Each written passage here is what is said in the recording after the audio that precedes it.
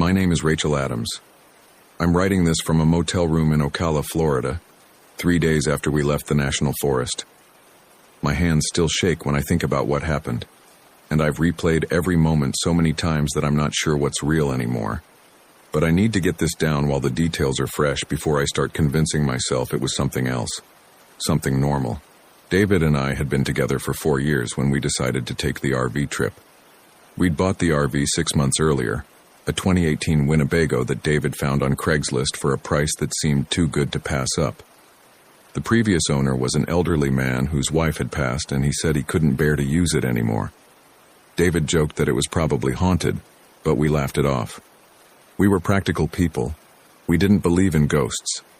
The trip to Ocala National Forest was supposed to be a reset for us. We'd been arguing more than usual. Stupid things mostly. Money stress, work stress, the usual erosion that happens when two people live together long enough. David worked in IT and was always on call, always checking his phone. I was finishing my master's thesis in environmental science, and the deadline pressure was making me impossible to live with. We thought a week in nature, just the two of us, would help. We arrived at the Juniper Springs campground on a Tuesday afternoon in late September. The site we'd reserved was decent, a pull-through spot with hookups, surrounded by dense Florida scrub forest. The air smelled like pine and damp earth. Other RVs dotted the campground, maybe a dozen total, spread out enough that you could pretend you were alone if you wanted to. David backed the RV into the spot on his first try, which he was proud of. I remember that specifically because I teased him about it later when things were still normal, when we could still tease each other. The first 2 days were exactly what we needed. We hiked the nature trails, swam in the spring, read books in the shade of the awning. David even put his phone away for hours at a time. We cooked meals on the propane stove and played cards at the little dinette table. I started to relax. My shoulders, which had been practically living up near my ears for months, finally dropped. On Thursday evening, the weather changed. The sky took on that greenish-yellow tint that means something bad is coming. We secured everything outside, brought in the chairs and the little grill, and battened down the RV. The forest got very quiet, that absence of sound that happens before a storm like the world is holding its breath. The lightning started around 8 p.m., not the distant rumbling kind, but the type that cracks right overhead and makes you flinch. David and I sat at the dinette, watching through the windows as the storm rolled through. Rain hammered the roof, so loud we had to raise our voices to hear each other. "Should we worry about flooding?" I asked. David shook his head. "We're on high enough ground, and these things built for this." The lights flickered twice, then went out. The whole campground went dark. No more electric lights from other RVs. No bathroom building lit up in the distance. Just blackness and the occasional white flash of lightning that turned everything into a photographic negative. We found the flashlights and lit a few candles. David broke out the battery-powered radio, but all we got was static on every station. The storm must have been interfering with the signal. It lasted maybe 2 hours. By 10 p.m., the rain had stopped, though we could still hear thunder in the distance, moving east. David and I went to bed not long after, both exhausted from the tension of watching the storm. I woke up around 2 in the morning to complete silence, the kind of silence that feels wrong, like it's pressing on your eardrums. I lay there in the dark, listening to David breathe beside me, and I tried to figure out what had woken me. Then I heard it. "Rachel." My name called from outside. A woman's voice, distant but clear. I sat up, my heart already pounding. David was still asleep. I waited, thinking maybe I'd imagined it, or maybe it was someone from another campsite who needed help. "Rachel, are you there?" The voice was closer now, and it sounded familiar, though I couldn't place it right away. I got out of bed and moved to the window above the dinette, careful not to wake David. I pulled back the curtain and looked out. Nothing. Just darkness and the vague shapes of trees. No flashlights, no movement, but the voice came again, from a different direction this time. "Rachel, I need to talk to you." That's when I realized who it sounded like. My sister, Claire. But Claire was in Boston. Claire hadn't been in Florida in 5 years. I stood there, gripping the curtain, telling myself it was someone else. A stranger who happened to sound like her. Maybe another camper playing a prank, though that seemed unlikely at 2 a.m. after a storm. "David," I whispered, going back to the bedroom. I shook his shoulder. "David, wake up." He mumbled something and rolled over. "David." Louder now. "Someone's outside calling my name." That got him up. He fumbled for his phone on the nightstand, no signal, of course, and grabbed the flashlight. "What do you mean? Someone's calling your name?" "Just listen." We both stood still in the darkness. After a minute, the voice came again. "Rachel, can you hear me?" David's expression changed. He heard it too. He moved past me to the door, unlocked it, and pushed it open. The beam of his flashlight cut through the darkness outside. "Hello," he called. "Is someone there? Do you need help?" No answer. The forest was utterly silent again. Even the usual night sounds, crickets, frogs, whatever else lived out there, were absent. David stepped out onto the metal steps, shining the flashlight in a slow arc. I followed, standing in the doorway. The air was thick and humid, that post-storm heaviness that makes your clothes stick to your skin.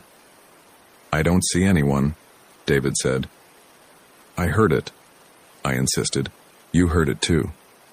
"I heard something. Maybe someone's lost out there or hurt." It sounded like my sister. He looked back at me. "Your sister's in Boston." "I know where my sister is, David. I'm saying it sounded like her." We stood there for another few minutes listening. Nothing. Eventually, David came back inside and locked the door. Probably just someone who wandered away from their campsite and got disoriented. Sound carries weird in forests, especially after storms. It made sense. I wanted it to make sense. We went back to bed, but I didn't sleep. I kept waiting to hear my name again. It didn't come. The next morning, everything looked normal. Wet, but normal. Branches and pine needles littered the campground. A few other campers were out surveying minor damage. A collapsed tent here, a blown-over canopy there. David and I walked to the camp host's office to report the power outage and ask if anyone else had gotten lost during the storm. The camp host, a weathered man in his 60s named Tom, shook his head. Nobody reported missing. Power should be back on by afternoon. They're working on the lines now. He studied us. "You folks doing all right?" "Fine," David said. "Just wanted to check." As we walked back to our site, I saw the couple from the RV 2 spots down. They were elderly, maybe in their 70s, and I'd seen them a few times over the past few days but never talked to them. The woman was sitting in a camping chair staring at the forest. Not reading, not doing anything, just staring. "Morning," I said as we passed.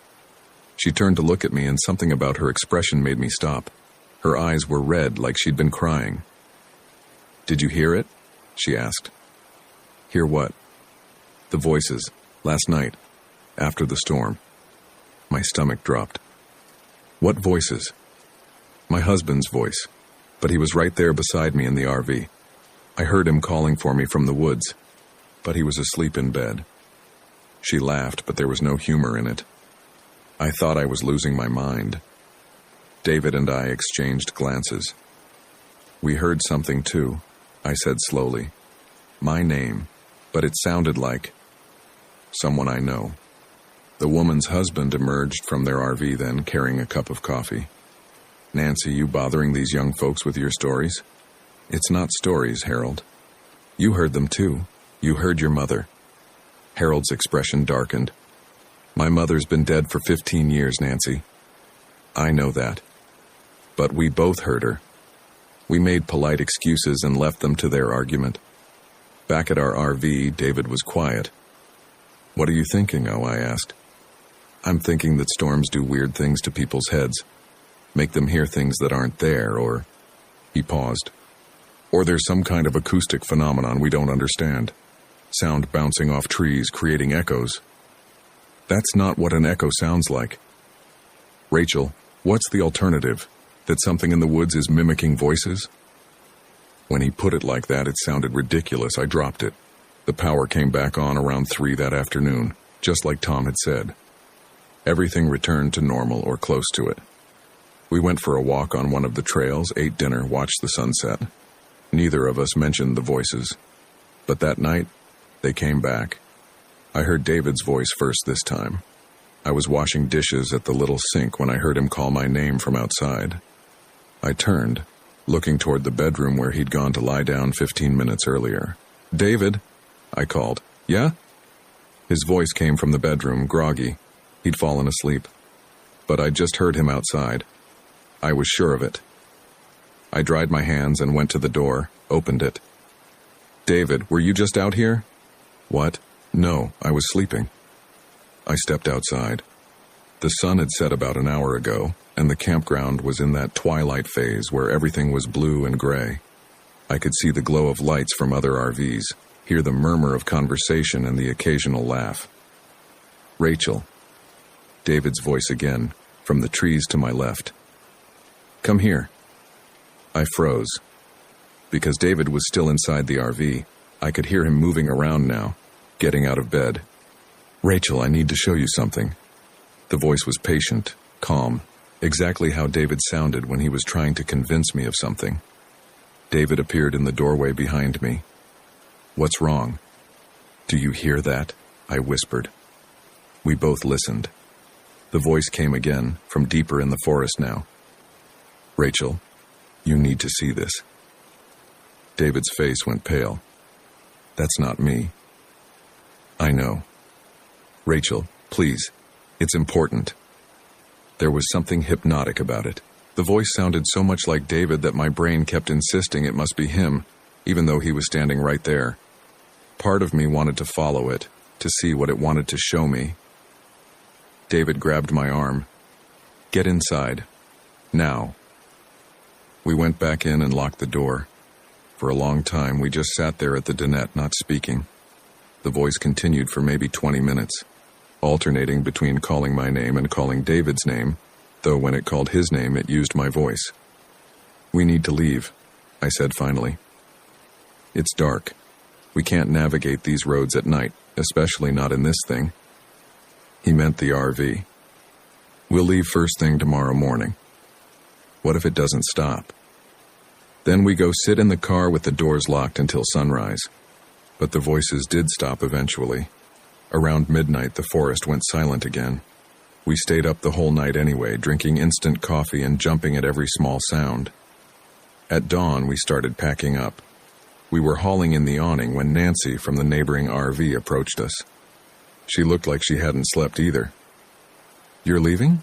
she asked. "Yeah," David said. Something came up. "It was worse last night, wasn't it?" She lowered her voice. "Harold won't talk about it, but I know he heard it too. His brother calling to him. His brother died in Vietnam." I glanced at David. "Did anyone else hear anything?" "I don't know, nobody's talking about it, but look around." I did. 3 RVs had already left. I could see the empty spots where they'd been, and at least 2 other campsites were in the process of packing up. "Whatever this is," Nancy said, "it started with that storm. Something changed." "Things don't just change," David said, but he sounded uncertain. Nancy gave him a pitying look. "You're young. You still think the world makes sense." We finished packing and were ready to go by 8 a.m. David started the engine, and I was about to get in when I realized I'd left my phone charger plugged in at the back of the RV. I went to unplug it, and that's when I saw her. A little girl, maybe 7 or 8, standing at the edge of the tree line. She was wearing a yellow dress that looked wrong somehow, too bright, too clean. She was watching our RV with an intensity that made my skin crawl. "David," I called. "David, there's a kid." He came around from the driver's side. "What kid?" I pointed, but when I looked back, she was gone. Just empty forest.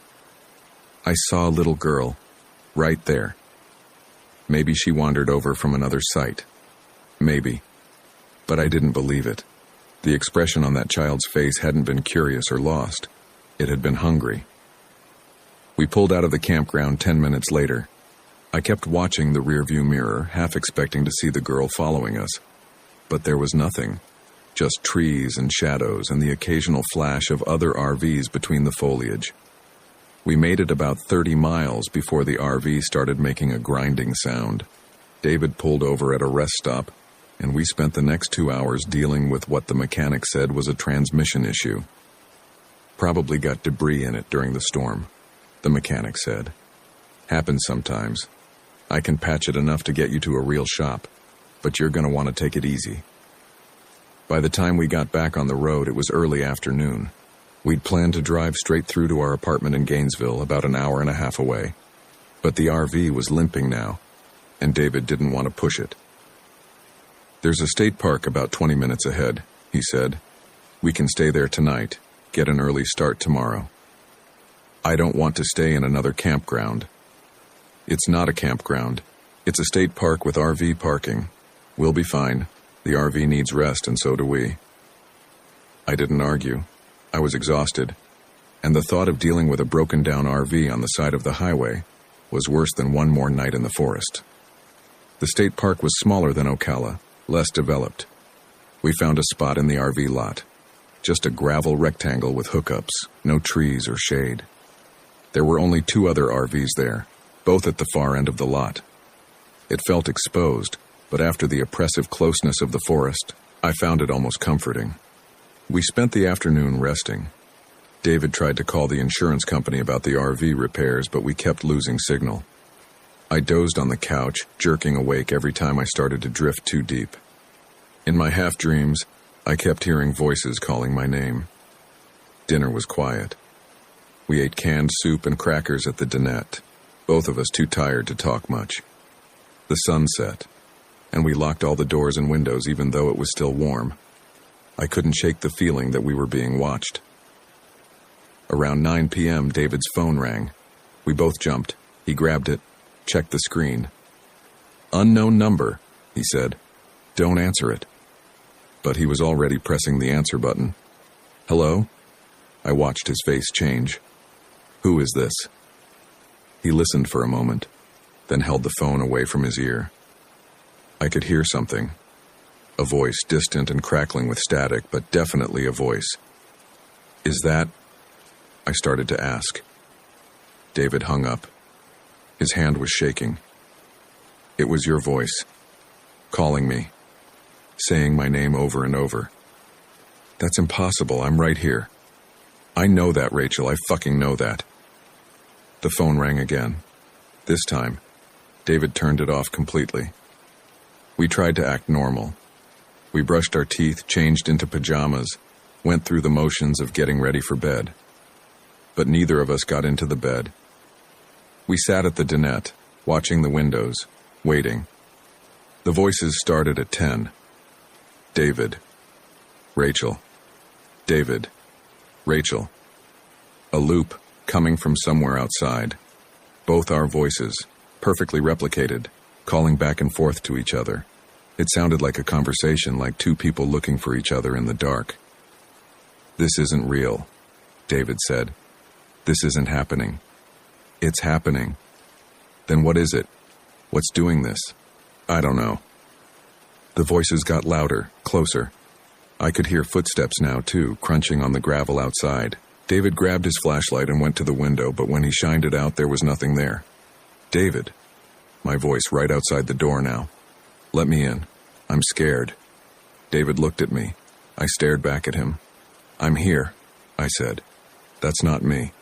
"Rachel, please, it's dark out here. Let me in." The door handle rattled. David moved fast, shoving his weight against the door. "Rachel, go to the bedroom, lock yourself in. I'm not leaving you." "Rachel, go." I went. I locked the bedroom door and wedged a chair under the handle for good measure. Through the thin walls, I could hear the thing outside. It had stopped using my voice. Now it was cycling through others. David's voice, my sister's voice, voices I didn't recognize. It was like listening to a radio scan through stations. Then I heard David scream. I yanked the chair away and threw open the bedroom door. David was on the floor by the dinette, clutching his arm. The RV door was open, wide open. "What happened? What's wrong?" "It touched me," he gasped. Something touched my arm through the window. I felt it. I slammed the door shut and locked it. David's arm had 3 long scratches, shallow but bleeding. I grabbed the first aid kit and cleaned them while he sat there staring at nothing. "We're leaving," I said. "Right now. I don't care if it's dark. We can't. The transmission—" "I don't care about the goddamn transmission, David. We're leaving." He looked at me then, really looked at me. "What if it follows us?" "Then it follows us. But we can't stay here." We threw our essential stuff into backpacks, phones, wallets, water bottles, left everything else. David turned on the RV engine, and I held my breath waiting for the grinding sound. It came, but the vehicle moved. We pulled out of the parking lot with the headlights cutting through the darkness, and I kept my eyes on the side mirrors, watching for movement. For the first few miles, everything seemed okay. Then the engine started making that sound again, worse than before. David was sweating, gripping the steering wheel so hard his knuckles were white. "Just a little farther," he muttered. "Just a little farther." We made it maybe 5 more miles before the RV shuddered and died. David tried to restart it, but nothing happened. We sat there on the side of the dark road, surrounded by forest, and I felt the last of my hope evaporate. "Pop the hood," I said. "Maybe I can see what's wrong." "You don't know anything about transmissions." "I know more than nothing." We got out. The night was thick and humid, full of insect sounds. I held the flashlight while David lifted the hood, but I knew we were wasting time. Neither of us knew enough to fix this. That's when I heard it. "Rachel? David?" My mother's voice. She'd been dead for 3 years. David heard it too. His head snapped up, and he looked at me with an expression I'd never seen before. Pure terror. "Mom," I called back before I could stop myself. "Sweetie, I need your help. I'm lost." David grabbed my arm. "That's not your mother." I know it's not." But the voice was so perfect. Every inflection, every subtle tone. It was exactly how she'd sounded when I was a kid, and she couldn't find me in a store. Patient concern wrapped in love. "Rachel, please. It's dark and I can't find my way." I started walking toward the voice. I couldn't help it. David tried to hold me back, but I shook him off. "Mom, where are you?" "Just a little farther, honey. I can see your light." I stepped into the tree line. The forest swallowed me immediately, the darkness so complete that my flashlight seemed to barely make a dent in it. Behind me, I heard David calling my name, but it sounded distant already. "Rachel, wait." I stopped. That was David's voice, his real voice, not the one from the forest. I turned around and I could just barely see him at the edge of the trees, his flashlight beam searching for me. "Rachel, come back."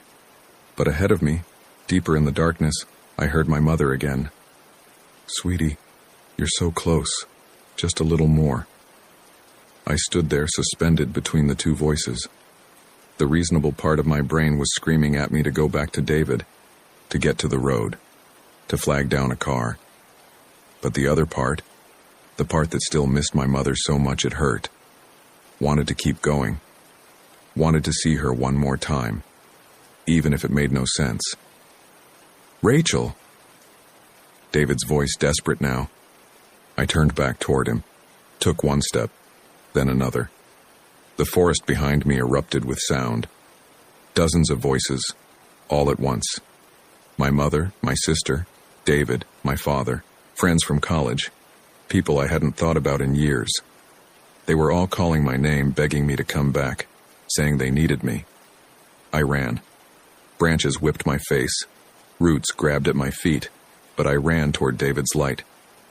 He met me at the tree line and pulled me back onto the road, and we stood there holding each other while the forest screamed at us with voices we knew. Eventually, the voices stopped. The forest went silent again except for the normal sounds of night insects and distant frogs. "We need to walk," David said. "Stay on the road. Keep moving until we find help." We started walking. We walked for what felt like hours, though it was probably only 30 or 40 minutes before we saw headlights coming toward us. David flagged down the car, a beat-up sedan with Louisiana plates. and the driver was willing to give us a ride to the next town. "Y'all look like you've seen a ghost," the driver said. He was an older black man with kind eyes and a gentle voice. "Something like that," I said. "This stretch of road's got a reputation," he said. "Folks say strange things happen here, especially after storms." "What kind of strange things?" He was quiet for a moment. "Voices, mostly. Things that sound like people you know, calling out from the woods. Been happening long as anyone can remember. Native folks used to say it was spirits trapped in the swamp. White folks say it's just the wind. Me, I don't know what it is. But I don't stop on this road after dark if I can help it." He dropped us off at a small motel in a town I'd never heard of. We paid for a room in cash, and the clerk didn't ask questions about why we looked like we'd been running through the woods. This was Florida. People probably showed up looking worse. The room was basic but clean. 2 beds, a TV that only got 3 channels, a bathroom with cracked tile. We locked the door and put the chain on, and only then did either of us breathe normally. "We need to call the police," and I said. "Report what happened." "And tell them what? That voices called us from the forest? That something touched my arm? They'll think we're on drugs." "Then what do? We sleep. Tomorrow we figure out how to get the RV towed and get back to our lives. We forget this happened." But we didn't sleep. We sat on our separate beds with the lights on, watching the door until the sun came up. David went to shower around 7 a.m. I heard the water start, heard him moving around in the bathroom.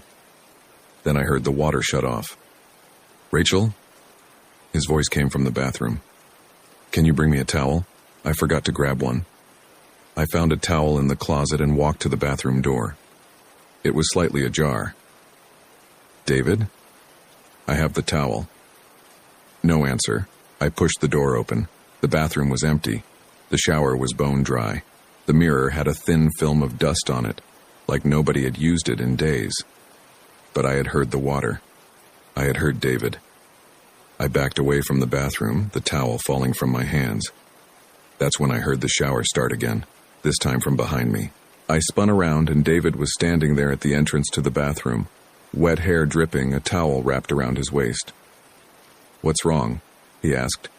I thought you were already showering." "I just got in.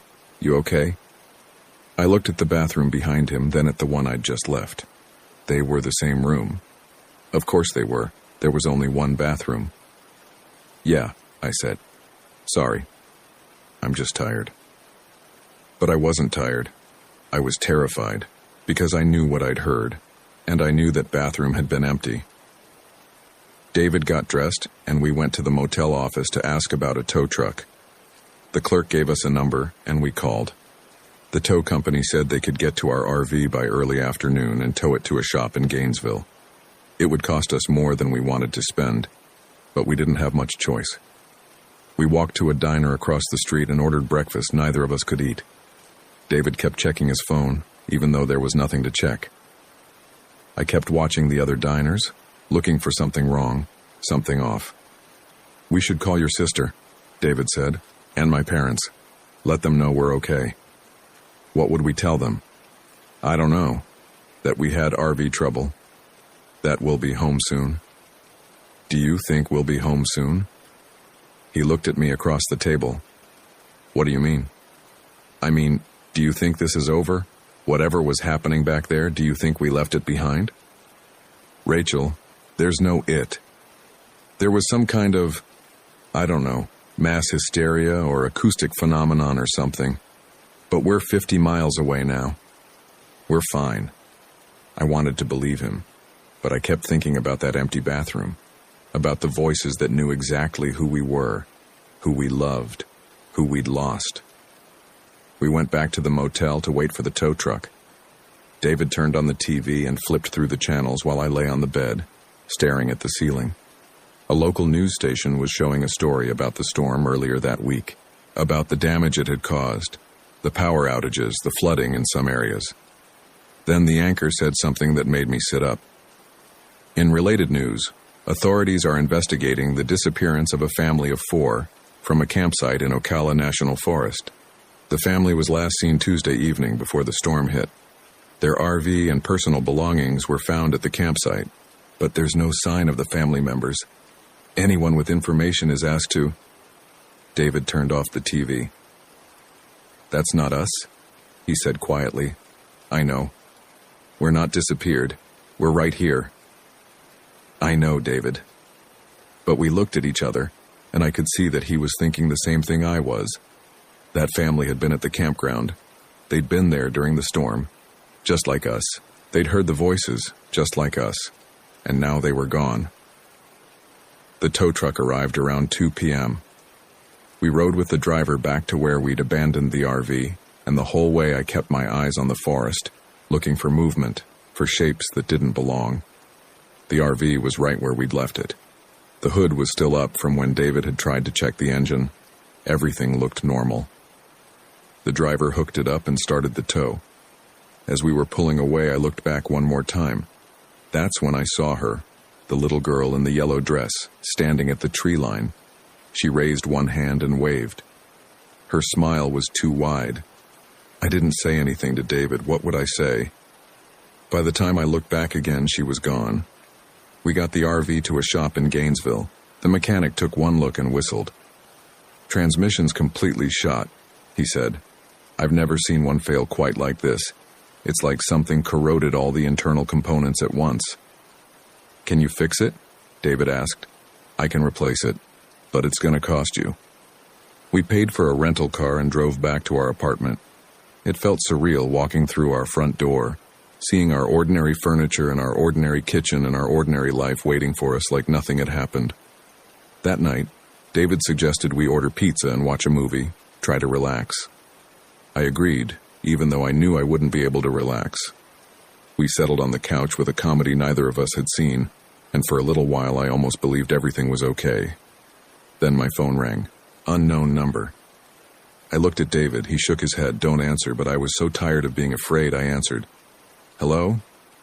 Silence. Then faintly, I heard it, my own voice calling from far away. "Rachel, Rachel, where are you? It's dark and I can't find my way." I hung up. David was watching me. "It was nothing," I said. "Wrong number." He nodded, but I could tell he didn't believe me. The movie played on, canned laughter filling our living room, but neither of us was watching anymore. That night, I woke up around 3 a.m. David's side of the bed was empty. I got up and found him standing at the living room window looking out at the street. "David, come back to bed." He didn't turn around. "Do you hear that?" I listened. At first, nothing. Then very faintly, I heard it. Voices calling from somewhere outside, not loud, not close, but there. "It's probably just someone walking home from a bar," I said. "Or neighbors." "Rachel." His voice was very quiet. "When did we get home?" "Yesterday, after we got the RV towed." "Are you sure?" "Of course I'm sure. What kind of question is that?" He finally turned to look at me, and his expression made my blood run cold. "I don't remember the drive. I remember getting in the rental car, and then... nothing. And now we're here. You're just tired. You probably dozed off." "For 3 hours?" "Rachel, I don't remember any of it. It's like we skipped from point A to point C, and point B just isn't there." I tried to think back. The rental car, getting on the highway, driving home. But now that he'd said it, I couldn't picture any of it. I could remember deciding to rent the car. I could remember walking into our apartment. But the part in between was just blank. "We're tired," I said firmly. "We've been through a lot. Our memories are probably just fuzzy." "Fuzzy isn't the same as missing, Rachel." We stood there in the dark living room, and I realized I couldn't hear the voices anymore. The street outside was completely silent. Not even the usual city sounds. No cars, no distant sirens, nothing. "Come back to bed," I said again. "Please." He did, eventually. We lay there in the darkness, not touching, not speaking. I don't think either of us slept. In the morning, I called the RV shop to check on the repair estimate. The man who answered said they had no record of a Winnebago being towed in yesterday. "Are you sure?" I asked. It was around 2 p.m., a 2018 Winnebago with a shot transmission. I'm looking at our records, ma'am. We didn't receive any RVs yesterday. You sure you have the right shop? I hung up and told David. He pulled up the number we'd called for the tow truck. It didn't exist. The diner we'd eaten breakfast at, I searched for it on Google Maps. Nothing came up. Maybe I'm misremembering the name, I said, or the location. Or maybe none of it happened, David said quietly. Not the way we remember it. That doesn't make any sense. None of this makes any sense, Rachel, but here we are. For the next 3 days, we tried to pretend everything was normal. David went to work. I worked on my thesis. We cooked meals and watched TV and talked about mundane things. But there was a wrongness to everything now, a slight off-key quality that I couldn't shake. David started sleeping more. Not just at night, but during the day too. He'd fall asleep on the couch in the middle of a conversation, at the dinner table, and when I'd wake him up, he'd look at me like he didn't quite recognize me at first. The voices kept calling, but only at night and only when we were alone. Soft and distant, like echoes. Sometimes my voice, sometimes David's, sometimes other people we knew. We stopped answering phones. We stopped going out after dark. On the 4th day, I noticed David had a scratch on his arm. 3 parallel lines, faint but visible. Where did that come from? I asked. He looked at it like he'd never seen it before. I don't know. Must have scratched it on something. But I knew those scratches. I'd seen them before. The night in the state park, when something had touched him through the window. David, I said carefully. When did you get those? I just told you I don't know. They weren't there yesterday. Then I got them today. What's the big deal? He left the room. I stood there staring at the empty doorway, trying to remember if the scratches on David's arm that night had been on his left arm or his right. I couldn't remember. I should have remembered something like that. That evening, I suggested we go for a walk. Get out of the apartment. Get some fresh air. David agreed, and we headed out just before sunset. Our neighborhood is quiet, tree-lined, safe. We've walked these streets 100 times, but that evening, everything looked wrong. The houses seemed too far apart. The trees leaned at odd angles, and there was nobody else outside. No joggers, no dog walkers, no kids playing in yards. Where is everyone? I asked. David didn't answer. He'd stopped walking and was staring at something ahead of us. I followed his gaze and saw her, the little girl in the yellow dress. She was standing at the end of the block, watching us. David, let's go back. That's the girl you saw, isn't it? At the campground. I think so. She's here. His voice was flat. She followed us home. The girl took a step toward us, then another. Her smile grew wider with each step. We ran. We ran back to our apartment and locked the door and closed all the curtains. David checked every window, every door, making sure everything was secure. When he was satisfied, he sat down on the couch and put his head in his hands. This isn't real, he said. None of this is real. David, we never left the campground, Rachel. We never made it out. We're still there in the forest, and this is... I don't know what this is. A dream. A hallucination. But it's not real. I wanted to argue with him. I wanted to say, of course it was real. We were sitting in our apartment. We were safe. But I couldn't. Because part of me had been thinking the same thing. Then what do we do? I asked. I don't know. That night, David disappeared. I woke up around midnight and he was gone. His side of the bed was cold, like he'd been gone for hours. I searched the whole apartment, the bathroom, the kitchen, the closets, even places too small for a person to fit. He wasn't there. I called his phone. It rang from the nightstand. He'd left it behind. I called his friends, his parents, anyone I could think of. Nobody had heard from him. I should have called the police, but I didn't, because I knew what had taken him and the police couldn't help with that. Instead, I got dressed and got in my car. I drove back toward Ocala, though I wasn't sure I'd be able to find the right place.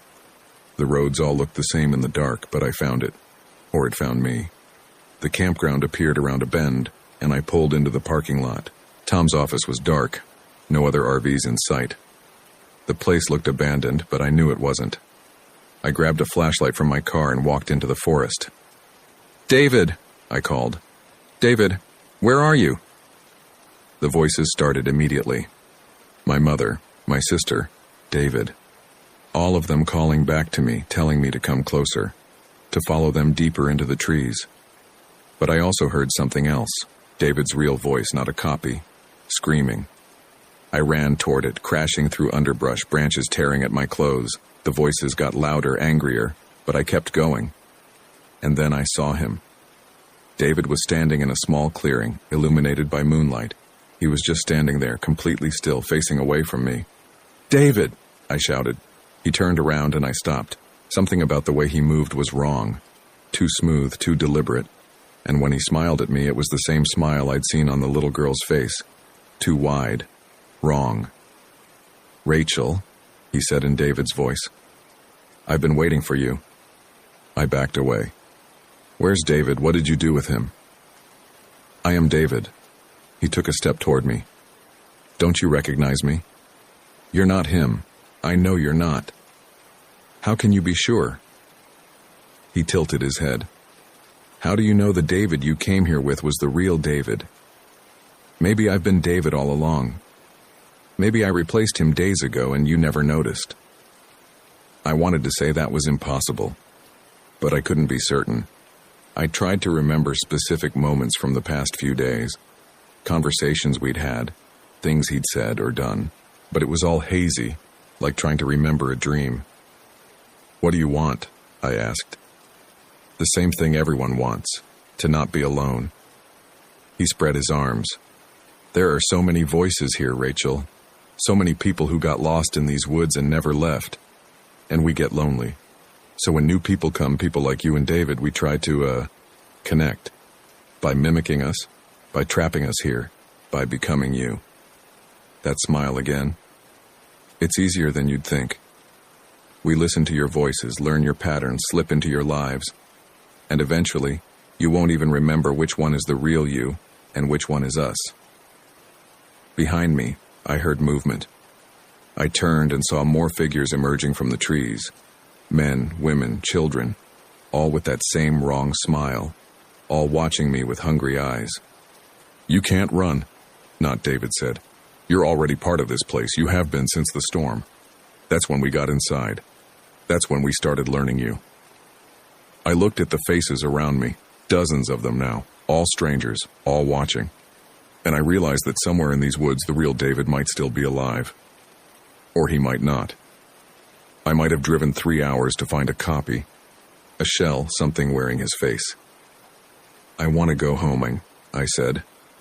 "You are home," not David said gently. "You've always been home." I'm writing this from the motel room I mentioned at the beginning.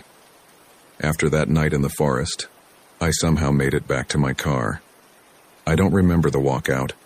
One moment I was surrounded by those figures, and the next I was behind the wheel, driving. The campground disappearing in my rearview mirror. I've been here for 3 days now. I'm afraid to go back to the apartment. I'm afraid of what I might find there, or who. My phone rings constantly, always unknown numbers, always my own voice on the other end asking where I am. David's parents called yesterday. They said David came home. He's at the apartment, worried about me. He told them I ran off and he doesn't know where I went. But I know that's not David, not the real one. The problem is I'm not sure I'm the real Rachel anymore either. Sometimes I catch my reflection in the bathroom mirror, and my smile looks wrong. Too wide. And sometimes I hear myself calling from outside the motel room, asking to be let in. I don't know what I'm supposed to do. I don't know if the real me is still in those woods, screaming for help while some copy sits in this motel room writing this down. I don't know if David ever made it out, or if what came home to our apartment is something else entirely. All I know is that I can't stop hearing the voices. Even now, in the middle of the day, with traffic passing outside and people walking by, I hear them. My mother, my sister, David, myself, all of them calling, all of them waiting for me to answer. And the worst part is, I'm starting to want to answer. starting to think that maybe they're right. Maybe I do belong there, in those woods, with all the other voices. Maybe I've been there all along and everything since the storm has been a dream I'm having as something else learns to wear my face. I should probably stop writing now. Someone's knocking on the motel room door. They're calling my name, my voice, my exact voice, asking to be let in, saying she's me, the real me, and I'm the copy. Maybe she's right. Maybe I should open the door. Maybe it doesn't matter anymore which one of us is real.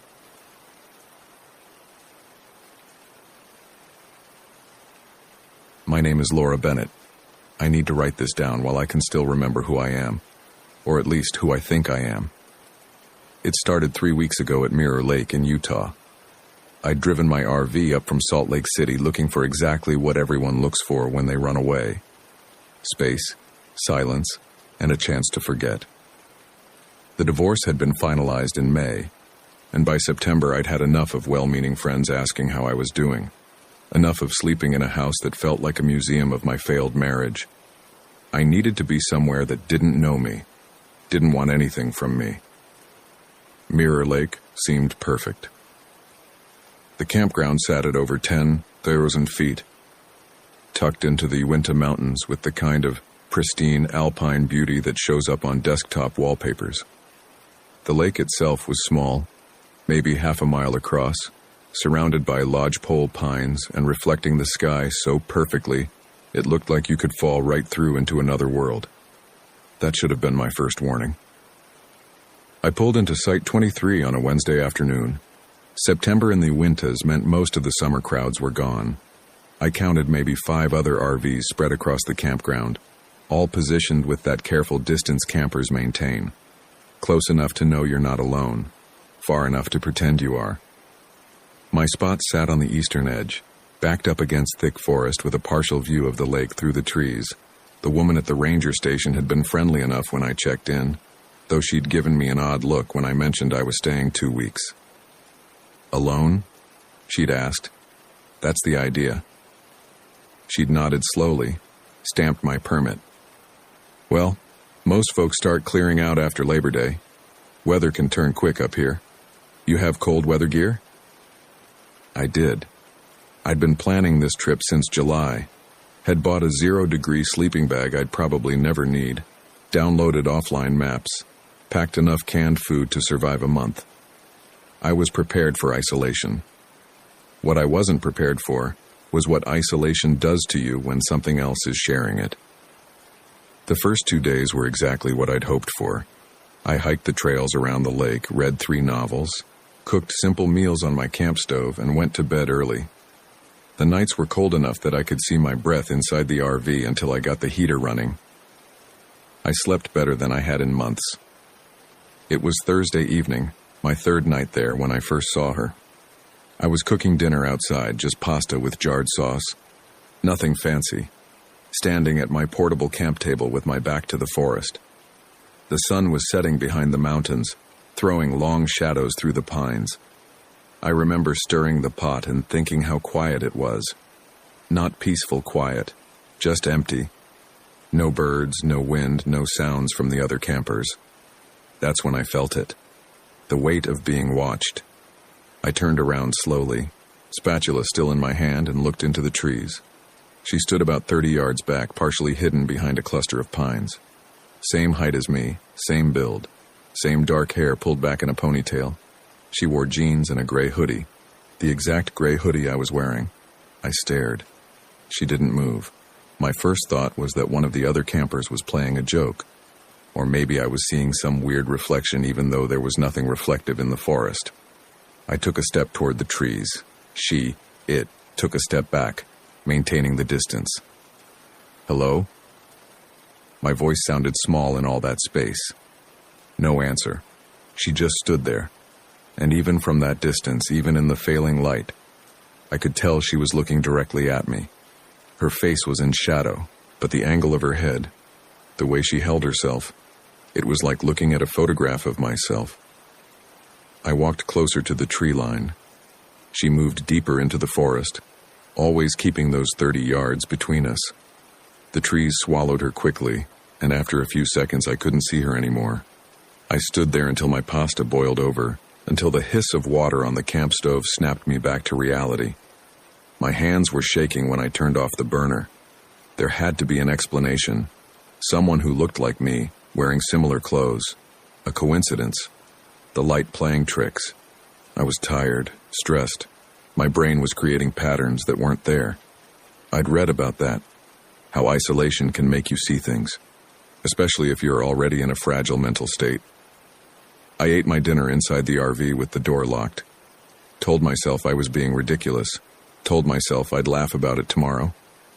I didn't go outside for the rest of the night. Friday morning I woke up determined to be rational about this. I took a long hike around the lake, intentionally looking for other campers. I found one, an older man with a silver Airstream about half a mile from my site. He was sitting outside reading when I walked past. "Morning," he called out. "Morning." I stopped, grateful for the human contact. "How's the camping?" "Can't complain. You up here alone?" "Yeah. You?" He nodded. "Wife passed 2 years ago. I do this every fall. You ever been to Mirror Lake before?" "First time. Beautiful spot." He paused. "Though I gotta say, something feels different this year. Can't put my finger on it." "Different how?" He shrugged. "Just a feeling. You ever get that sense that you're being watched, even when you can't see anyone?" My skin went cold. "Yeah. Actually, yeah. Probably just animals." But he didn't sound convinced. We talked for a few more minutes, small talk about weather and hiking trails before I continued my walk. I didn't mention what I'd seen the night before. What would I say? That I saw myself in the forest? He'd think I was crazy. Maybe I was. When I got back to my site around noon, something was different. My camp chair, the folding one I'd left sitting next to my picnic table, was now positioned 20 feet away at the edge of the tree line, facing my RV. I knew, absolutely knew, that I hadn't moved it. I'd been in too much of a hurry to lock myself inside the night before. I approached it slowly. There was nothing obviously wrong with it, just a chair. But it had been moved, and the only logical explanation was that someone had been in my campsite while I was gone. I checked the RV. Nothing seemed disturbed inside. My phone showed no service.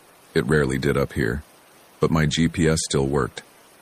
I pulled up the offline map, confirmed my location. Everything was where it should be, except that chair. I moved it back to its original spot and tried to forget about it. That afternoon I drove down to the ranger station, thinking maybe I'd feel better with some human contact. Maybe ask if they'd had any reports of people wandering between campsites. The woman from Wednesday wasn't there. Instead, a younger ranger, mid-20s, name tag reading Josh, sat behind the desk playing a game on his phone. "Help you?" he asked without looking up. "I'm staying at Site 23. Just wanted to check if there have been any issues with people bothering other campers." That got his attention. He put down his phone. "What kind of bothering?" "I don't know. Just someone might have been in my campsite this morning." "You see anybody?" "No." "Anything stolen?" "No." He shrugged. "Could have been an animal. Bears will sometimes move stuff around looking for food. It was a camp chair, moved about 20 feet and positioned facing my RV." He stared at me. "That's weird." "Yeah.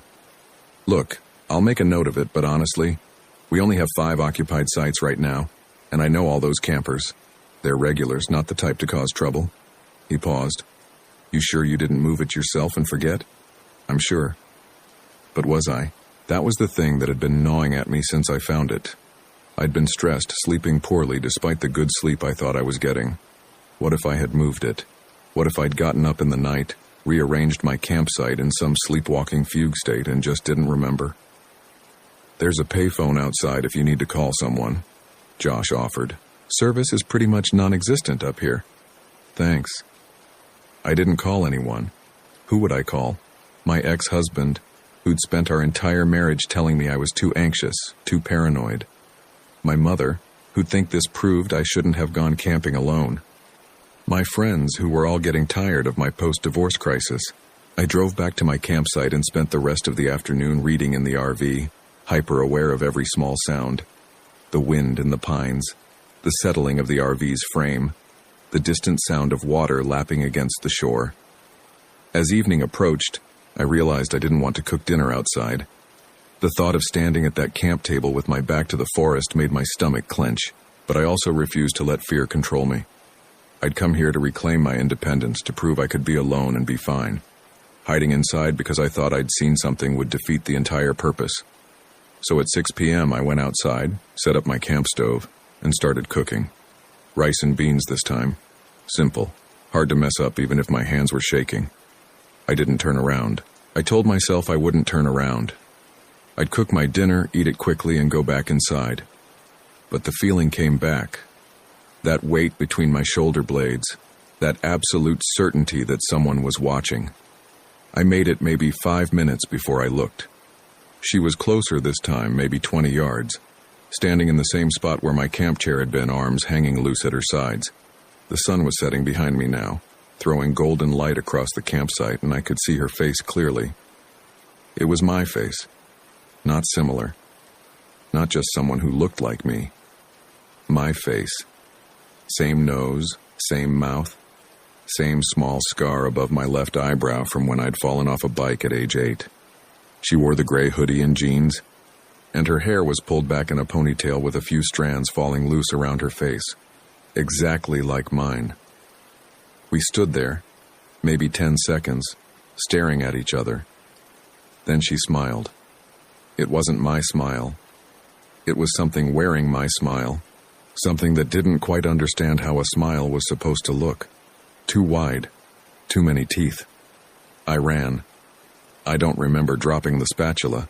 Don't remember turning off the camp stove. I just remember the sound of my boots hitting the gravel, my hands fumbling with the RV door, the slam as I threw myself inside and locked it. I pressed my back against the door, breathing hard, and waited for something to happen. For her to follow me, to knock, to try the handle. But there was only silence. After a few minutes, I worked up the courage to look out the window. She was gone. The campsite was empty. My partially cooked dinner sat abandoned on the camp table, steam still rising from the pot. I stayed inside the rest of the night, every light in the RV turned on, jumping at every sound. Around midnight, I finally worked up the courage to peer out the window toward the forest. She stood at the tree line, same position, watching. I jerked back from the window, heart hammering. Counted to 10. Looked again. Gone. I didn't sleep that night. Every time I closed my eyes, I saw that smile. Saturday morning, I packed up. This was done. Over. I'd lost it. I was seeing things. I needed to get back to civilization and probably talk to a therapist. The divorce, the stress, the isolation. It had been too much. That was fine. I could admit that. I loaded everything into the RV, broke down my campsite, and got behind the wheel. My hands still shook, but I felt better now that I was leaving. I'd go back to Salt Lake City, get my head straight, and laugh about this someday. The time I drove 6 hours into the mountains and had a nervous breakdown. I put the RV in drive and headed for the campground exit. 3 hours later, I pulled back into Site 23. I sat in the driver's seat staring at my campsite, trying to understand what had just happened. I'd driven down the mountain road, taken the correct turns, followed my GPS exactly. But every road I took somehow looped back around. I'd pass familiar landmarks, a fallen log, a distinctive rock formation, and realize I was heading back the way I'd come. The GPS kept recalculating, showing me getting farther from the lake, then suddenly showing me right back where I started. I'd tried 4 different routes. All of them brought me back here. My phone showed 2 p.m.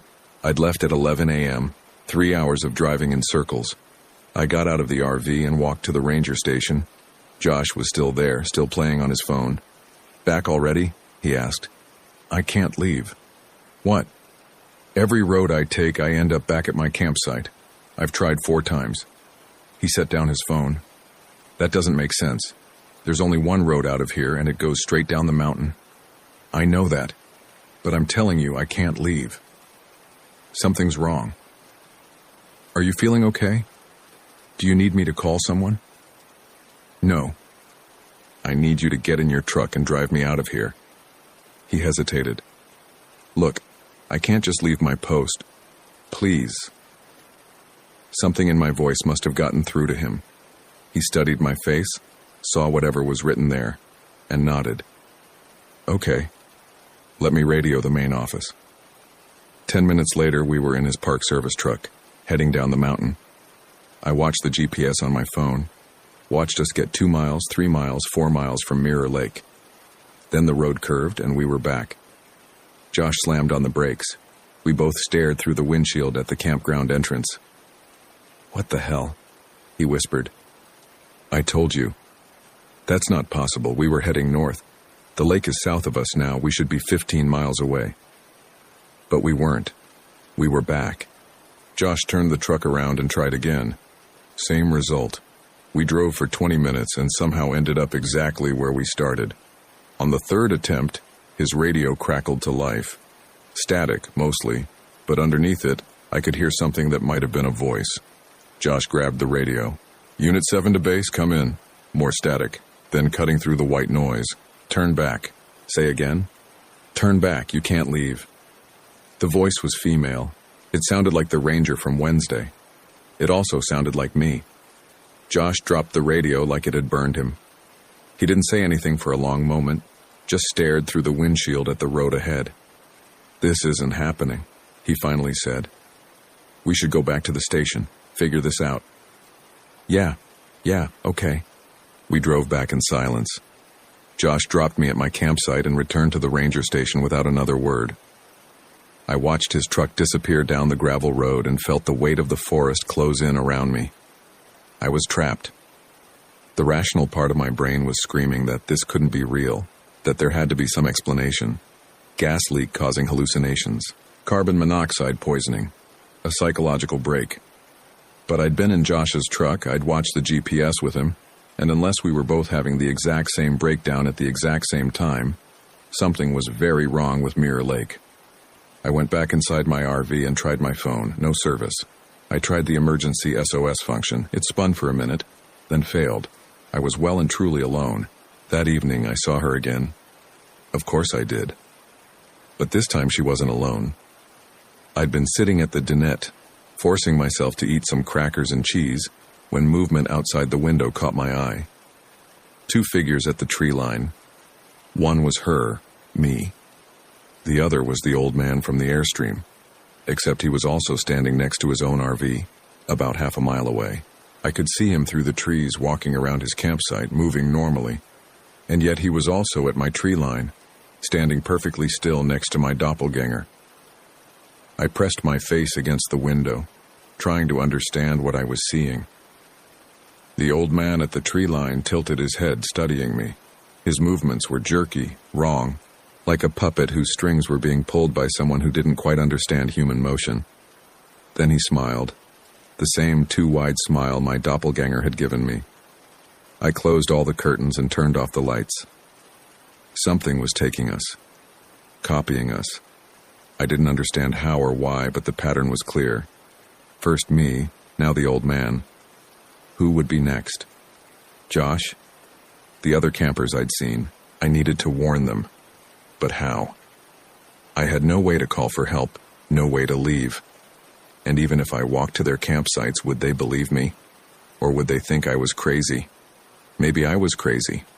Maybe this was all in my head, some elaborate delusion brought on by stress and isolation. But if it was, why could Josh see it too? Why had he heard that voice on the radio? I spent the night curled up on my bed listening to sounds outside. Footsteps on gravel, branches scraping against the RV's exterior. Voices that might have been the wind or might have been something else, whispering words I couldn't quite make out. Around 3 a.m. I heard a knock on the door. "Laura?" It was my voice. "Laura, open up. It's me." I didn't move, barely breathed. "I know you're scared," my voice continued, "but I need you to open the door. We need to talk." "Go away. I can't do that. Not until you understand." "Understand what?" A pause. "Open the door and I'll explain everything." "No." Another pause, longer this time. Then, You know I'll get in eventually. You can't hide from me. I am you. I pressed my hands over my ears like a child, trying to block out that voice. My voice, speaking words I'd never said, with inflections that were almost but not quite right. The knocking continued for another 10 minutes before it stopped. I waited another hour before I dared to look out the window. She stood in the middle of my campsite right next to my camp table. But she was different now. Her clothes were wrong. She wore the outfit I'd had on yesterday, not today. Her hair was different too, styled the way I'd worn it a decade ago. And there was something off about her proportions, like someone had tried to build me from memory and gotten the details slightly wrong. Arms a little too long, head tilted at an angle that didn't quite work with human anatomy. She was breaking down, or I was. I couldn't tell anymore. Sunday morning, I decided to find the others. Sitting in my RV waiting for something to happen wasn't an option. I needed to know if they were experiencing the same thing, if they could see what I was seeing. Strength in numbers, right? That's what they always said. I armed myself with a kitchen knife. Ridiculous, but it made me feel slightly better, and left the RV. The campground was quiet. Too quiet. No sounds of generators, no campfire smoke, no people moving around their sites. I walked the gravel road toward the old man's Airstream, knife hidden in my jacket pocket, jumping at every shadow. His campsite was empty. Not just empty, abandoned. The Airstream was still there, door hanging open, but all his personal belongings were gone.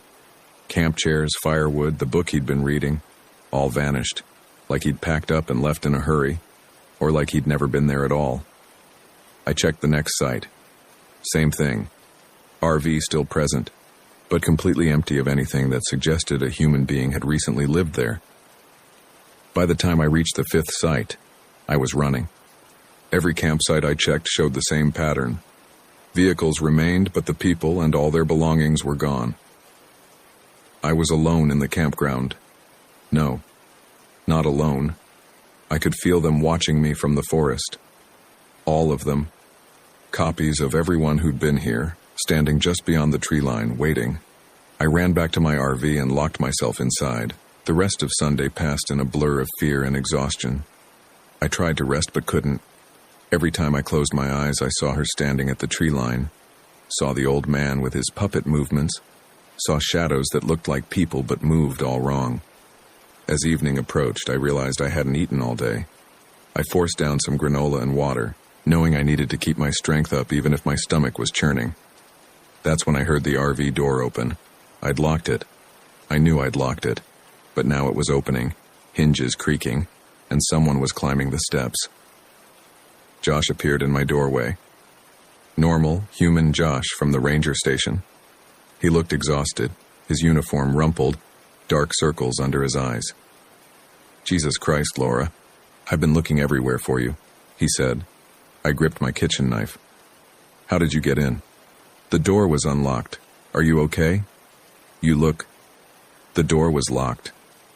He stopped, studying my face. Okay, I believe you. Something's really wrong here. I've been trying to leave since yesterday and I can't. The radio's dead. I went to check on the other campers and they're all gone. I know, I checked too. What the hell is happening? I wanted to trust him. God, I wanted so badly to not be alone in this. But something felt wrong. Maybe it was the way he stood too straight, too still. Maybe it was how his eyes didn't quite track right when he looked around the RV. Or maybe I'd just been in isolation too long and couldn't trust my own perceptions anymore. Where were you this morning? I asked. At the station. I've been trying to reach someone on the radio, trying to fix my truck. Why? I went to the station around 10. You weren't there. He frowned. Must have been when I was checking the other campsites. You just said you've been at the station all morning. He didn't miss a beat. Right, sorry. I meant I was going back and forth, checking sites, coming back to try the radio. It's all kind of blurred together. I tightened my grip on the knife. Take off your hat. What? Your ranger hat. Take it off. Laura, do it. He reached up slowly and removed his hat. His hair looked normal. human. But when he smiled, trying to reassure me, I think, the smile was wrong. Too wide, too many teeth. I threw the knife. I didn't aim well, wasn't trying to kill him, just wanted him away from me. The knife embedded itself in the wall next to his head. He didn't flinch, just turned his head slowly to look at it, then back at me. That wasn't very nice, Laura. I grabbed another knife from the drawer, the biggest one I had. Get out. We just want to understand you. Is that so wrong? Get out of my RV. You can't keep running from yourself, from us. We're trying to help. I'm going to count to 3. There's nowhere to run, Laura. The lake won't let you leave. It wants you here. It wants all of you. 1. We could be happy here, all of us together. Perfect reflections. 2. He took a step toward me. I raised the knife. Don't you want to know what you really are? Under all the pretense? We can show you. I didn't get to 3. I lunged forward, slashing wildly. The knife caught his arm, drew blood, or something like blood, darker and thicker. He grabbed my wrist with impossible strength, squeezed until I dropped the knife. Then he leaned in close and I could smell him. Wrong. Chemical. Like plastic melting. You'll understand soon, he whispered in a voice that was no longer Josh's, no longer human. When you see what's in the water. He let me go and walked out of the RV, unhurried, leaving the door open behind him. I collapsed on the floor, sobbing, cradling my bruised wrist. I didn't sleep that night. Couldn't. I barricaded the door with the dinette table and kept both my remaining knives within reach. Outside, I could hear them moving around my campsite. Footsteps, voices, the scrape of something being dragged across gravel. Around 2 a.m., all the sounds stopped. I waited 20 minutes before I looked out the window. They were all there, standing in a circle around my RV. Maybe 20 of them.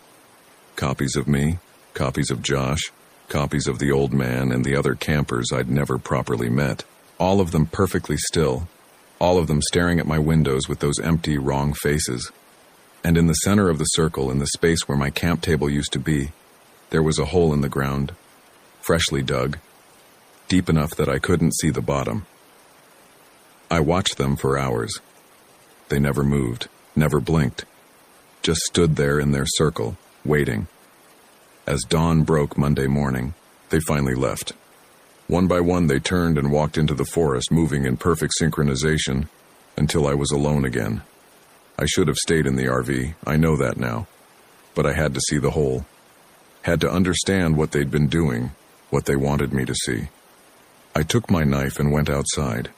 The hole was about 6 feet across, perfectly circular, walls smooth like they'd been cut by a machine. I approached slowly, every instinct screaming at me to turn back. But I had to know. I reached the edge and looked down. The hole went deep. Maybe 20 feet, maybe more. And at the bottom, barely visible in the morning light, was water. Still black water that reflected nothing. Mirror lake water. I stared at it, transfixed. The surface was so smooth, so perfect. And as I watched, something moved beneath it. A pale shape, rising slowly toward the surface. It broke through with barely a ripple. A face, looking up at me from 20 feet down. My face. But this one was different from the copies I'd seen. This one was older, worn, with hollow eyes and skin that looked thin as paper. This one looked like it had been in the water a long time. It smiled at me. Not the too wide smile of the copies. A knowing smile. A sad smile. Then it sank back down into the darkness. I stepped away from the hole, back toward my RV, tried to process what I'd just seen. The lake was full of them, full of us. All the people who'd come to Mirror Lake over the years, all the reflections that had looked at their faces in that perfect water and seen something look back. The copies weren't trying to replace us. They were trying to bring us home, down into the water where we belonged, where we'd always belonged. Because we were the reflections. We'd always been the reflections. I don't know how long I stood there trying to understand. Hours, maybe. The sun climbed overhead, indifferent to my crisis. Eventually, I went back inside the RV and sat at the dinette, staring at nothing. That night she came back. My original. My real. She stood at my window, looking in. "You understand now," she said.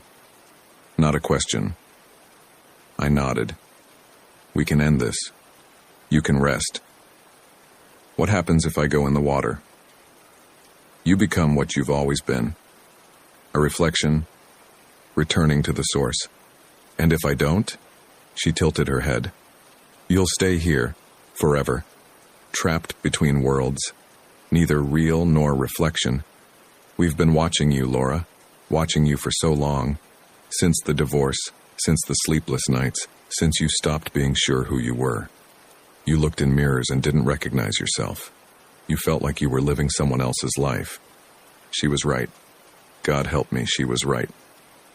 "The real Laura Bennett died 3 years ago," she continued. "Car accident on I-15. You were the reflection in her rearview mirror, the last thing she saw before impact. And somehow, when she died, you kept going. Stepped out of that mirror and took her place. Lived her life. Felt her feelings. Remembered her memories. But you were always just a copy, just a reflection, pretending to be real." I started crying. I couldn't help it. "The lake calls us home," she said softly. "All of us. Every reflection that ever stayed too long looked too deeply, wanted too much to be real. We belong in the water, Laura. We belong with the source. I don't want to die. You're already dead. You've been dead for 3 years.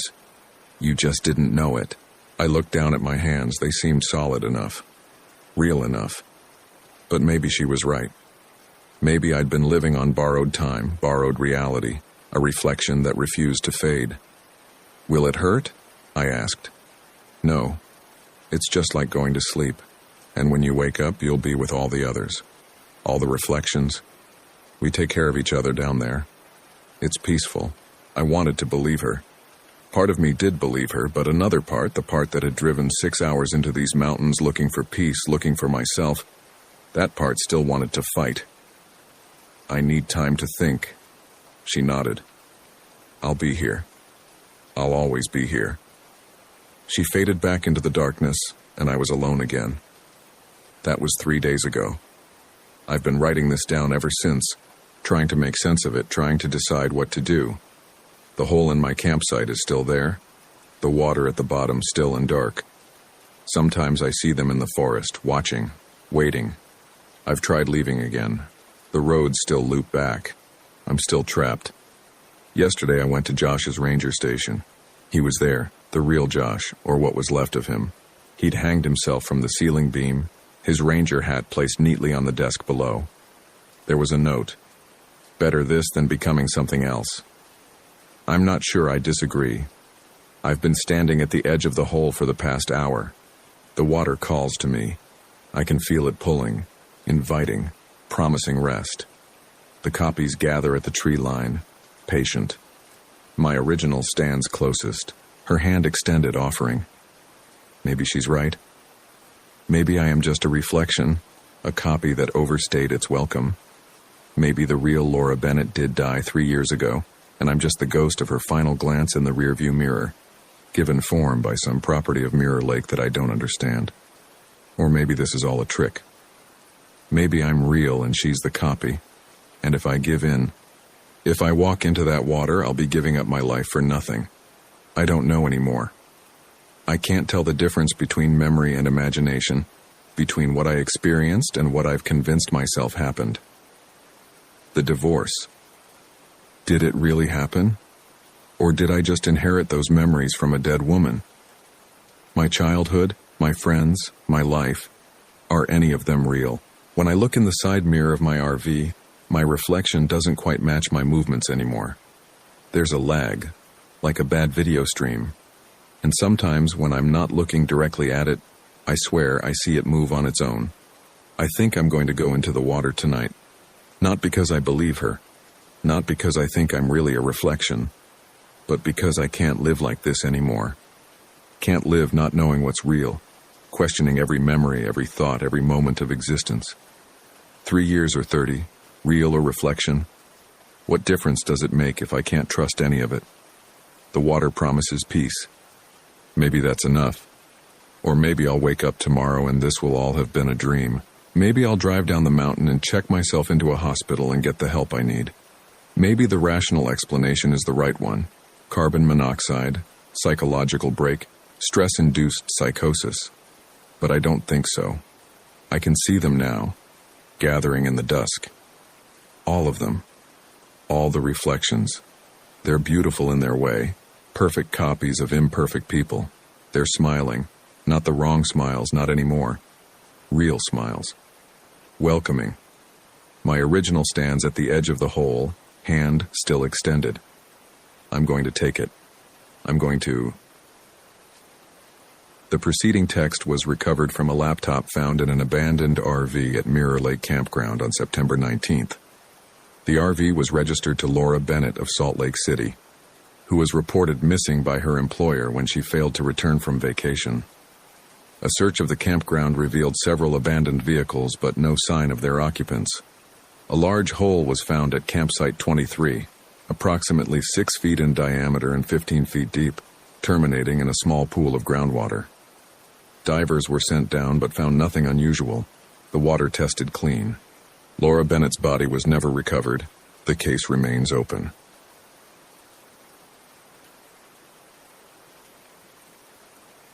My name is Kelly Anderson. I'm 34 years old. I work in accounts receivable for a mid-sized insurance company in Salt Lake City, and 3 weeks ago, I went on a camping trip with 5 of my coworkers that I still can't explain. I'm writing this down because I need to get it out and because I keep hearing it. The chanting. Even now, sitting in my apartment with all the lights on and the TV playing, I can hear it underneath everything else. The trip was Marcus's idea. Marcus Chen, our department manager, one of those guys who's always talking about team synergy and building connections outside the office. He'd bought this massive RV, a 32-foot Class A motorhome that he was extremely proud of, and he'd been looking for an excuse to use it. When he proposed the trip at our monthly meeting, most of us were reluctant, but he had this way of making it seem like it wasn't really optional.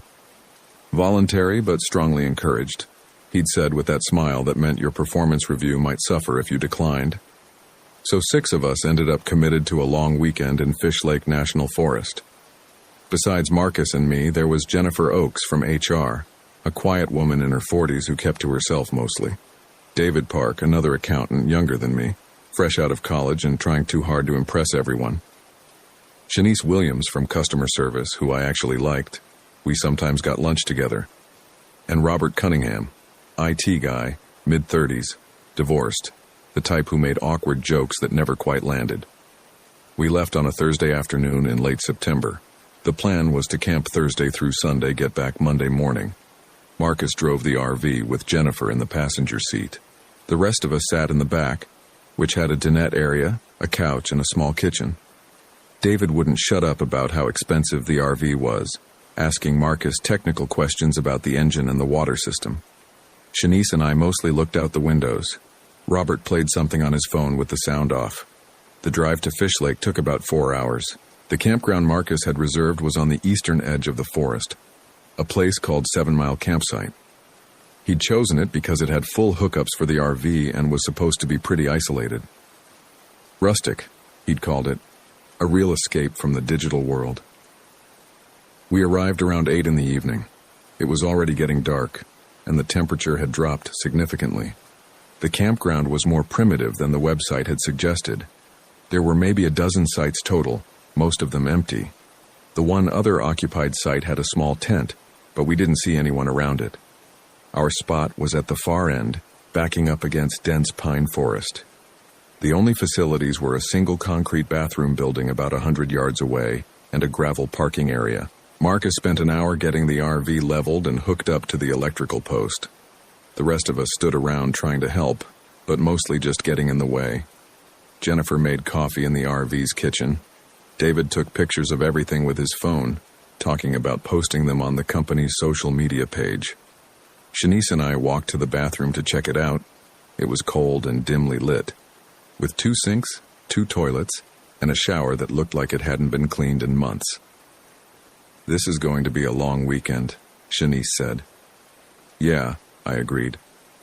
When we got back, Marcus had set up 2 folding chairs outside the RV and was trying to start a fire in the metal fire ring. Robert was helping him, or trying to. It took them another 20 minutes to get it going. We all sat around it for a while, not saying much. Marcus made hamburgers on a small propane grill. We ate them with chips and beer. Jennifer declined the beer and drank bottled water instead. Around 10, David said he'd heard something in the woods. We all stopped talking and listened, but I didn't hear anything except wind in the trees. David insisted he'd heard voices, or maybe chanting, coming from somewhere to the north. Marcus told him it was probably people at one of the other campsites. But when we looked around, we couldn't see any lights from other sites, and the tent site we'd seen earlier was dark. "Could be a campfire further in the forest," Robert suggested. "Sound carries weird out here." We listened again. This time I thought maybe I heard something. A low, rhythmic sound that could have been voices, or could have been wind, or could have been my imagination. It was too far away and too indistinct to be sure. "Probably just locals," Marcus said. "This is a national forest. There's probably dispersed camping all over the place." We stayed around the fire for another hour. Jennifer went inside the RV first, saying she was tired. David followed soon after. Shanice and I talked for a while about work, about how Marcus was probably going to use this trip as material for some team-building evaluation. Robert sat quietly, occasionally adding wood to the fire. Marcus had gone inside but came back out with another beer. Around midnight, Shanice called it a night. That left Marcus, Robert, and me. We didn't have much to talk about. Marcus asked about my weekend plans after we got back, and I told him I didn't have any. Robert mentioned something about his ex-wife and their custody arrangement. The conversation died out. I went inside at 12:30. The RV had 1 bedroom in the back where Marcus was sleeping, and the dinette converted into a bed which Jennifer had taken. David had the couch. That left Shanice, Robert, and me with sleeping bags on the floor. Shanice had claimed the spot near the bedroom door. Robert took the space by the kitchen. I ended up in the narrow walkway between the dinette and the couch, right next to the main door. I didn't sleep well. The floor was hard, even with the sleeping bag padding, and I could hear everything. David snoring on the couch above me, Robert shifting around, the RV creaking and settling. And underneath all of that, very faint, that rhythmic sound David had mentioned. I told myself it was wind. I told myself it was nothing. I finally fell asleep around 2 or 3 in the morning. I woke up to Marcus making coffee around 7. Everyone else was still asleep except Jennifer, who was sitting at the dinette reading something on her tablet. I got up, folded my sleeping bag, and joined her. Marcus handed me a cup of coffee. "Sleep okay?" he asked. "Not great," I said. "Yeah, first night camping's always rough. You get used to it." I doubted we'd be there long enough to get used to anything, but I didn't say that. David woke up next, then Shanice and Robert. We ate breakfast, instant oatmeal and toast, and Marcus laid out his plan for the day. He wanted to do a hike, explore the area, get some photos. There was supposed to be a scenic overlook about 3 miles from the campground. Jennifer said she'd rather stay at the camp and read. Robert volunteered to stay with her, saying he had some work emails to catch up on, which seemed to defeat the whole escape from the digital world thing. But Marcus didn't argue. So it was Marcus, David, Shanice, and me on the hike. We left around 9, following a trail that started near the bathroom building. Marcus had a paper map and a compass, though David kept trying to use his phone's GPS until he realized there was no signal out here. The hike was unremarkable at first. Pine trees, some aspens turning yellow, rocky terrain. David took photos of everything. Marcus walked ahead, consulting his map. Shanice and I fell into step together, talking about nothing important. The weather was nice, cool, but not cold. Some clouds, but mostly clear. We reached the overlook around 11. It was a rocky outcropping with a view of the valley below and mountains in the distance. Marcus took photos. David took photos. Shanice and I sat on a flat rock and shared a granola bar. Marcus pointed out various landmarks, consulting his map, naming peaks and ridges that all looked the same to me. We started back around 11:30. That's when things began to feel off. The trail should have taken us back the same way we came, but after about 20 minutes of walking, nothing looked familiar. Marcus kept checking his map and the compass, frowning. David suggested we might have taken a wrong turn, but we hadn't seen any turnoffs. "We're going the right direction," Marcus insisted. "This is north. The campground is north." But the landscape didn't match. The trees were denser, darker somehow. The trail seemed narrower. After another 15 minutes, we came to a small clearing that definitely hadn't been there on the way up. "Are you sure we're going the right way?" Shanice asked. "Positive," Marcus said, but he didn't sound positive. We kept walking. The trail seemed to loop back on itself. After what felt like an hour, we emerged into another clearing. Maybe the same clearing, I couldn't tell. Marcus stopped and studied his map more carefully. "This doesn't make sense," he said. "Maybe we should just backtrack to the overlook," David suggested. "Start fresh from there." "We've been walking away from the overlook," Marcus said. "We're definitely heading north." Except we didn't seem to be getting anywhere. We walked for another hour, maybe longer. My phone had no signal and was useless for navigation. Marcus's compass started acting strange. The needle would spin slowly, then lock onto a direction that didn't seem right, then spin again. "That's not normal," David said, stating the obvious. We ended up in the same clearing again, or one that looked exactly like it. There was a fallen tree in the center, covered in moss. I was certain we'd seen it before. "We're going in circles," Shanice said. "That's not possible," Marcus said. "I've been watching the compass, watching the sun. We've been heading in a straight line." But we were back in the clearing. There was no other explanation. We tried a different direction, using the sun instead of the compass. After another 30 minutes, we were back in the clearing. The fallen tree, the dense trees on all sides. It was the same place. "This is insane," David said. He was starting to panic, I could tell. His voice had gone up half an octave. Marcus tried to stay calm, but I could see the concern on his face. We'd left the campground around 9. It was now at least 2 or 3 in the afternoon, maybe later. We should have been back hours ago. "Jennifer and Robert will realize we're missing," Shanice said. "They'll get help." "There's no cell signal," I reminded her. "They'd have to drive somewhere to call for help. And we have the only vehicle." "Marcus drove," David said. "Jennifer was in the passenger seat. She might have a key." Marcus checked his pockets and shook his head. "I have the only key."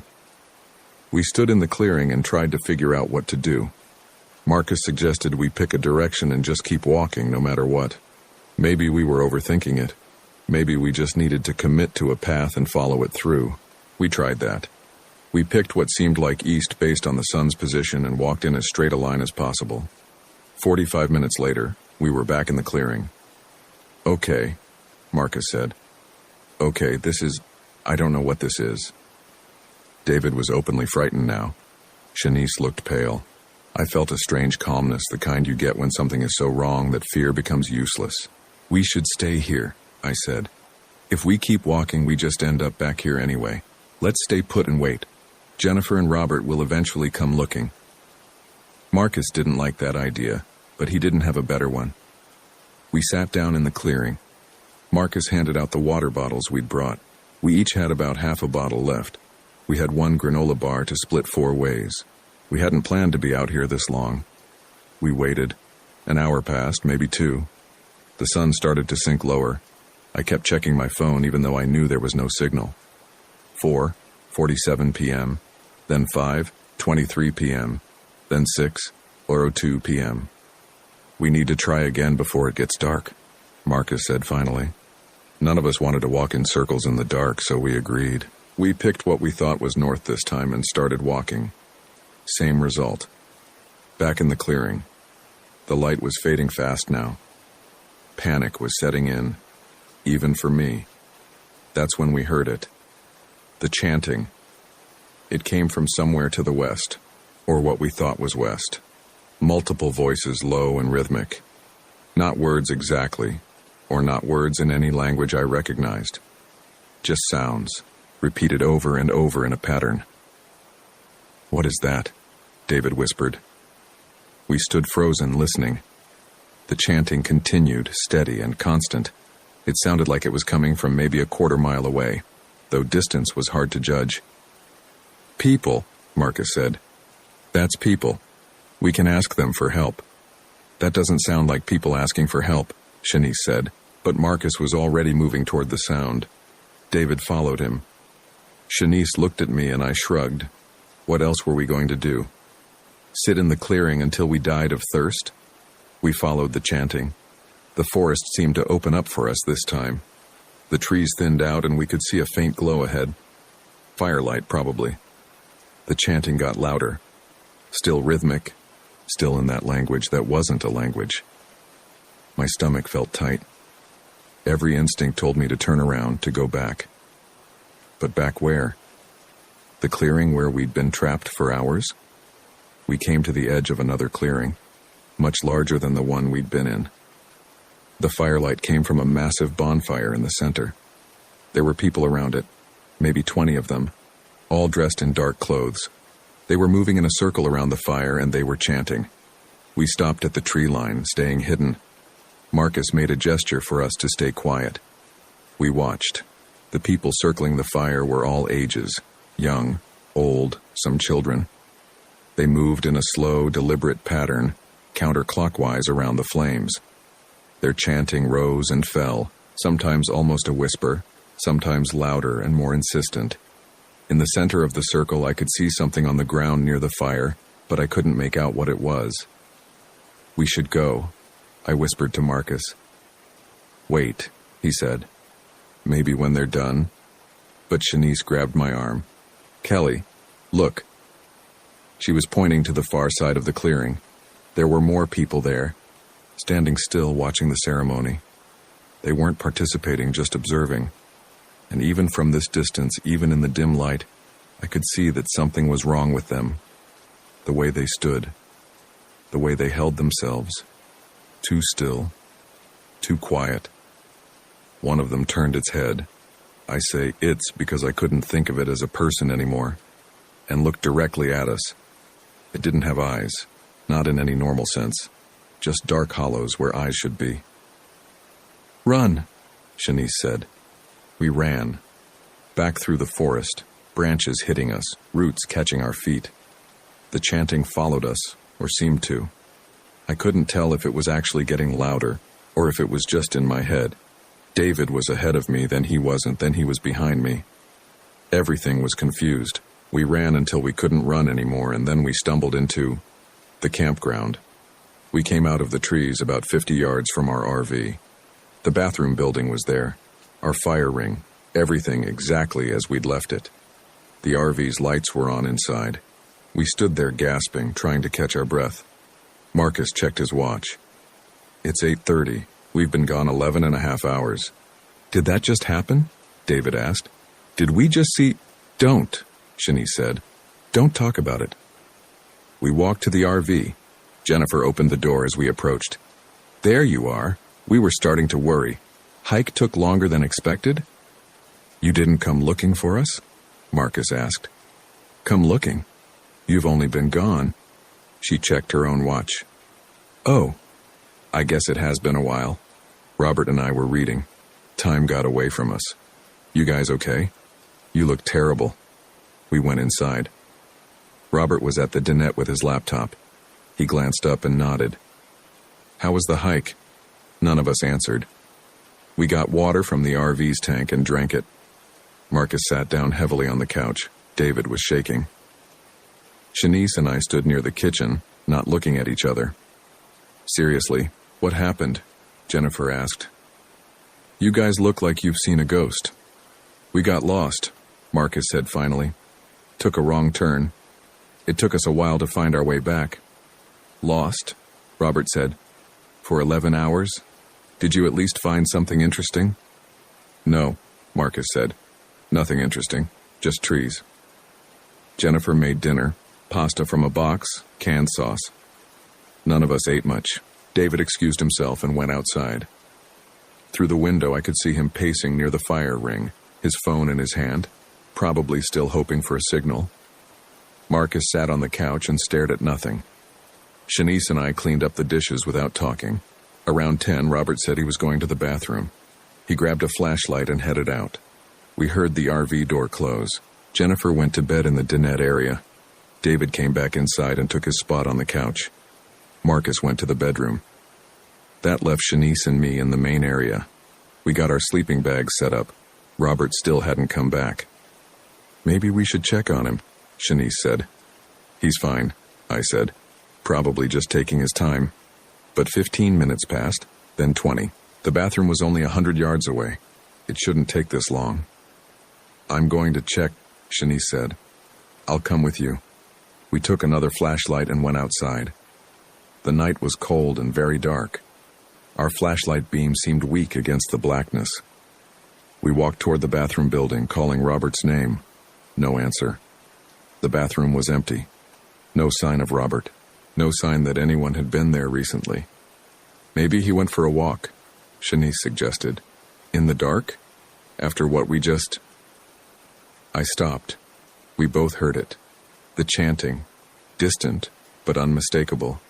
That same rhythmic pattern we'd heard in the forest. "No," Shanice said. "No, we're back at the campground. We're safe here." But the chanting continued. It seemed to be coming from the forest behind our campsite, the same direction we'd come from earlier. "We need to get back to the RV," I said. We hurried back, but before we reached it, we saw Robert. He was standing at the edge of the campsite, right where the gravel met the tree line. His back was to us. He was completely still.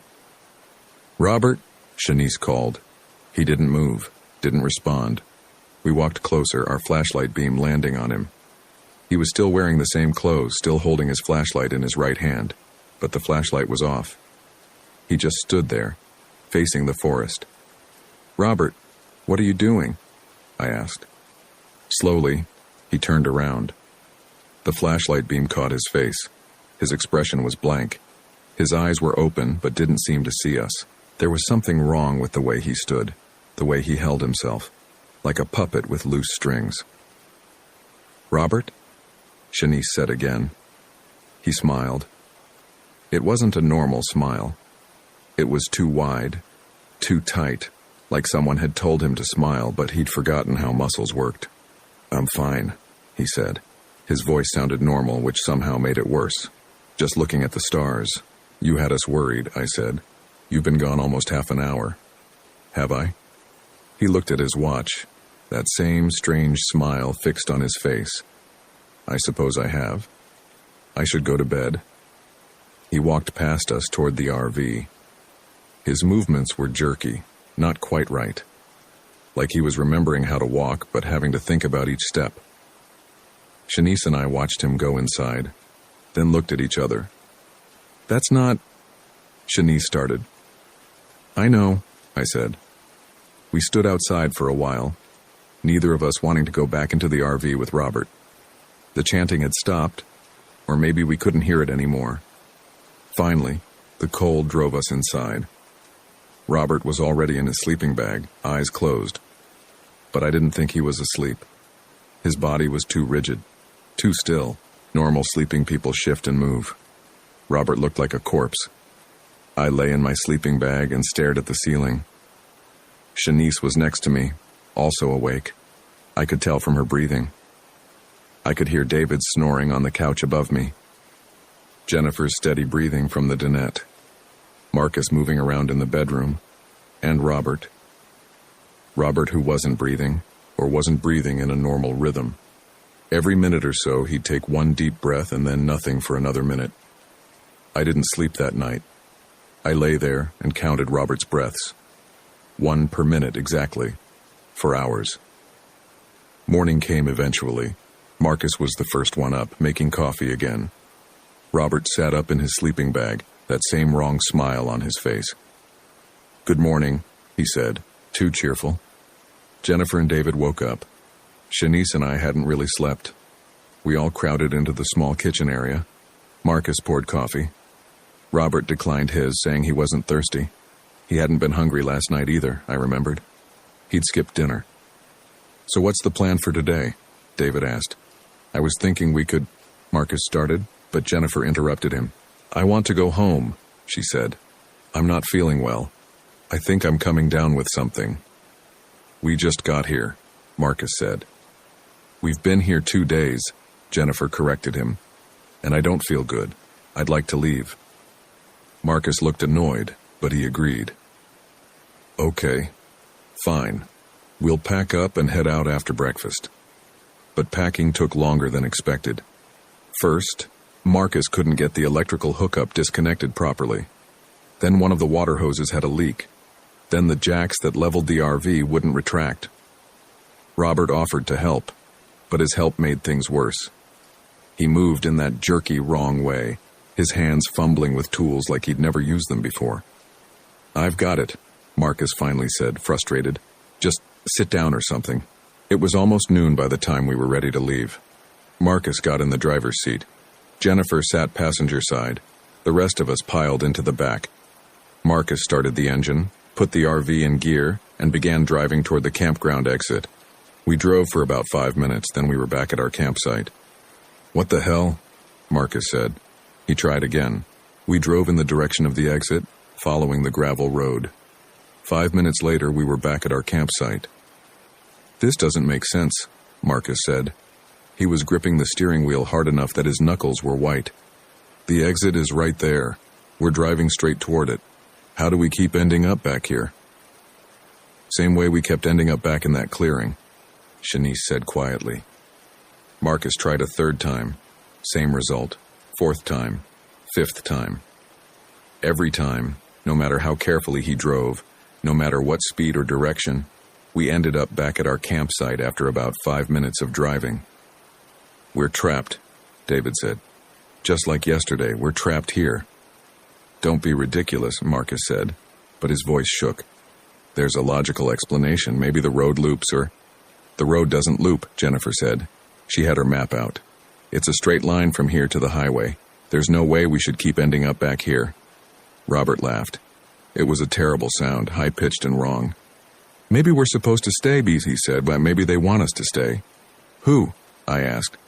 "Who wants us to stay?" Robert's smile widened even more, impossibly wide. "The ones in the forest. The ones who are chanting. Don't you hear them?" We all fell silent. And yes, I could hear it. Faintly, underneath everything else. The chanting. That same rhythmic pattern. It had been there all along, I realized, since last night. Since we came back from the forest. It had never stopped. "I don't hear anything," Marcus said. "You do," Robert said. "You just don't want to admit it." Marcus tried driving out 2 more times. Same result. On the 7th attempt, he just sat there behind the wheel, breathing hard, not moving. "We're going to run out of gas eventually," Jennifer said. "We can't just keep doing this."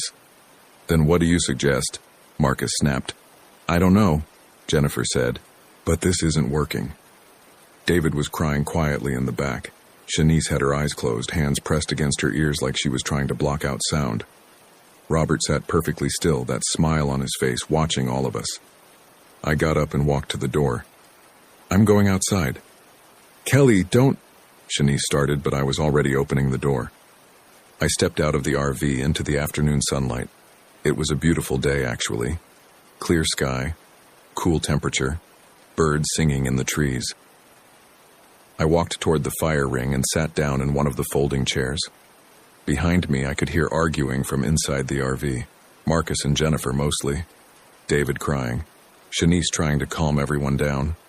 I sat there and listened to the chanting. It was clearer out here. I could almost make out individual voices, though still not words. I found myself paying attention to the rhythm. It had a pattern, a structure. It repeated every 45 seconds or so, the same sequence of sounds. After a while, I realized I was humming along with it, matching the pattern. My throat moved and sounds came out, and they fit perfectly with what I was hearing. The RV door opened. Shanice came out. "Kelly, are you okay?" I stopped humming. I'm fine. You were making that sound, that chanting sound. Was I? I honestly hadn't realized. Sorry. She sat down in the other chair. What are we going to do? I don't know. Robert's not Robert anymore. You know that, right? I know. And we can't leave. I know that too. We sat in silence for a while. The argument in the RV had died down. I wondered what they were discussing, whether it mattered. What did we see last night? Shanice asked. In the forest, what was that? I don't know. But you have a theory. I did, though I didn't want to say it out loud. I think we saw something we weren't supposed to see, and now they won't let us leave until what? I don't know. Until we're like Robert, maybe. Until we become part of it. Shanice shuddered. That's insane. This whole thing is insane. These things don't happen, they can't happen.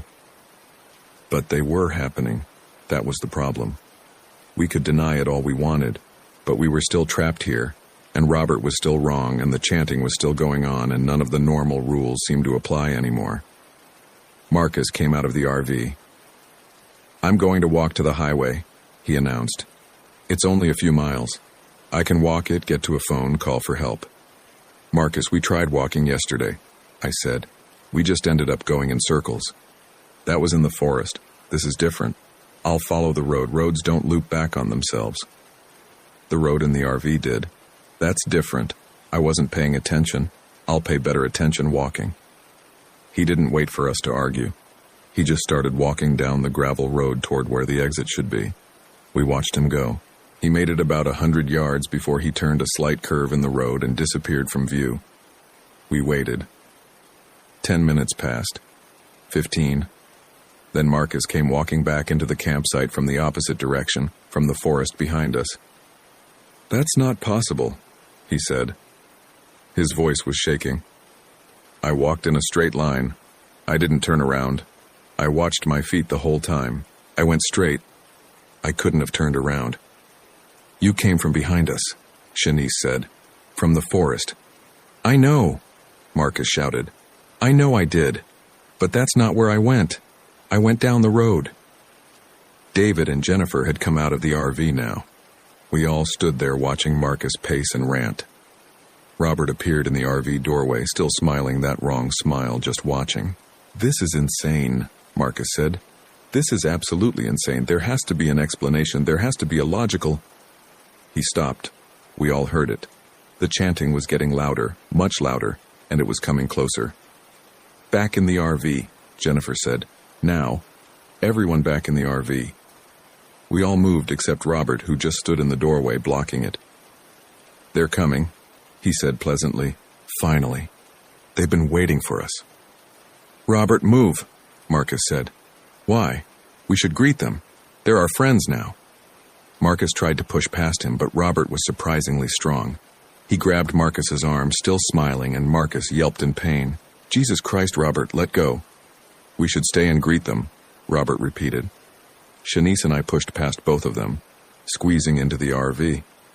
David and Jennifer followed. Marcus was still struggling with Robert. Finally, he wrenched his arm free and stumbled inside. We tried to close the door, but Robert blocked it with his foot.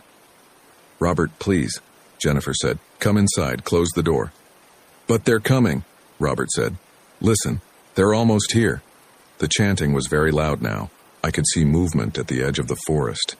Figures emerging from between the trees. The same people we'd seen last night circling the fire. 20 of them, maybe more. They walked in formation, still chanting, heading directly for our campsite. Robert stepped aside and they came closer. Some of them were old, some young, some children. All of them wore dark, old-fashioned clothing, and all of them had that same blank expression, those same hollow eyes. Marcus finally managed to pull the door closed and lock it. We crowded around the windows, watching. The figures formed a circle around the RV. They stood perfectly still, perfectly silent now, just watching us. What do they want? David whispered. Nobody answered. We didn't know. One of the figures stepped forward. An old woman, maybe 70 or 80, with long gray hair. She came right up to the RV's door and pressed her hand against it. The door rattled. Once, twice, 3 times. Then she spoke. Her voice was clear and strong despite her age. You saw the ritual. You witnessed what should not be witnessed. Now you are part of it. Now you belong to this place. We didn't mean to, Marcus started, but the woman continued. It doesn't matter what you meant, you saw. And seeing binds you. 3 of you must join us. 3 must take part in the next ritual. Or all of you stay forever.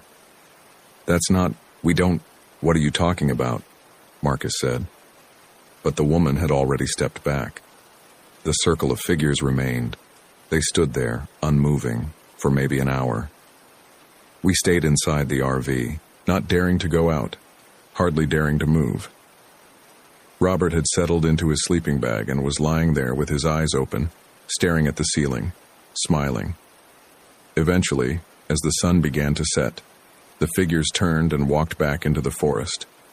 They didn't break formation. They moved as one unit, silent now, disappearing between the trees. They're gone, Jennifer said.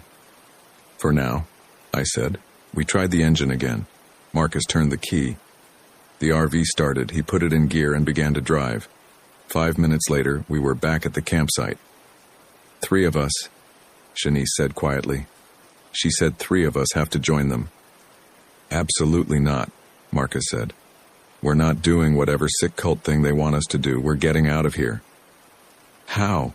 Jennifer asked. We've tried everything. We can't drive out. We can't walk out. We're trapped. There has to be a way. We just haven't found it yet. But I was starting to think Marcus was wrong. I was starting to think there wasn't a way out. Not a way that didn't involve doing what they wanted. We spent another night in the RV. None of us slept. Marcus tried the engine periodically throughout the night. Same result every time. Back at the campsite. The sun rose on our 3rd full day trapped there. Our water supply was running low.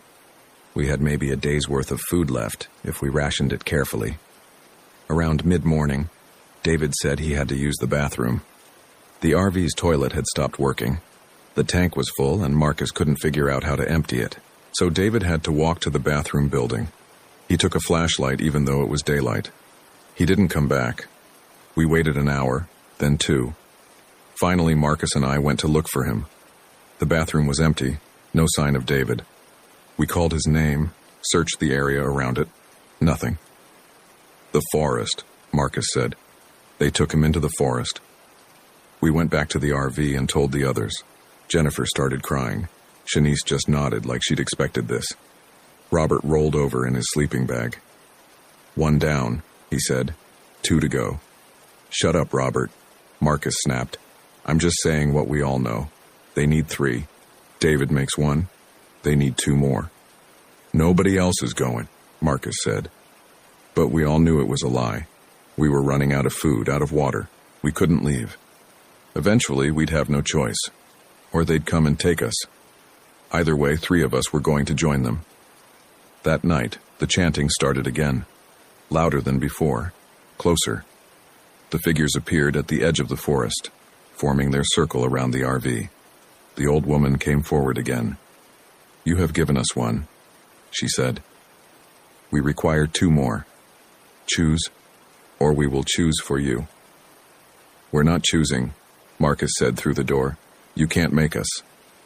The old woman smiled. It was the same wrong smile Robert had. We can wait. This place is ours. You will join us eventually. Tonight, tomorrow, the next day. It makes no difference to us. We have all the time there is. She retreated. The circle remained. They stood there all night, silent now, just watching. We huddled in the RV, exhausted and terrified. Robert lay in his sleeping bag, smiling at the ceiling. Around 3 a.m, he spoke.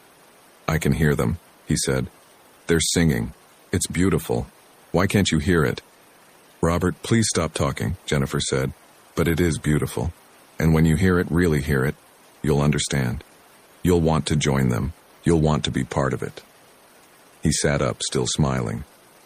I could go out there right now, walk right into their circle.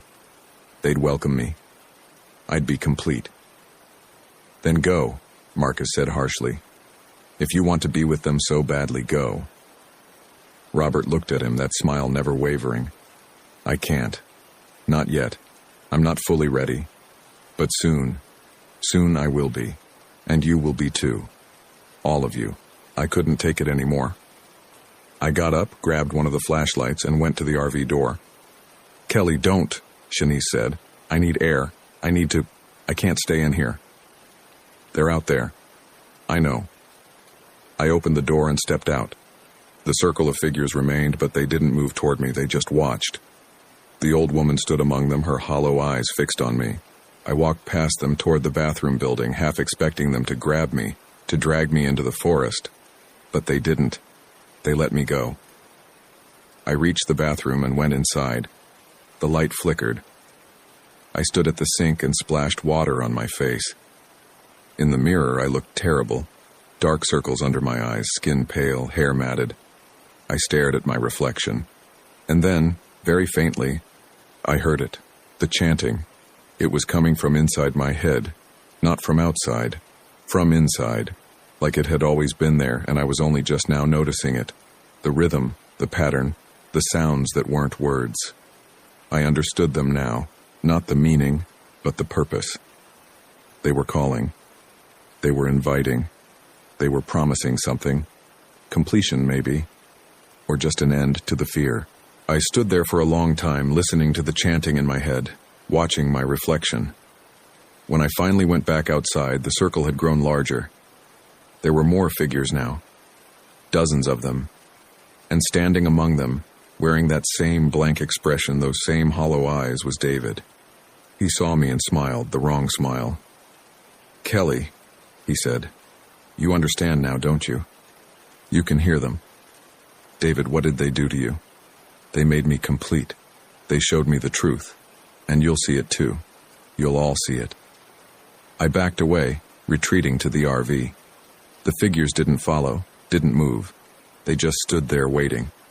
David among them now, one of them lost to whatever had taken Robert. I got back inside and locked the door. Shanice, Marcus, and Jennifer were all awake. I told them about David. Jennifer started crying harder. Marcus punched the wall, leaving a dent in the RV's interior. This can't be happening, he said. This can't be real. But it was real. We all knew it was real. The next morning, our fourth day, Robert was gone. We woke up and his sleeping bag was empty. The RV door was unlocked from the inside. He'd left during the night while we slept, walking out to join the others. We didn't go looking for him. We knew where he was. That left 4 of us. Marcus, Jennifer, Shanice, and me. 4 people trapped in an RV, surrounded by figures who wanted 3 of us to join them. The math was simple and terrible. 3 would go. 1 might stay. Or maybe all of us would go eventually. Maybe there was no real choice at all. We were almost out of food. We had maybe half a day's worth of water left.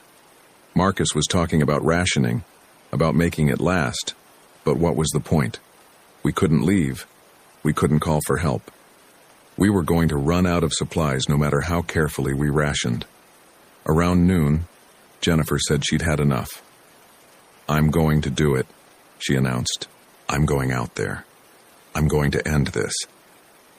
Jennifer, no, Marcus started. We all know how this ends. They need 3 of us. Well, fine. I'll be one of them. At least then the rest of you might have a chance. We don't know that, Shanice said. We don't know if they'll really let anyone go. We don't know anything, Jennifer said. But I can't do this anymore. I can't sit here and wait and hope for rescue that isn't coming. I'm going. She stood up and walked to the door. Marcus grabbed her arm. Please, Jennifer, don't. We'll figure something out. We'll... Let go of me, Marcus. Jennifer, let go. He did. Jennifer opened the door and stepped out. The figures were there, forming their circle as they had been all day. The old woman stepped forward. You offer yourself? She asked. Yes, Jennifer said. I'll join you. I'll take part in your ritual. Just let the others go. That is not how it works. 3 must join. 3 must participate. That is the price for witnessing what you witnessed. Then let me be one of the 3. Take me now. The old woman studied her for a moment, then nodded. Very well. Come. Jennifer walked into the circle. The figures closed around her. I saw her face one more time before they led her into the forest, calm, resigned, almost relieved. Then she was gone, swallowed by the trees. 3 of us left now. Marcus, Shanice, and me. Marcus immediately tried the engine again. The RV started. He drove. 5 minutes later, we were back at the campsite. God damn it, he screamed. He kept screaming, pounding his fists on the steering wheel. God damn it, God damn it, God damn it. Shanice and I sat in the back and said nothing. What was there to say? That night, the chanting was inside my head constantly. I couldn't not hear it anymore. It had become part of my thoughts, woven through everything. I hummed along with it without meaning to. The rhythm felt natural now, like my own heartbeat. Shanice looked at me. Kelly, you're doing it again, the chanting. I know. You have to stop. I can't.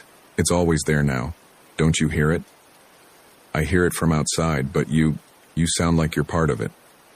Maybe I was. Maybe that's what happened. You heard it long enough and it became part of you.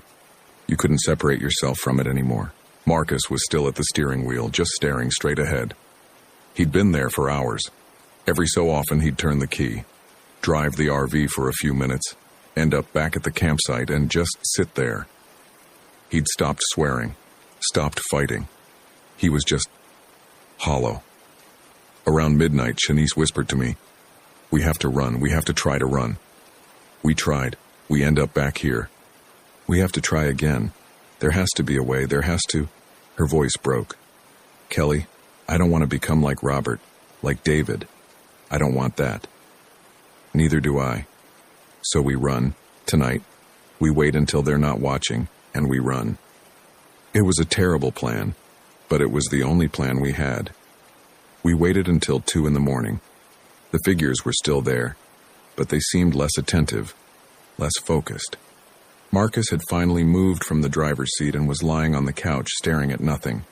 Shanice and I quietly opened the back door of the RV. There was a small emergency exit that we hadn't tried yet. We slipped out into the darkness. The figures didn't react immediately. We ran toward the forest, not the road this time, but perpendicular to it, in a direction we hadn't tried.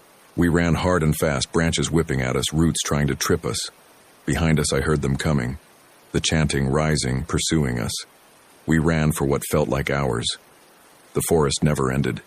Every direction looked the same. And the chanting followed us, growing louder and louder until it filled everything. Until Shanice stopped running and started screaming. I can't, Kelly, I can't. It's in my head, make it stop. I grabbed her shoulders. Keep running, we have to keep running. But she couldn't. She fell to her knees, hands pressed against her ears. It's too loud. It's too loud. I can hear what they're saying now. I understand it. Shanice, please. They're saying we belong with them. They're saying we're already part of it. We've been part of it since we saw the ritual.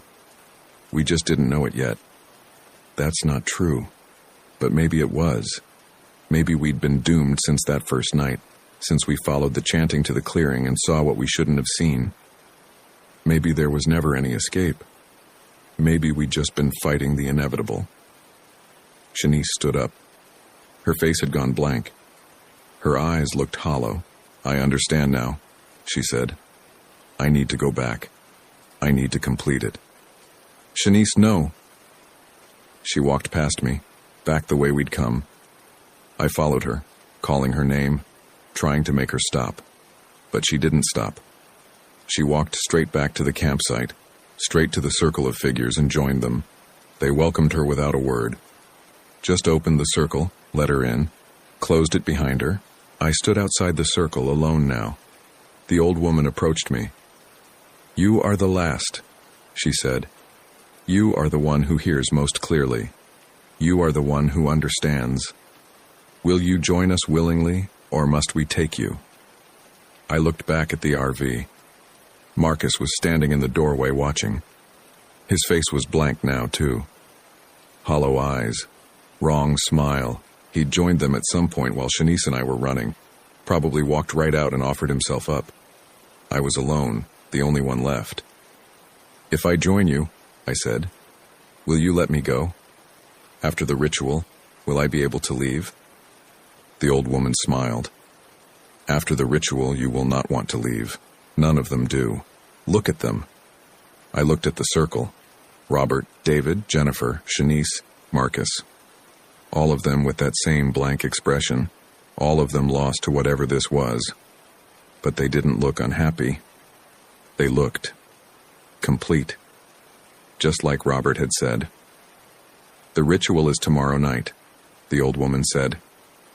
"You may spend today as you wish, but when the sun sets, you will join us. You will complete the circle. You will become what you were always meant to become." She retreated back to the others. The circle dispersed, the figures melting back into the forest. I was left standing alone in the campsite, the RV behind me, the forest all around me. The chanting was still in my head. It hadn't stopped. It would never stop now. I spent that last day alone in the RV. I tried the engine one more time. Same result. I tried walking out. Same result. There was no escape. There had never been any escape. I sat in the RV and listened to the chanting in my head and waited for sunset. When the sun began to sink, I felt it. A pull. An inevitability. I got up and walked outside. The figures were there, forming their circle again. The bonfire was lit. When had that happened? I didn't know. The old woman stood at the edge of the circle, waiting for me. I walked toward her. I didn't have a choice anymore, or maybe I did, and I chose this. I couldn't tell the difference anymore. "Welcome," she said. "Welcome home." The circle opened. I stepped inside.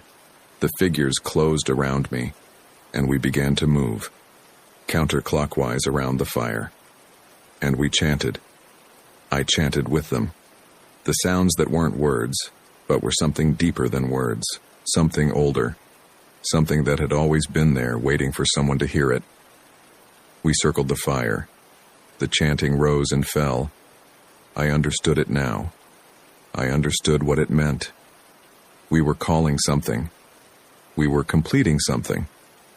We were becoming something. The ritual went on for hours, maybe days. Time didn't mean anything anymore. There was only the circle, the fire, the chanting, and then it ended. The fire went out. The circle broke apart. I stood there and I felt different. Complete. Whole. Like I'd been missing something my entire life and had just now found it. The old woman approached me. "You are one of us now. You are bound to this place, as we all are. You will live here and you will serve the ritual. And when new ones come, those who see what they should not see, you will welcome them. You will guide them. You will help them become complete, as you are now complete." I nodded. I understood. I accepted it. But then something strange happened. The forest began to shimmer. The trees became translucent. The figures around me started to fade. I could see through them, see past them, see the campground, the real campground. Other RVs parked in other sites, families camping, kids playing, normal people doing normal things. And I was standing among them, visible, solid, real. The old woman and the others were fading away, becoming less substantial, less real. "What?" I started to say. "You are the bridge now," the old woman said, her voice distant and faint. "You are between worlds. You can see both. You belong to us, but you walk among them. You will draw more to us. You will be the lure." Then she was gone. All of them were gone. The bonfire, the circle, the chanting, all gone. I stood alone in the campsite. The RV was still there, but it looked different. Old and abandoned, like it had been there for years. When I walked to it and looked inside, there was no one. No Marcus, no Shanice, just emptiness and dust. I walked to the campground entrance. This time I didn't loop back. I walked right out onto the main road. Cars passed me. People in them glanced at me and looked away. I was just another hiker, another camper, nothing strange about me. Except I could still hear it. The chanting, it was still in my head, would always be in my head. And now when I looked at people, really looked at them, I could see who would hear it too. Who would be drawn to it. Who would come to the forest and witness the ritual and become part of it, just as I had. I walked to the nearest town. I got a ride from a trucker who didn't ask questions. I made it back to Salt Lake City, back to my apartment, back to my job. Marcus never came back. Neither did any of the others. The company sent investigators looking for them. The RV was found abandoned at the campground. There was speculation about what happened. Did they have an accident? Did they get lost in the forest? Did something terrible happen? I was the only one who returned, and I couldn't explain what happened. When they questioned me, I told them I'd left early, that I'd gotten sick and hitched a ride home, that the others had stayed. It was a lie, but they believed it. Or at least they couldn't prove it wasn't true. That was 3 weeks ago. I go to work every day. I do my job. I act normal. But the chanting is always there, underneath everything. And sometimes, late at night, I find myself humming it, matching the rhythm, becoming part of it again. And the worst part? Sometimes I see them. Robert, David, Jennifer, Marcus, Shanice. They're standing at the edge of my vision in crowds, in parking lots, in grocery stores. Always watching, always smiling that wrong smile. They're waiting for me to come back, waiting for me to return to the forest and take my place in the circle permanently. But I haven't gone back. Not yet. I tell myself I won't. I tell myself I'm free. Except I'm not free. I know that. Part of me is still there, will always be there, circling that fire, chanting those sounds. And the other part, the part that walks around this world, that goes to work and comes home and pretends everything is normal, that part is just waiting. Waiting for the call to become too strong to resist. Waiting for the day when I pack my things, get in my car and drive back to Fish Lake National Forest. Because that's what the old woman meant when she said I was the bridge. I exist in both worlds now. I can leave the forest, but the forest never leaves me. And everyone I meet, everyone I interact with, I'm evaluating them, wondering if they can hear it too, wondering if they'd be drawn to it, wondering if I should tell them about the campground, about the ritual, about the completion that waits for them there. I haven't yet. I've resisted that urge, but the chanting is getting louder. Every day, it's a little bit louder. And one day soon, I know I won't be able to resist anymore. I'll start talking about the forest, about the campground, about the beautiful, isolated spot where strange things happen and people find completion. I'll talk about it casually, like a recommendation, like I'm just suggesting a nice weekend getaway. And someone will listen. Someone always listens. Someone will go to that campground, and they'll hear the chanting, and they'll follow it into the forest. And they'll see the ritual, and they'll become part of it, and the circle will grow. That's my purpose now. That's what I am. The lure, the bridge, the one who draws others in. My name is Kelly Anderson. I'm 34 years old. I work in accounts receivable for a mid-sized insurance company in Salt Lake City. And 3 weeks ago, I went on a camping trip that changed everything. The chanting never stops. Even now, as I write this, I can hear it. And I know that soon, maybe tomorrow, maybe next week, maybe next month, I'll stop resisting. I'll accept what I am. I'll return to the forest and take my place in the circle permanently. Or maybe I'll stay here, in this world, drawing others to it, being the bridge between the normal and the complete. I don't know which is worse, but I do know this. If you're reading this, and you feel drawn to Fish Lake National Forest, to 7 Mile Campsite, to the sound of chanting in the woods, don't go. Don't follow it. Don't let yourself see what I saw. Because once you see it, you belong to it. And there's no coming back from that. Not really. Not ever. The chanting continues. It always will. And I'm listening. My name is Olivia Price. This happened in September of 2023 at an RV site in Fish Lake National Forest, Utah. I should have said no when Marcus suggested the trip, But I didn't, and now I have to live with what we found. There were 5 of us from the office. Marcus organized it as a team-building thing after our company restructured and merged 3 departments. We barely knew each other. Marcus handled client relations. I worked in data analysis. Jen did HR, Derek was in marketing, and Paul managed IT infrastructure. We'd been thrown together into a new team without really choosing to work with each other, and Marcus thought a long weekend camping would help us bond. I didn't want to go. I'd bought the RV 2 years earlier thinking I'd use it to get away on weekends, but after my divorce I'd only taken it out twice. Both times I'd driven somewhere, parked, and spent the entire time sitting inside checking my phone. The idea of being stuck with 4 coworkers for 3 days made me anxious, but I agreed anyway. Sometimes it's easier to say yes. We met at the office parking lot Friday afternoon. Marcus drove his wife's SUV and Jen rode with him. Derek and Paul followed in Derek's truck. I brought up the rear in the RV. The drive took about 4 hours. Marcus had picked the site because it was remote and cheap. He'd rented 2 spots next to each other. The campground was older, the kind with concrete pads and hookup posts that looked like they hadn't been updated since the 70s. Only 3 other RVs were there when we arrived, all clustered near the entrance. Our sites were at the far end, closest to the tree line. The ranger station at the entrance was closed, with a note taped to the door saying to pay in the morning. We set up camp while it was still light.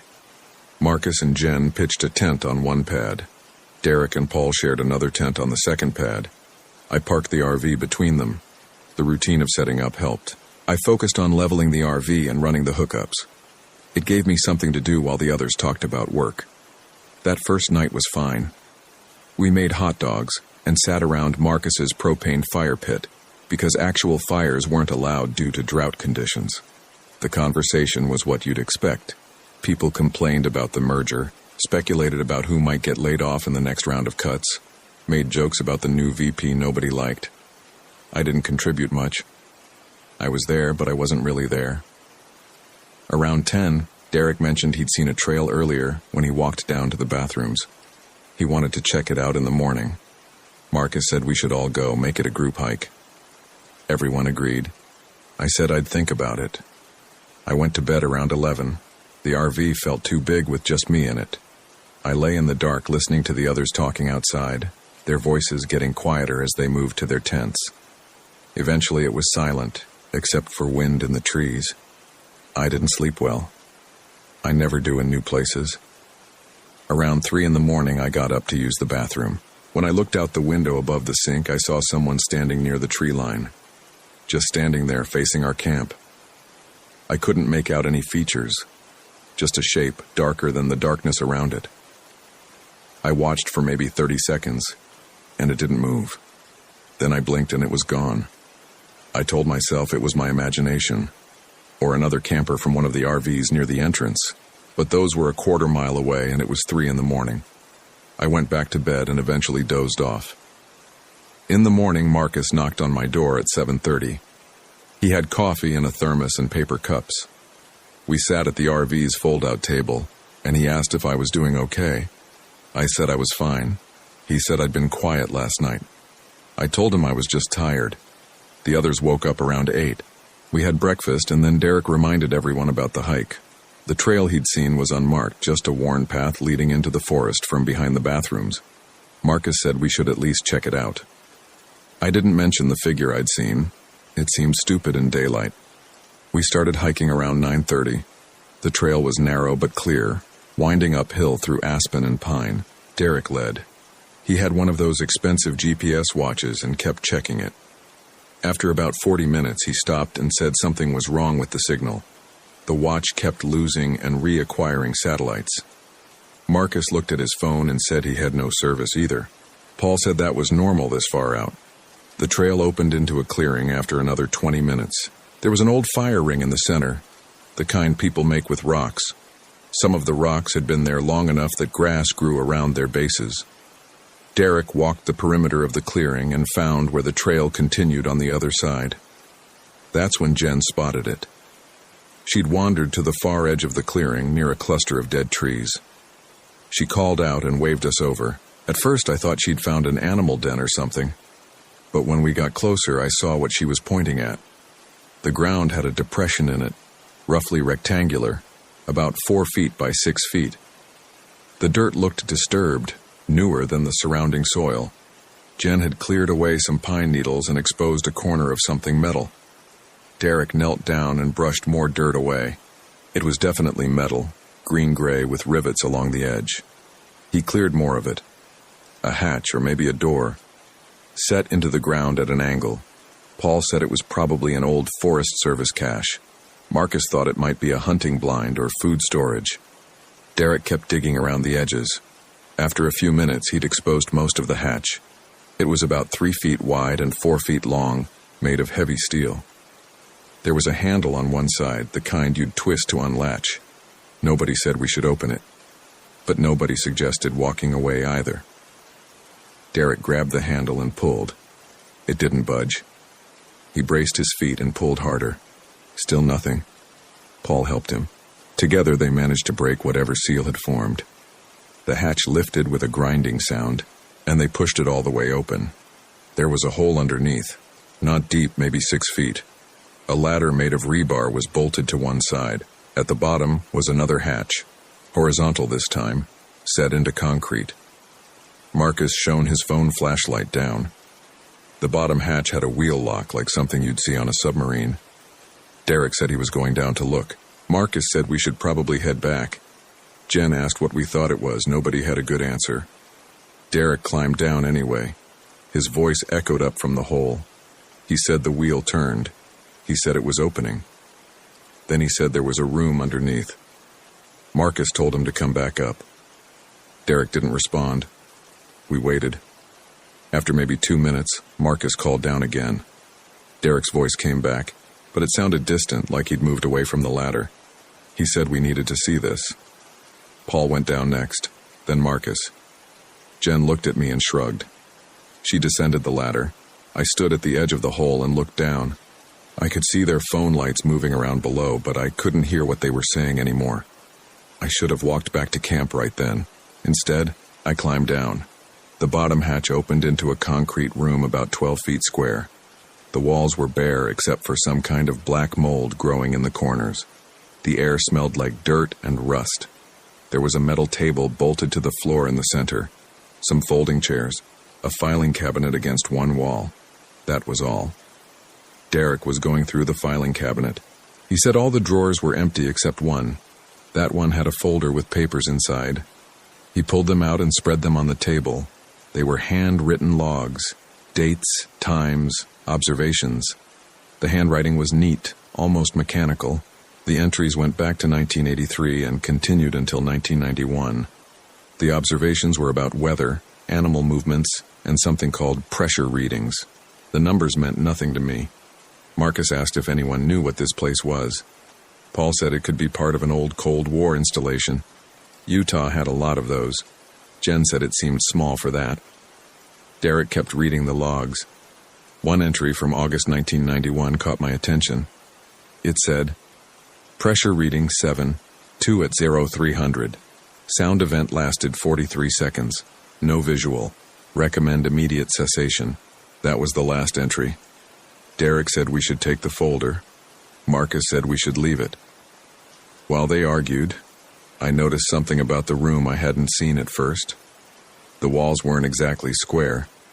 One corner was slightly wider than the others, and there was a seam in the floor almost invisible under the dirt running along one side. I pointed it out. Paul walked over and brushed the dirt away. The seam outlined another hatch smaller than the first. This one was set flush with the floor. There was no handle, just a small hole in the center, the kind you'd need a tool to open. Derek found a metal rod hanging on a hook behind the filing cabinet. He inserted it into the hole and turned. Something clicked. He pulled, and the hatch lifted. Stairs led down. Concrete steps disappearing into darkness that our phone lights couldn't penetrate. I said I wasn't going down there. Marcus agreed. He said we'd seen enough. Derek said he just wanted to look.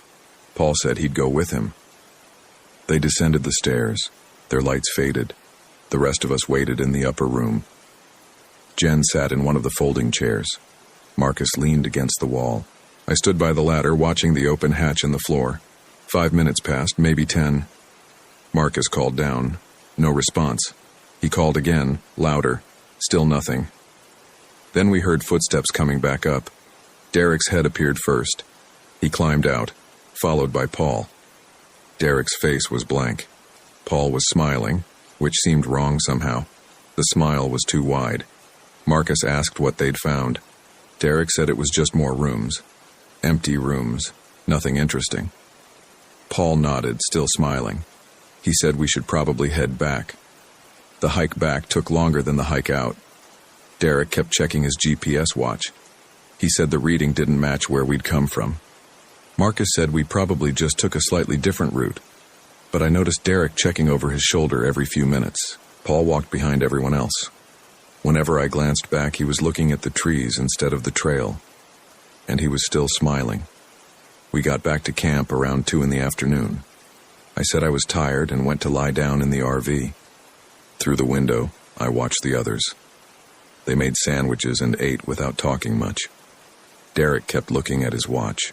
Paul sat in a camping chair facing the forest, not moving, just staring. I must have fallen asleep because when I woke up it was dusk. I went outside.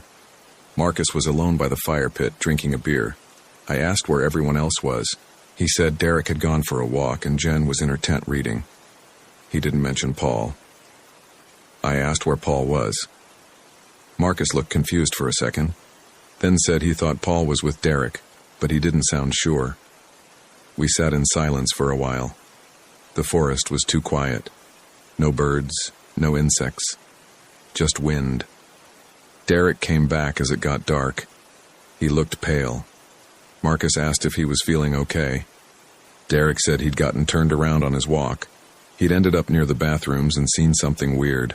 The trail we'd hiked that morning wasn't there anymore, just trees and undergrowth, no path at all.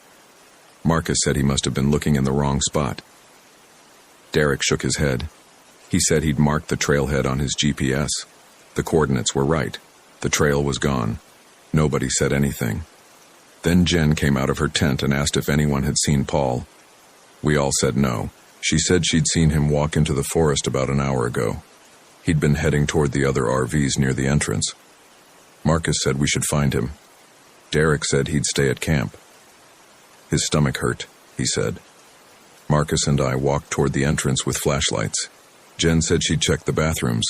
The 3 RVs near the entrance were dark and quiet. No one answered when we knocked. The ranger station was still closed. Marcus tried Paul's cell phone.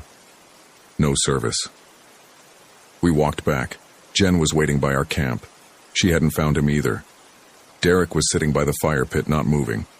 His eyes were closed. Marcus said Paul had probably just gone to bed in his tent. We should all get some sleep and sort it out in the morning. Derek didn't respond. Jen said goodnight and went to her tent. Marcus did the same. I went into the RV and locked the door. I know that sounds paranoid, but I couldn't shake the feeling that something was wrong. I sat at the table and tried to read on my tablet, but I couldn't focus. Around midnight, I heard voices outside. Low, murmuring.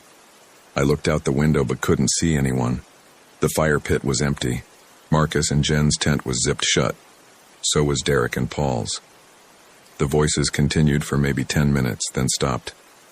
I didn't sleep that night. I sat by the window watching the camp until the sky started to lighten.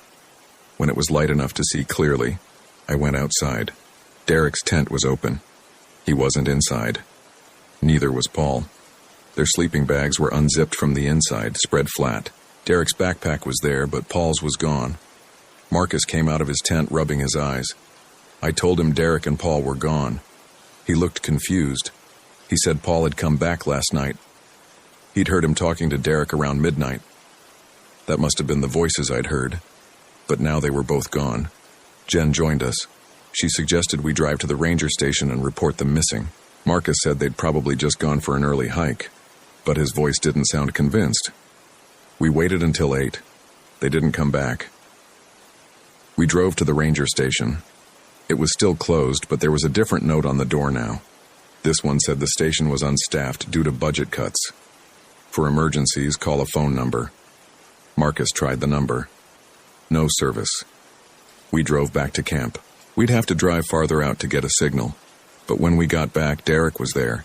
He was sitting in a camping chair by the fire pit, facing away from us. He didn't turn around when we pulled up. Marcus got out and walked over to him. He asked where Derek had been. Derek didn't answer. Marcus walked around to face him. Then Marcus stepped back quickly. I got out of the RV. Jen stayed inside, watching through the windshield. I walked over to Marcus. He was staring at Derek. Derek was smiling. The same smile Paul had after coming up from the underground room. Too wide, stretching his face in a way that looked painful. His eyes were unfocused, staring at nothing. Marcus said Derek's name. Derek's head turned toward us, but his eyes didn't track right. They moved independently, like he was trying to look at two things at once. Then he spoke. His voice was flat, with no inflection. He said, "Paul is waiting." Marcus asked where Paul was. Derek said, "Below. He wants everyone to come down. He says there's something you need to see." I asked Derek if he was okay. His smile widened if that was possible. He said, "I'm better than okay. We're all going to be better, once you see." Jen got out of the RV. She walked up behind us and gasped. She saw Derek's face and grabbed my arm. She whispered that we needed to leave. Right now. Marcus said we couldn't leave without Paul. Derek stood up. He was taller than I remembered. Or maybe he was standing straighter. He said Paul was fine. He said we should follow him. He said he'd take us there. None of us moved. Derek's smile faded slightly. He said we didn't have a choice. The pressure was increasing. We needed to go below before the next sound event. He said it in that same flat voice, like he was reading from a script. Marcus said we were calling for help. Derek said there was no help. He said the phone wouldn't work anyway. He was right, we'd already tried. Then Derek turned and walked toward the tree line. Not toward the bathrooms where the trail had been. A different direction entirely.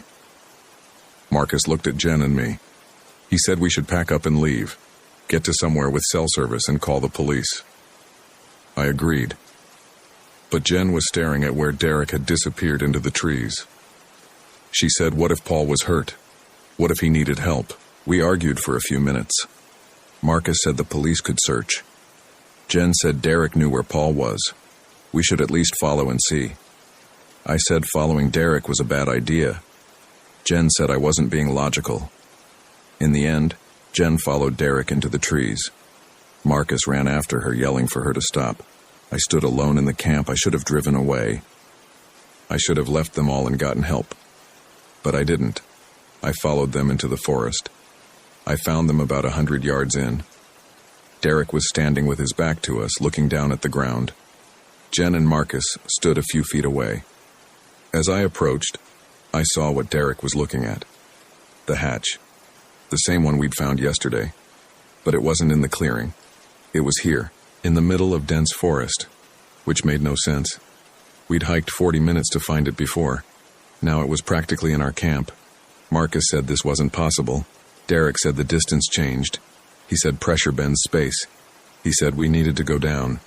Jen asked where Paul was. Derek pointed at the open hatch. He said Paul was waiting. He said Paul would explain everything. Marcus said we were leaving. He grabbed Jen's arm and turned to go. Derek grabbed Marcus. His grip must have been tight because Marcus gasped and tried to pull away. Derek held on. He said, "You need to see. It's important. Once you see, you'll understand." I stepped back. Derek's eyes locked onto mine. He said my name. Olivia. He said it slowly, drawing out the syllables. He said I was scared. He said fear was natural. He said it would pass once I saw. Then he let go of Marcus and walked to the hatch. He climbed down. Marcus was rubbing his arm. There were marks where Derek had grabbed him. Jen said we should call his name down the hatch, see if Paul was really there. Marcus said no. We were leaving now. But Jen walked to the hatch and called down. "Paul? Are you there?" A voice answered. It sounded like Paul. It said, "I'm here, come down, I need to show you something." Jen looked at us. Marcus said it wasn't Paul. I didn't know what to think. The voice sounded right, but something about the words was off. Too formal. Jen said she was going down just to check. Marcus said absolutely not. They argued. While they argued, I walked to the edge of the hatch and looked down. The concrete room at the bottom was dimly lit. I couldn't see the source of the light. Derek was standing at the base of the ladder. Next to him was someone who might have been Paul. Same height, same build. But I couldn't see his face clearly. The figure that might have been Paul looked up at me. His face was in shadow, but I saw teeth.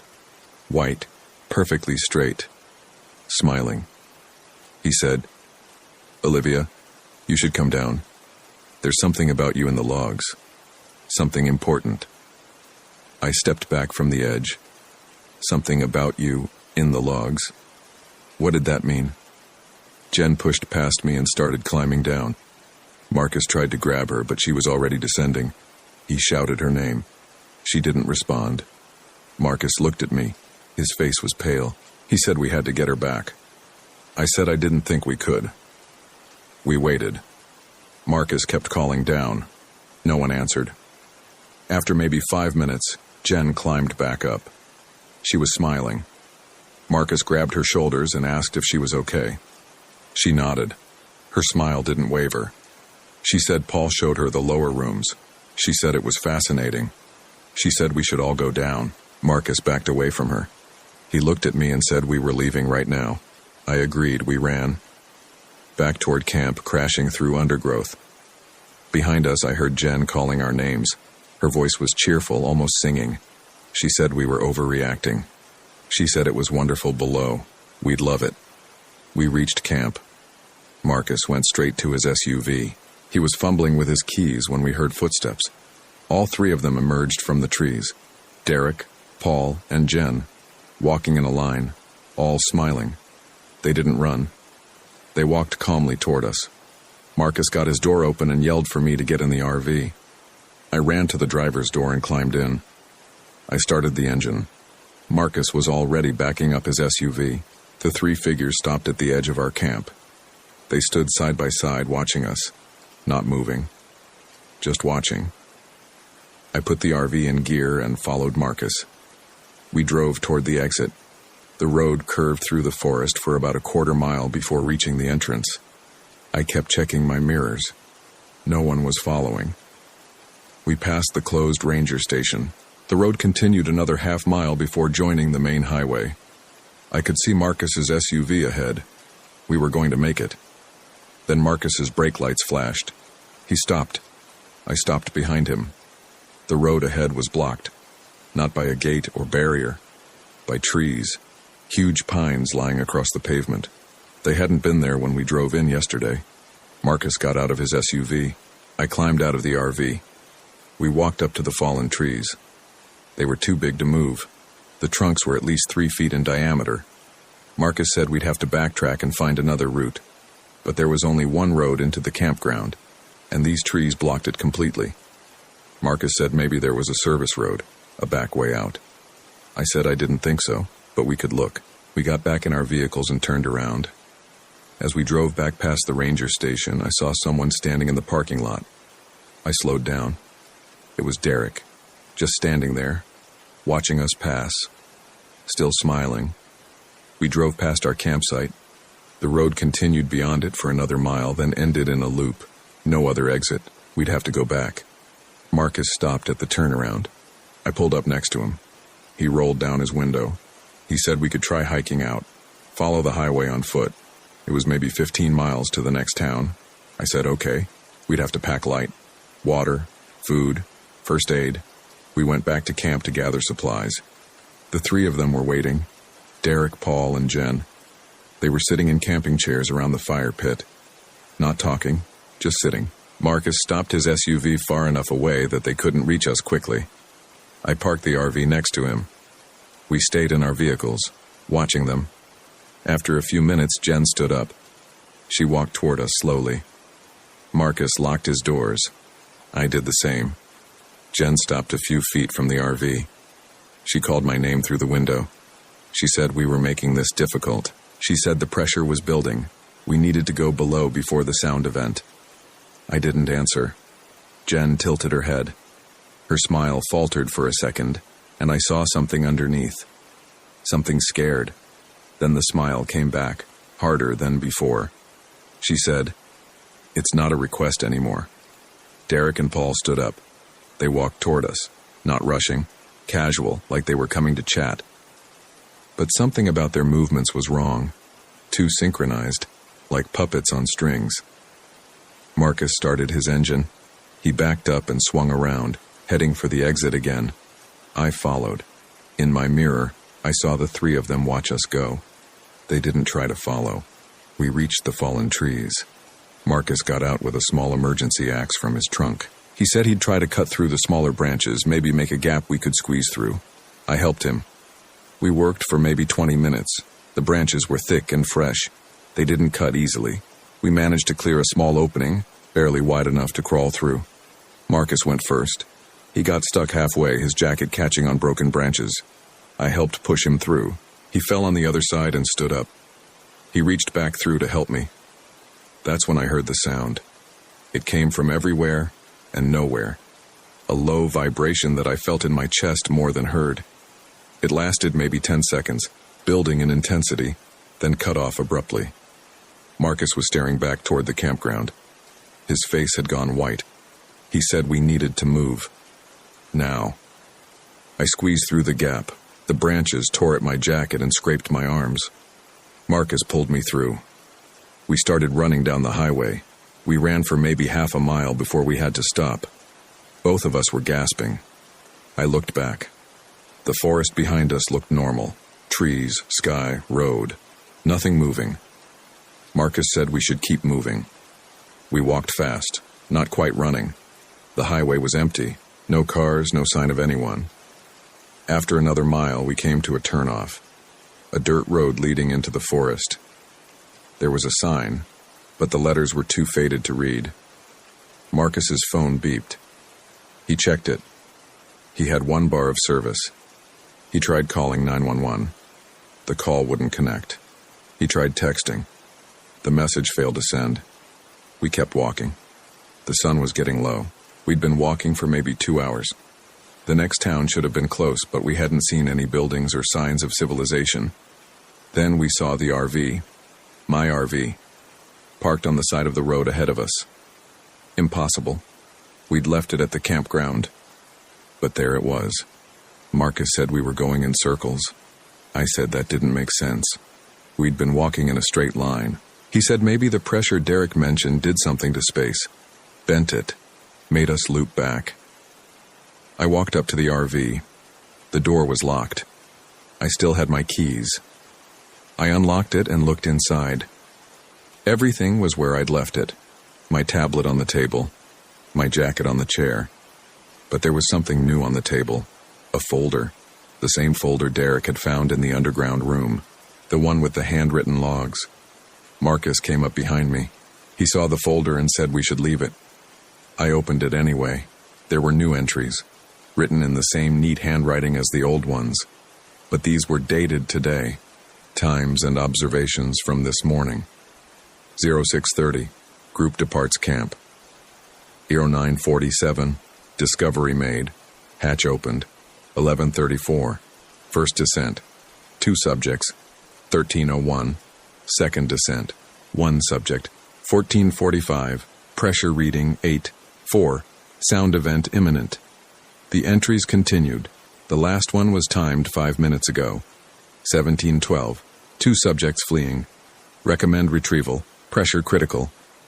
Marcus grabbed the folder and threw it out of the RV. He said we needed to destroy it, burn it. I said that wouldn't change anything. He picked up the folder from the dirt and tore out the pages. He ripped them into pieces and scattered them. He said there, "It's done." I looked at the pieces of paper on the ground. The ink was already fading. The paper was turning brown at the edges, aging rapidly. Within seconds, the pieces crumbled into dust. Marcus stared at the dust. He said we were dreaming. This was a nightmare. We'd wake up in our tents and laugh about it. But we didn't wake up. I heard a vehicle approaching. We both turned. An SUV was coming down the highway from the direction we'd been walking. It was Marcus's SUV, empty, driving itself. It slowed and stopped next to us. The engine shut off. The doors unlocked with a click. Marcus walked up to it slowly. He opened the driver's door and looked inside. Everything was normal. His coffee cup in the holder. His sunglasses on the dash. He got in and checked the ignition. The keys were there. He said we should take both vehicles, drive out together, one of us in each. That way, if something happened, the other could keep going. I agreed. I got in the RV. Marcus got in his SUV. We started the engines and drove. We made it maybe 10 miles. The road was straight, the forest on both sides unchanging. Then I saw something ahead.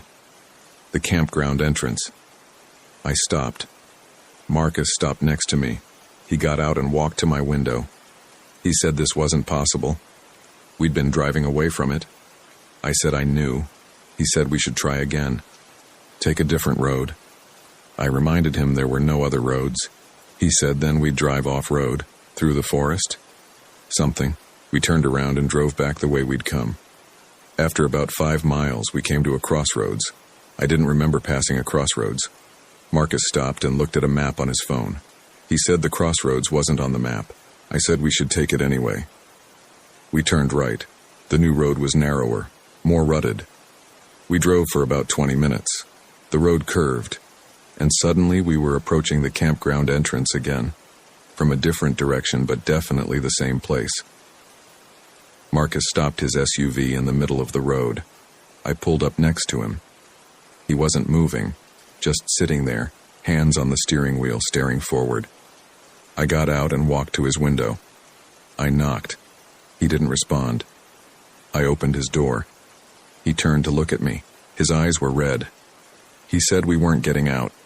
He said the pressure must be everywhere now, bending space in every direction, leading us back. I said there had to be a way. He said there wasn't. He said Derek tried to tell us. Below was the only safe place now. During a sound event, you had to be below. I said I wasn't going down there. He said we might not have a choice. We drove back to camp. The sun was setting. Derek, Paul, and Jen were still sitting by the fire pit. They stood up when we arrived.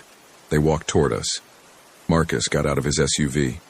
I stayed in the RV with the doors locked. I watched through the windshield. Derek spoke to Marcus. I couldn't hear what he said, but Marcus shook his head. Derek pointed toward the forest. Marcus shook his head again. Derek's smile faded. He grabbed Marcus's arm. Marcus tried to pull away. Paul and Jen moved in and grabbed Marcus's other arm. I should have helped. I should have done something. But I didn't. I sat in the RV and watched them drag Marcus toward the trees. He fought. He screamed. They were stronger. Or maybe he was weaker. They pulled him into the forest and disappeared. I sat alone in the RV. Night fell. I didn't turn on any lights. I watched the darkness outside and waited. Around midnight, the sound came again. Louder this time. The RV shook. Windows rattled. The vibration was so intense I felt my teeth buzzing. It lasted maybe 30 seconds. When it stopped, I heard footsteps outside. Someone climbed the steps to my door. A knock. Olivia. Marcus's voice. Open the door. I didn't answer. Olivia, you need to come down. The next sound event will be worse. You won't survive it up here. I looked out the window. 4 shapes stood outside. Marcus had joined them. His voice came again. There's something in the logs about you. Something about your family. You need to see. I didn't move. Your father worked here. Did you know that? 1986 to 1991. He was part of the project. His name is in the logs. He knew what would happen. That's why he left you. That's why... I covered my ears. I didn't want to hear this. My father had left when I was 8. He'd never explained why. I'd spent years wondering if it was my fault. The voice continued, muffled through my hands. I uncovered my ears. In your blood, Olivia. The pressure. It's hereditary. You're special. You could survive below better than any of us. You need to see. I closed my eyes. I thought about my father, The last time I'd seen him, he'd been packing a bag. He'd told me he had to go away for work. He'd be back soon. He never came back. Was this place where he'd gone? Had he worked in those underground rooms? What had they been doing down there? The knocking continued. Marcus's voice, patient and calm. "We'll wait, Olivia. We have all the time we need, but the next sound event is in 3 hours. You should come down before then." I spent the next 2 hours sitting at the table trying to think. There had to be a way out. If I waited until just before dawn when they might be less alert, maybe I could make a run for it. Get to the highway and keep walking. Even if the road looped back, maybe eventually the loop would break. Or maybe I could hide. There had to be places in the forest they didn't know about. But I knew I was lying to myself. They'd found us every time we tried to leave. The pressure, or whatever it was, bent space around this place. There was no leaving. The only question was how long I could hold out before the sound events destroyed me or drove me insane. At 2 a.m, I heard movement outside. They were leaving. I watched them walk back toward the forest, all 5 of them moving together. I waited 30 minutes, then got out of the RV. The camp was silent. I walked to the tree line and listened. Nothing. I could leave now, try one more time. Or I could stay here and wait for the next sound event. Or I could go down. I walked through the forest. I found the hatch easily, like it wanted to be found. The opening was dark. I stood at the edge and looked down. I thought about my father. I thought about the logs mentioning me. I thought about spending the rest of my life running in circles, always ending up back here. I climbed down. The concrete room was empty. The second hatch was open. I descended the stairs. At the bottom was a corridor. Doors on both sides. At the end of the corridor was another stairway going deeper. I followed it down. 3 levels below the surface, I found them. They were in a large room with concrete walls and a low ceiling. Equipment lined the walls, old and rusted. In the center was a circular depression in the floor, maybe 20 feet across. It looked like a pool, but it was empty. They were standing around the edge, all 5 of them. When I entered, they turned and smiled. Derek said, "You came." Paul said, "We knew you would." Jen said, "It's in your blood." Marcus said, "Your father understood. You will too." I asked what this place was. Derek walked to a control panel on the wall. He said it was a listening post. They'd been trying to detect something, a signal from below, deep below, in the earth. They'd found it in 1983. A vibration, a pulse. It came every few years, getting stronger each time. They'd built this facility to study it, to understand it. But understanding wasn't enough. The pressure built up. Space distorted. Reality bent. The only safe place during a sound event was down here in the depression, below the threshold. My father had been part of the team. He'd worked here for 5 years. Then something had happened. An incident. He'd fled. Abandoned the project. Abandoned his family. Because he'd seen what happened to people who stayed too long. He'd seen them change. I asked what had changed them. Marcus pointed at the depression in the floor. He said, "Go down there during a sound event and you'll feel it. The pressure, it pushes into you, changes you from the inside, opens you up." I asked what it opened them up to. None of them answered. They just smiled. I heard something then. A vibration, faint, but building. The next sound event was starting. Derek said I should get in the depression. It was the only safe place. I'd see. I'd understand. The vibration grew louder. The walls began to shake. Dust fell from the ceiling. The pressure built in my chest, like something was pushing on my lungs.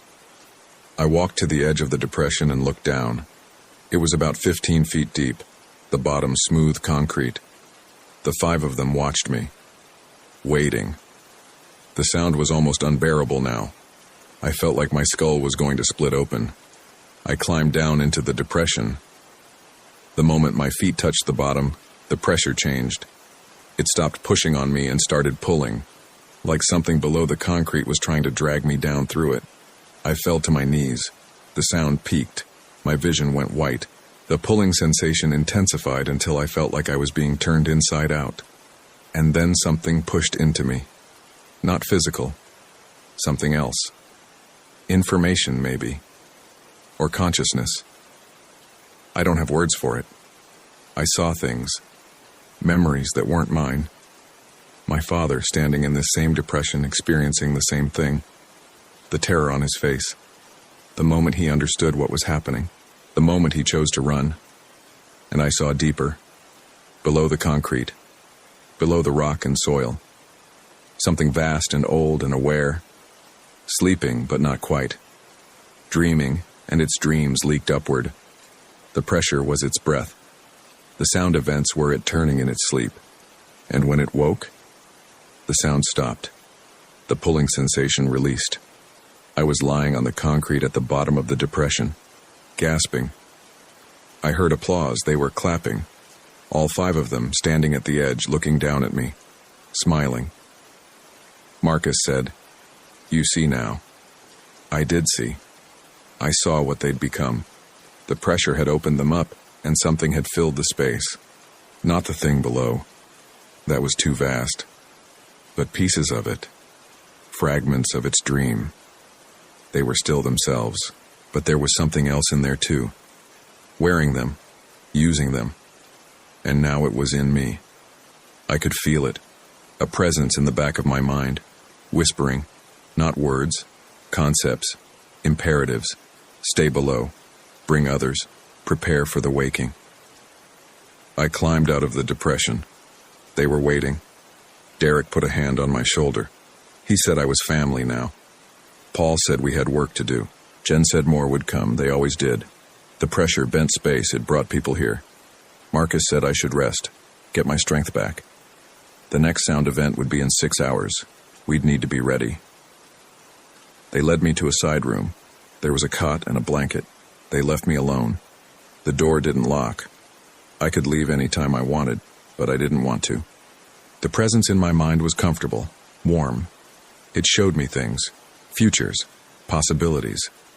The thing below waking, rising, the world changing. It showed me my father's future too, where he'd gone after leaving, the ways he'd tried to forget, the drink, the pills, the final decision in a motel room in Nevada. He'd chosen to die rather than stay. I understood why, but I also understood it hadn't mattered. The presence had been in him. It had passed to me through blood. I'd always been marked for this place. Always been coming here. I slept. When I woke, someone was shaking my shoulder. It was Marcus. He said we had visitors. New campers had arrived at the entrance, a family, parents, and 2 kids. He said I should go up and greet them. I was new. I still seemed normal. They'd trust me. I said okay. I walked up through the levels, back through the concrete room, up the ladder, into the forest. It was midday. Sunlight filtered through the trees. I walked back to camp. The RV was still there. Marcus's SUV, the tents, everything looked normal, peaceful. I walked to the entrance. A motorhome was parked by the ranger station. A man was reading the note on the door. A woman and 2 kids were looking at a map. The man saw me and waved. He asked if I worked here. I said no, I was just camping. He asked if it was a good spot. Quiet? Safe? I said yes. Very quiet. Very safe. I said they should take the sites at the far end. Best views. Away from the other campers. He thanked me. They drove past. I watched them go. I should have warned them. I should have told them to leave. But the presence in my mind whispered that it would be okay. They'd understand soon. Everyone would understand, once the waking came. I walked back to the hatch. I climbed down. The others were waiting. They asked if it went well. I said yes. New ones were coming. Derek said good. We needed more. The next sound event would be bigger. We needed to be strong. I asked how long until the waking.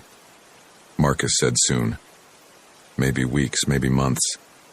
But definitely soon. The pressure was building faster now. The sound events were closer together.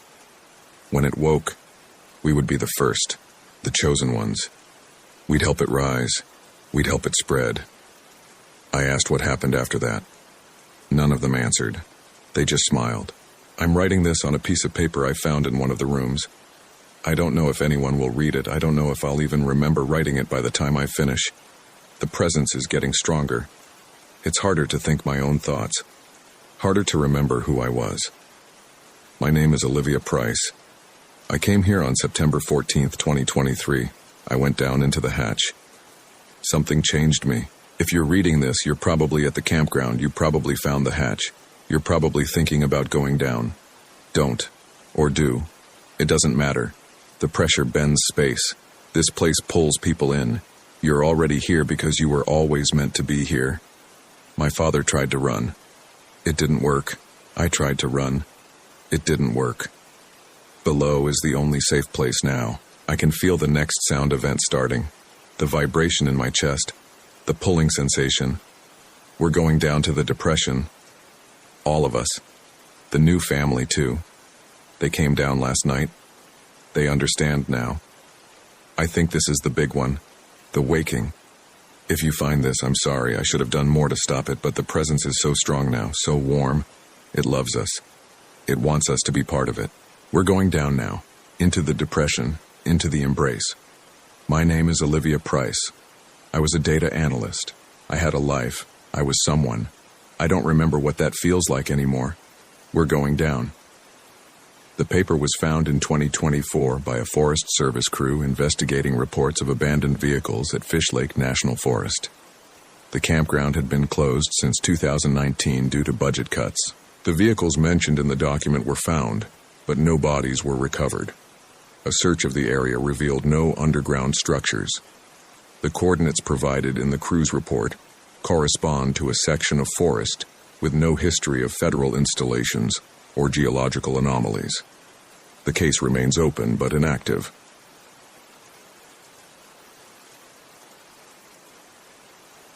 My name is Tyler Brooks. Last October, my friends and I found a ranger station deep in the Frank Church wilderness that wasn't supposed to be there. The worst part? Someone was still inside. I need to write this down while I still can.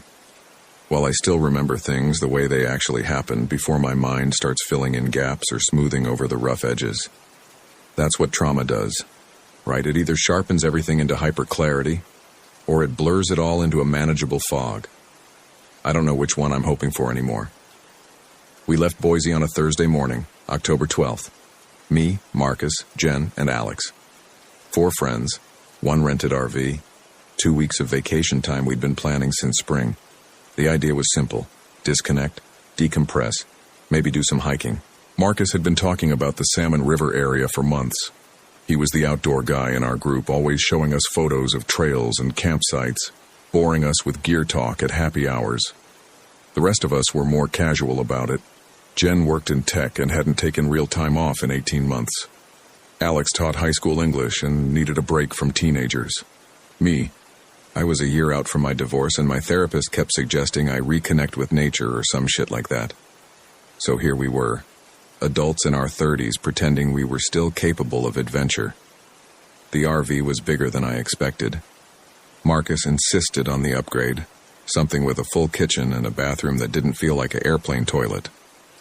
We split the cost 4 ways and it still hurt, but whatever. The plan was to stay at an established RV site near the Frank Church wilderness for a few days, then maybe move to different spots along the Salmon River. The drive up was fine. Normal. Marcus drove the first shift while the rest of us settled in, figuring out where everything was stored, arguing about the radio. Jen claimed the bed over the cab. Alex and I took the convertible dinette and couch. Marcus said he'd sleep in the back bedroom since he was the one who'd done all the planning anyway. We stopped for lunch in Stanley, a tiny town that seemed to exist purely for tourists heading to the mountains. The kind of place with one good restaurant, a gas station, and a fly fishing shop. Marcus loaded up on supplies we didn't need. Extra batteries, a better first aid kit, some kind of water purification system. We're staying at an RV park with full hookups, Jen said. We're not exactly roughing it. Better to have it and not need it, Marcus replied, which was basically his life motto. We reached the RV site around 4 in the afternoon. It was called Cottonwood Springs, though I didn't see much in the way of springs or cottonwoods. Just a gravel lot with electrical hookups and a single bathroom building that looked like it hadn't been updated since the 70s. There were only 3 other RVs in the entire place, all of them clustered near the entrance like they were seeking safety in numbers. We pulled into a spot at the far end, Marcus backing the RV in with surprising competence. The site gave us a view of the forest, dense pine and fir trees stretching up into the hills. Behind us, the Salmon River was close enough to hear, but not to see through the vegetation. "This is perfect," Marcus said, killing the engine. "Look at this. Middle of nowhere." "There's no cell service," Alex said, staring at their phone. "That's the point," Marcus said. The first evening was normal. We set up our site, figured out the electrical hookup, started a fire in the metal ring. Jen made pasta in the RV's tiny kitchen while the rest of us sat outside with beers. It was cold, proper mountain cold, but the fire helped. Other than the 3 distant RVs, we saw no one. No rangers came by to check on us. No one walked past on the way to the bathroom. "Kinda dead here," I said. "It's off-season," Marcus explained. "Most people come in summer or early fall. We're catching the tail end." We ate dinner outside, bundled in jackets, and then retreated into the RV when the temperature dropped further. Marcus found a deck of cards, and we played poker with M&Ms as chips until Jen fell asleep mid-hand. Alex and I gave up around 11. Marcus stayed up reading some hiking book by headlamp. I slept fine that first night. The RV was warm and the bed was comfortable enough. No dreams I could remember. Friday morning, Marcus had a plan. Of course he did. "There's a trail about 3 miles up the road," he said over coffee. "Goes up into the hills, follows a creek. Should be an easy day hike, maybe 6 or 7 miles round trip." "I didn't come here to hike," Jen said. "Then stay here and read," Marcus said. "But we drove 6 hours to be in the mountains. Seems like a waste to just sit in a parking lot." Alex and I exchanged looks. The thing about Marcus was that he was usually right and he knew it, which made him insufferable about 50% of the time. "I'll go," I said. "Might be nice." Alex shrugged. "Sure, why not?" Jen held out for another 10 minutes before agreeing, mostly because she didn't want to be left alone at the RV site. We packed light, just water, some snacks, a basic first aid kit that Marcus insisted on. We drove the 3 miles to the trailhead in the RV, which felt ridiculous but was easier than trying to walk along the narrow road. The trailhead was empty, just a small gravel pullout with a weathered sign pointing into the trees. The sign said Creek Trail and listed a distance of 2 miles to overlook. Someone had graffitied a dick onto the sign, real classy. We started hiking around 10 in the morning. The trail was well maintained at first, clear and wide, marked with occasional blue blazes on the trees. The forest was quiet except for the sound of the creek to our left, running cold and fast over rocks. Marcus led because of course he did. Then Jen, then me, with Alex bringing up the rear. For the first hour it was actually pleasant. The kind of thing my therapist probably had in mind. Trees, fresh air, moderate exercise. My mind wandered to normal things. Work emails I'd have when we got back, whether I needed to change the oil in my car, what I'd make for dinner next week. Then the trail started to climb and my legs remembered I wasn't 25 anymore. "How much further?" Jen asked. Marcus checked his watch, which had GPS even though his phone didn't work out here. Maybe another 1.5 miles to the overlook. We kept going. The trees got denser, the trail narrower. The blazes were fewer and further between. At one point, Alex stopped and pointed. "Is that the trail?" They were indicating a fork we'd almost passed, an unmarked path branching off to the right. Marcus consulted his phone's saved map. "No, we go straight. That's probably just a game trail or something." We continued on the main trail for another 20 minutes. That's when things started feeling off, though I couldn't have told you why at the time. Maybe it was how quiet it had gotten. No birds, no wind, just our footsteps and breathing. Or maybe it was the way the light filtered through the trees, creating shadows that seemed too dark, too solid. "This doesn't look right," Jen said, stopping. Marcus turned around, annoyed. What do you mean? I mean the trail, it's not on your map anymore. Marcus looked at his watch, frowned, tapped the screen. GPS is glitching. Must be the tree cover. Or we took a wrong turn, I said. We didn't take a wrong turn. There haven't been any turns. But Jen was right. The trail had narrowed to barely a footpath and the blazes had disappeared entirely. The forest around us looked older, the trees thicker, the undergrowth denser. We should head back, Alex said quietly. It's fine, Marcus insisted. The overlook has to be close. We've hiked almost 3 miles. According to a GPS that's currently not working, Jen pointed out. They argued for a few minutes while I looked around. Something caught my eye through the trees, a straight line where there shouldn't be one. Nature doesn't do straight lines. I walked off the trail, pushing through some bushes. Tyler, where are you going? Marcus called. There's something here. I emerged into a small clearing and stopped. In front of me stood a building. It was a ranger station, or at least it looked like one. Small, maybe 20 by 30 feet, built from weathered logs that had gone gray with age. A peaked roof covered in old shingles, some of them missing. 2 windows flanking a central door, both windows dark. A covered porch ran along the front, and on the porch sat 2 rocking chairs. The others crashed through the bushes behind me. What the hell? Marcus said. The building looked old but not abandoned in the usual way. The windows were intact. The door was closed, not hanging open. The porch wasn't collapsed. It looked like someone might have used it recently, even though everything about it suggested decades of neglect. That's not on the map, Marcus said, checking his watch again. There's no structure marked anywhere near here. Maybe it's too old, Jen suggested. If it predates digital mapping. The map shows old structures, Marcus interrupted. Abandoned mines, cabins, everything. This isn't on it. Alex walked closer, stopping at the edge of the porch. The door's not locked. They were right. The door hung slightly ajar, maybe an inch, just enough to show darkness inside. We should check it out, Marcus said, already moving forward. Why? Jen asked. It's clearly abandoned. Let's just head back. Because it's weird. Don't you think it's weird? A whole ranger station that's not on any map? That's exactly why we should leave it alone, I said. But Marcus was already climbing the porch steps. The wood didn't creak. That struck me as odd immediately. Old wood always creaks. These boards were silent under his weight, as if they'd been too worn down to remember how to make noise. Marcus pushed the door open wider. Hello? Anyone here? No response. He pulled out his phone, turned on the flashlight, and stepped inside. The rest of us followed because, well, what else were we going to do? The interior was a single large room. At one end stood a desk, and behind it, filing cabinets.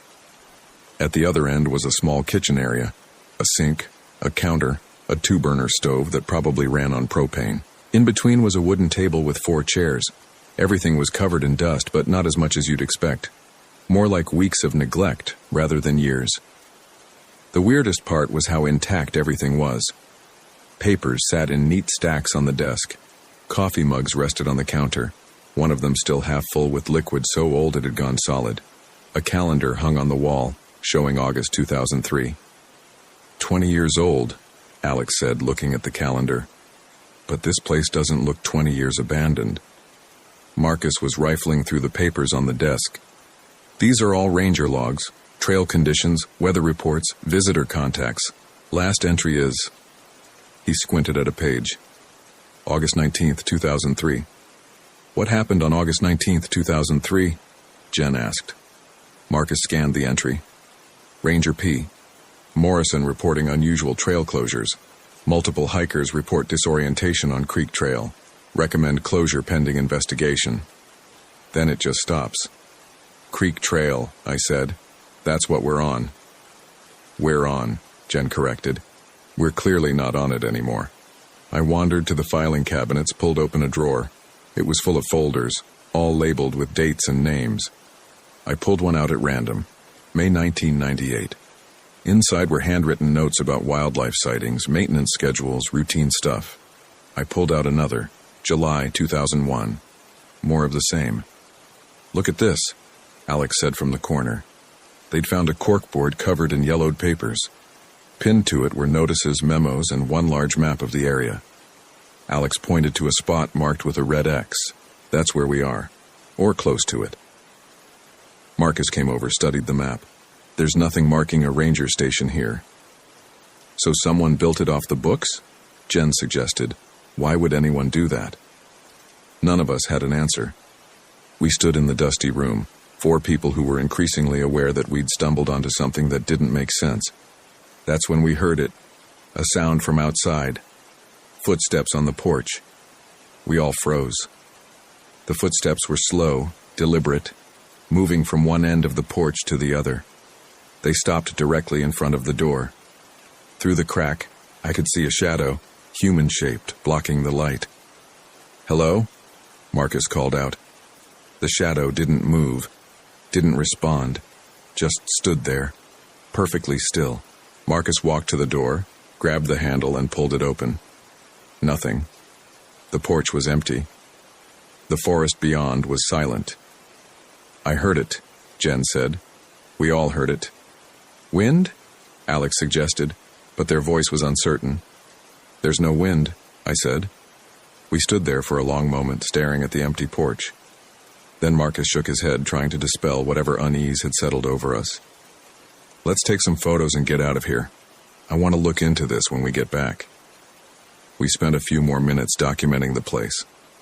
Marcus photographed the logs, the calendar, the map. Jen checked the cabinets, but found nothing interesting. Alex and I stepped back outside, neither of us wanting to be in that building any longer than necessary. "This feels wrong," Alex said quietly once we were on the porch. "Yeah. I mean really wrong. Like we're not supposed to be here." I looked at them. Alex wasn't the type to speak up often, but when they did, it was usually worth listening to. "You want to head back?" "I wanted to head back 20 minutes ago." Marcus and Jen emerged from the building. Marcus was still studying something on his phone, frowning. "The GPS is completely dead now," he said, "not even registering satellites." "Great," Jen muttered. "So how do we get back?" "We retrace our steps. It's not complicated. We just follow our tracks back to the main trail." Except it was complicated because when we looked behind us toward where we'd entered the clearing, we couldn't see our tracks. The undergrowth showed no signs of being disturbed. It was as if we'd appeared in the clearing by magic rather than walking through the forest. "That's impossible," Jen said. "We literally just came through there." Marcus walked to the tree line, searching for any sign of our passage.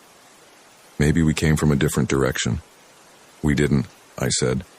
"It was there, right there." We spent 15 minutes circling the clearing, looking for the way we'd come in. Nothing. Every direction looked the same. Dense forest, no obvious trails, no marks to indicate passage. "Okay," Marcus said finally. "This is officially weird, but let's not panic. We know we came from the east, so we head east." "How do you know which way is east without GPS?" Jen asked. Marcus pointed at the sun, barely visible through the canopy. "It's past noon, so that's west. East is behind us." "You mean the direction where the ranger station is," I said. "Away from the ranger station," Marcus corrected. "East, away from the station." We started walking. Marcus led, using the sun when he could see it, guessing when he couldn't. We walked for 30 minutes, then an hour. The forest didn't change. We found no trail, no creek, nothing that looked familiar. "We should have hit the trail by now," Jen said. "We weren't that far off it." "Unless we're going in circles," Alex suggested. "We're not going in circles. I'm watching our direction." But I was starting to wonder if Alex was right. The trees all looked the same. Had we passed that fallen log before? That distinctive rock formation? I couldn't be sure. Another hour passed. The sun was getting lower, the forest darker. My legs ached, and my water bottle was nearly empty. "Stop," I said. "We need to stop and think." Marcus turned around, his face flushed with exertion and frustration. Think about what? We keep going east until we hit something recognizable. We've been walking for 2 hours and seen nothing. No trail, no creek, no road. Does that seem right to you? What are you suggesting? I'm suggesting we're lost. The word hung between us. Lost. None of us wanted to admit it, but there it was. We should go back to the ranger station, Alex said. At least we know where that is. How? Jen asked. We don't know which direction it's in. We do, though, Alex said, pointing behind us. It's west. We've been walking east, so it's directly behind us. Marcus shook his head. If we go back there, we'll still be lost. At least this way we're trying to find the trail. And if we don't find it before dark? I asked. That shut him up. The truth was, we had maybe 3 hours of daylight left, and we were thoroughly disoriented. Going back to the ranger station at least gave us shelter for the night. We argued for a few more minutes, but eventually Marcus gave in. We turned around and started walking west, or what we hoped was west. The sun was less helpful now, obscured by clouds that had rolled in while we weren't paying attention. We walked for what felt like ages. My watch said 40 minutes, but time had stopped feeling reliable. When we finally stumbled back into the clearing, I felt both relief and dread. The ranger station stood exactly as we'd left it. Door still open, porch still empty. At least we found something, Marcus said, trying to sound optimistic. We climbed back onto the porch. The sun was definitely setting now, the clearing filling with long shadows. No one suggested going further today. We were tired, confused, and needed to regroup. Inside, we found a propane lantern and got it working. The light helped, pushing back some of the unease. Marcus distributed the last of our water and the snacks we'd brought, granola bars and some trail mix. Not a proper dinner, but it would have to do. First thing tomorrow, Marcus said. We follow the sun due east.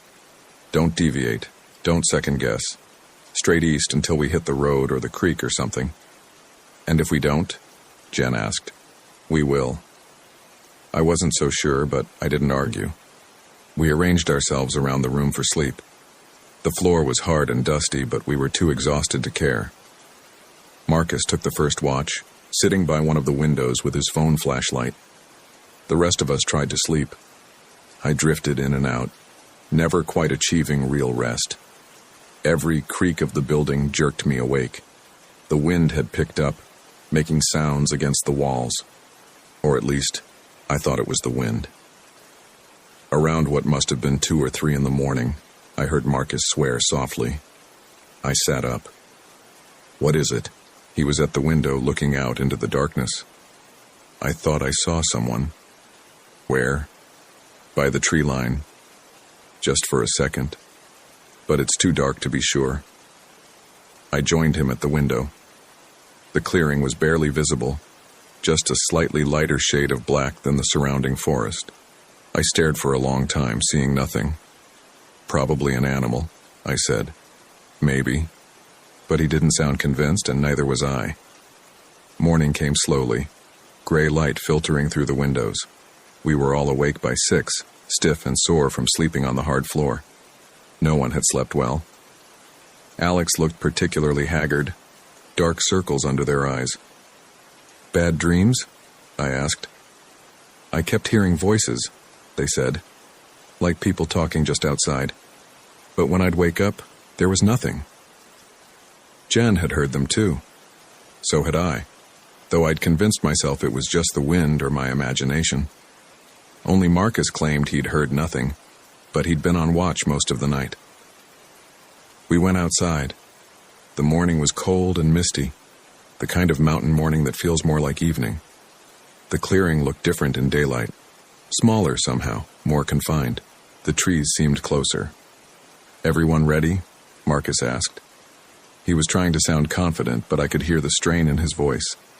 We set out, Marcus checking the sun's position and leading us east.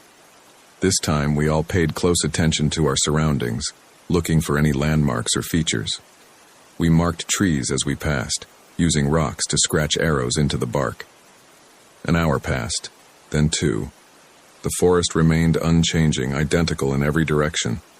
My sense of unease grew with each step. That's when Jen noticed.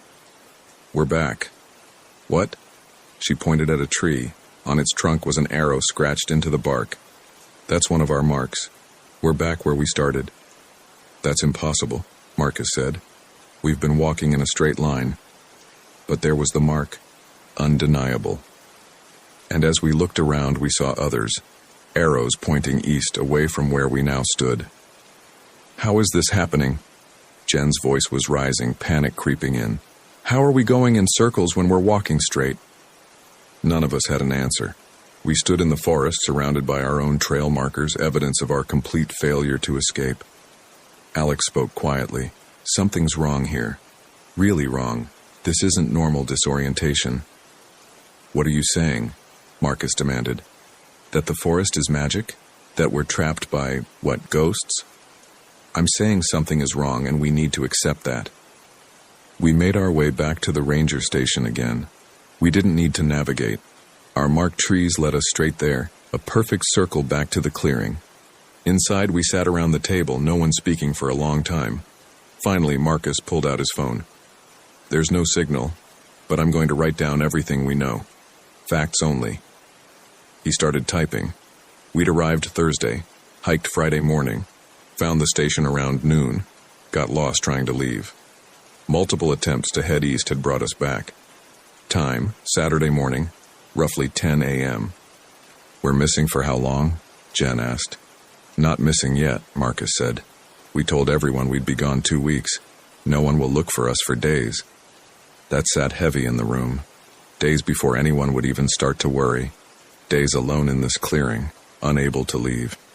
"We should explore the station more thoroughly," I suggested. "Maybe there's something that explains this. Radio equipment, ranger logs, anything." We split up the search. Marcus and Jen took the desk and filing cabinets. Alex and I searched the kitchen and storage areas. At first, we found nothing unusual. More logs, old supplies, everything coated in that strange, not quite abandoned dust. Then Alex called out, "Tyler, come here."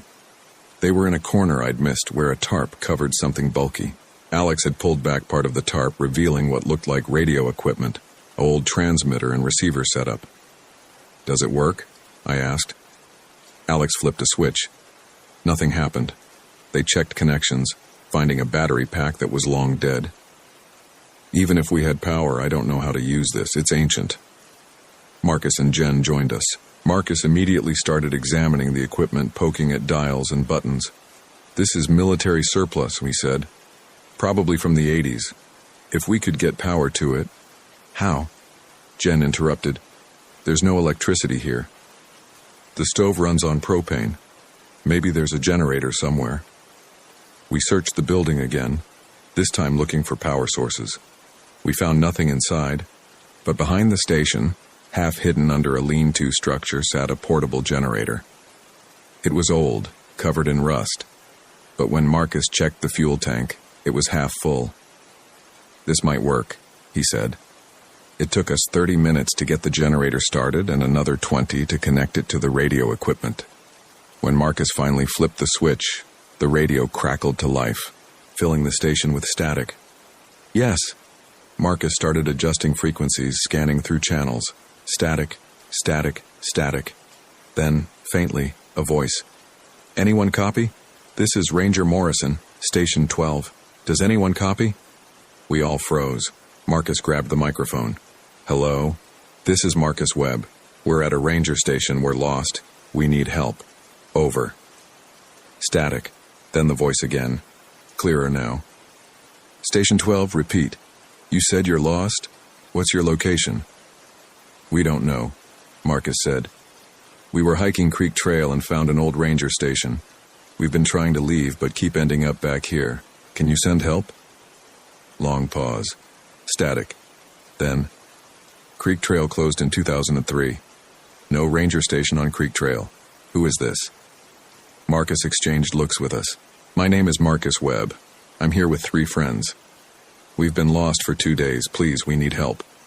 Another pause, even longer. When the voice came back, it sounded different, strained. Who gave you access to this frequency? Access? No one. We found a radio and... This is a closed frequency. You need to identify yourself properly or disconnect immediately. I did identify myself. My name is Marcus Webb. I'm lost in Frank Church Wilderness and I need help. Static. Then the voice, now cold. There is no one by that name in our registry. Disconnect immediately. Wait, please. The radio went dead. Marcus tried every frequency, every channel. Nothing. Just static. What the hell was that? Jen asked. I don't know, but did you hear how they talked? Like we were the ones doing something wrong? We tried the radio several more times throughout the afternoon, but got nothing except static. The strange conversation played over and over in my mind. Station 12. Ranger Morrison. A closed frequency. None of it made sense. As the sun set again, we prepared for another night in the station. This time, we were more organized. We found old blankets in a storage closet that were musty but usable. We rationed our remaining snacks. We set up a watch schedule, 2 people at a time. Alex and I took the first shift, from sunset until midnight. We sat by the windows, watching the darkness deepen around the clearing. For the first hour, nothing happened. Then Alex touched my arm. Look, at the edge of the clearing, barely visible in the darkness, was a light. Not a flashlight, more like a lantern moving slowly through the trees. It would disappear behind trunks, reappear, moving in a pattern that made no sense. Not toward us, not away, just moving. Should we wake the others? Alex whispered. Let's watch it for a minute. The light continued its aimless wandering. Then, suddenly it stopped. It hung in the air perfectly still, aimed directly at the ranger station, aimed at us. I don't like this, Alex said. Neither did I. We sat frozen as the light stayed fixed on us. Minutes passed. Then it began to move again, but this time purposefully heading straight toward the station. I woke Marcus and Jen immediately. By the time they stumbled to the window, the light was halfway across the clearing. We could see it clearly now, definitely a lantern, old-fashioned, the kind with a flame inside, but we couldn't see who was carrying it. Who's there? Marcus called out. The light stopped. It swayed slightly, as if the person holding it was considering the question. Then it continued forward, reaching the edge of the porch. The steps creaked as something climbed them. We heard footsteps crossing the porch, slow and deliberate. They stopped at the door. A knock. 3 sharp raps. None of us moved. The knock came again, harder this time. What do we do? Jen whispered. We can't just not answer, Marcus said, but he made no move toward the door. A third knock, and this time a voice. Let me in. It was a man's voice, rough and tired. It reminded me of something, but I couldn't place it. Who are you? Marcus called through the door. Ranger Morrison. This is my station. Let me in. We looked at each other. Ranger Morrison. The name from the radio. The name from the logs that ended in 2003. Prove it, Marcus said. Silence, then. I don't need to prove anything. This is my station. The logs say this station was abandoned in 2003. The logs are wrong. Let me in. There was something off about the voice, something that made my skin crawl. It sounded right, but felt wrong, like someone doing an impression of a human voice, rather than actually being human. We're not opening the door, I said. The footsteps moved away, walking along the porch. The light appeared at the window. Through the glass, I could see the lantern clearly now, but the hand holding it was in shadow. The light moved to the next window, then back to the door. You're in my station, the voice said. You need to let me in. No, Marcus said firmly. The knocking started again, but this time it didn't stop. Knock after knock, rhythmic and insistent. It went on for what felt like hours, but was probably only minutes. Then, abruptly, it stopped. We waited, listening. Footsteps moved away across the porch, down the steps. The light retreated across the clearing and disappeared into the trees. None of us slept the rest of that night. Sunday morning came too bright. like the world was mocking our exhaustion and fear. We were all running on adrenaline now, snapping at each other over small things. The food was gone. Water was gone. We needed to get out today, or things would get serious fast. "We're trying something different," Marcus announced. "We're going to walk west." "Toward the station," Jen said. "That doesn't make sense." "Nothing makes sense. But we've tried east 3 times and ended up back here. Maybe the trick is to go the opposite direction." It was desperate logic, but we had nothing else. We set out west, into the forest opposite the clearing. For the first time, the trees felt different, older, darker, more oppressive. We walked for an hour in silence, each of us lost in our own thoughts. That's when Marcus stopped suddenly. "Do you hear that?" We listened. Running water. A creek. "The creek," Jen said. "We can follow it back to the trail." We hurried toward the sound, pushing through undergrowth that grabbed at our clothes. The creek appeared, cold, clear water running over rocks. We could see fish in it. Normal, real fish. "Which way?" Alex asked. Marcus studied the flow. "Downhill, downstream. It has to lead somewhere." We followed the creek. After 2 hours, exhausted and scraped from bushes, we emerged onto a trail. A real trail, with blazes and everything. "This is it," Marcus said. "This is Creek Trail. I recognize this section." We practically ran down the trail. It led us through familiar forest, past landmarks we remembered from Friday. When we finally reached the trailhead parking area, we stopped and stared. The RV was gone. "What the fuck?" Marcus said. The pullout where we'd parked was empty.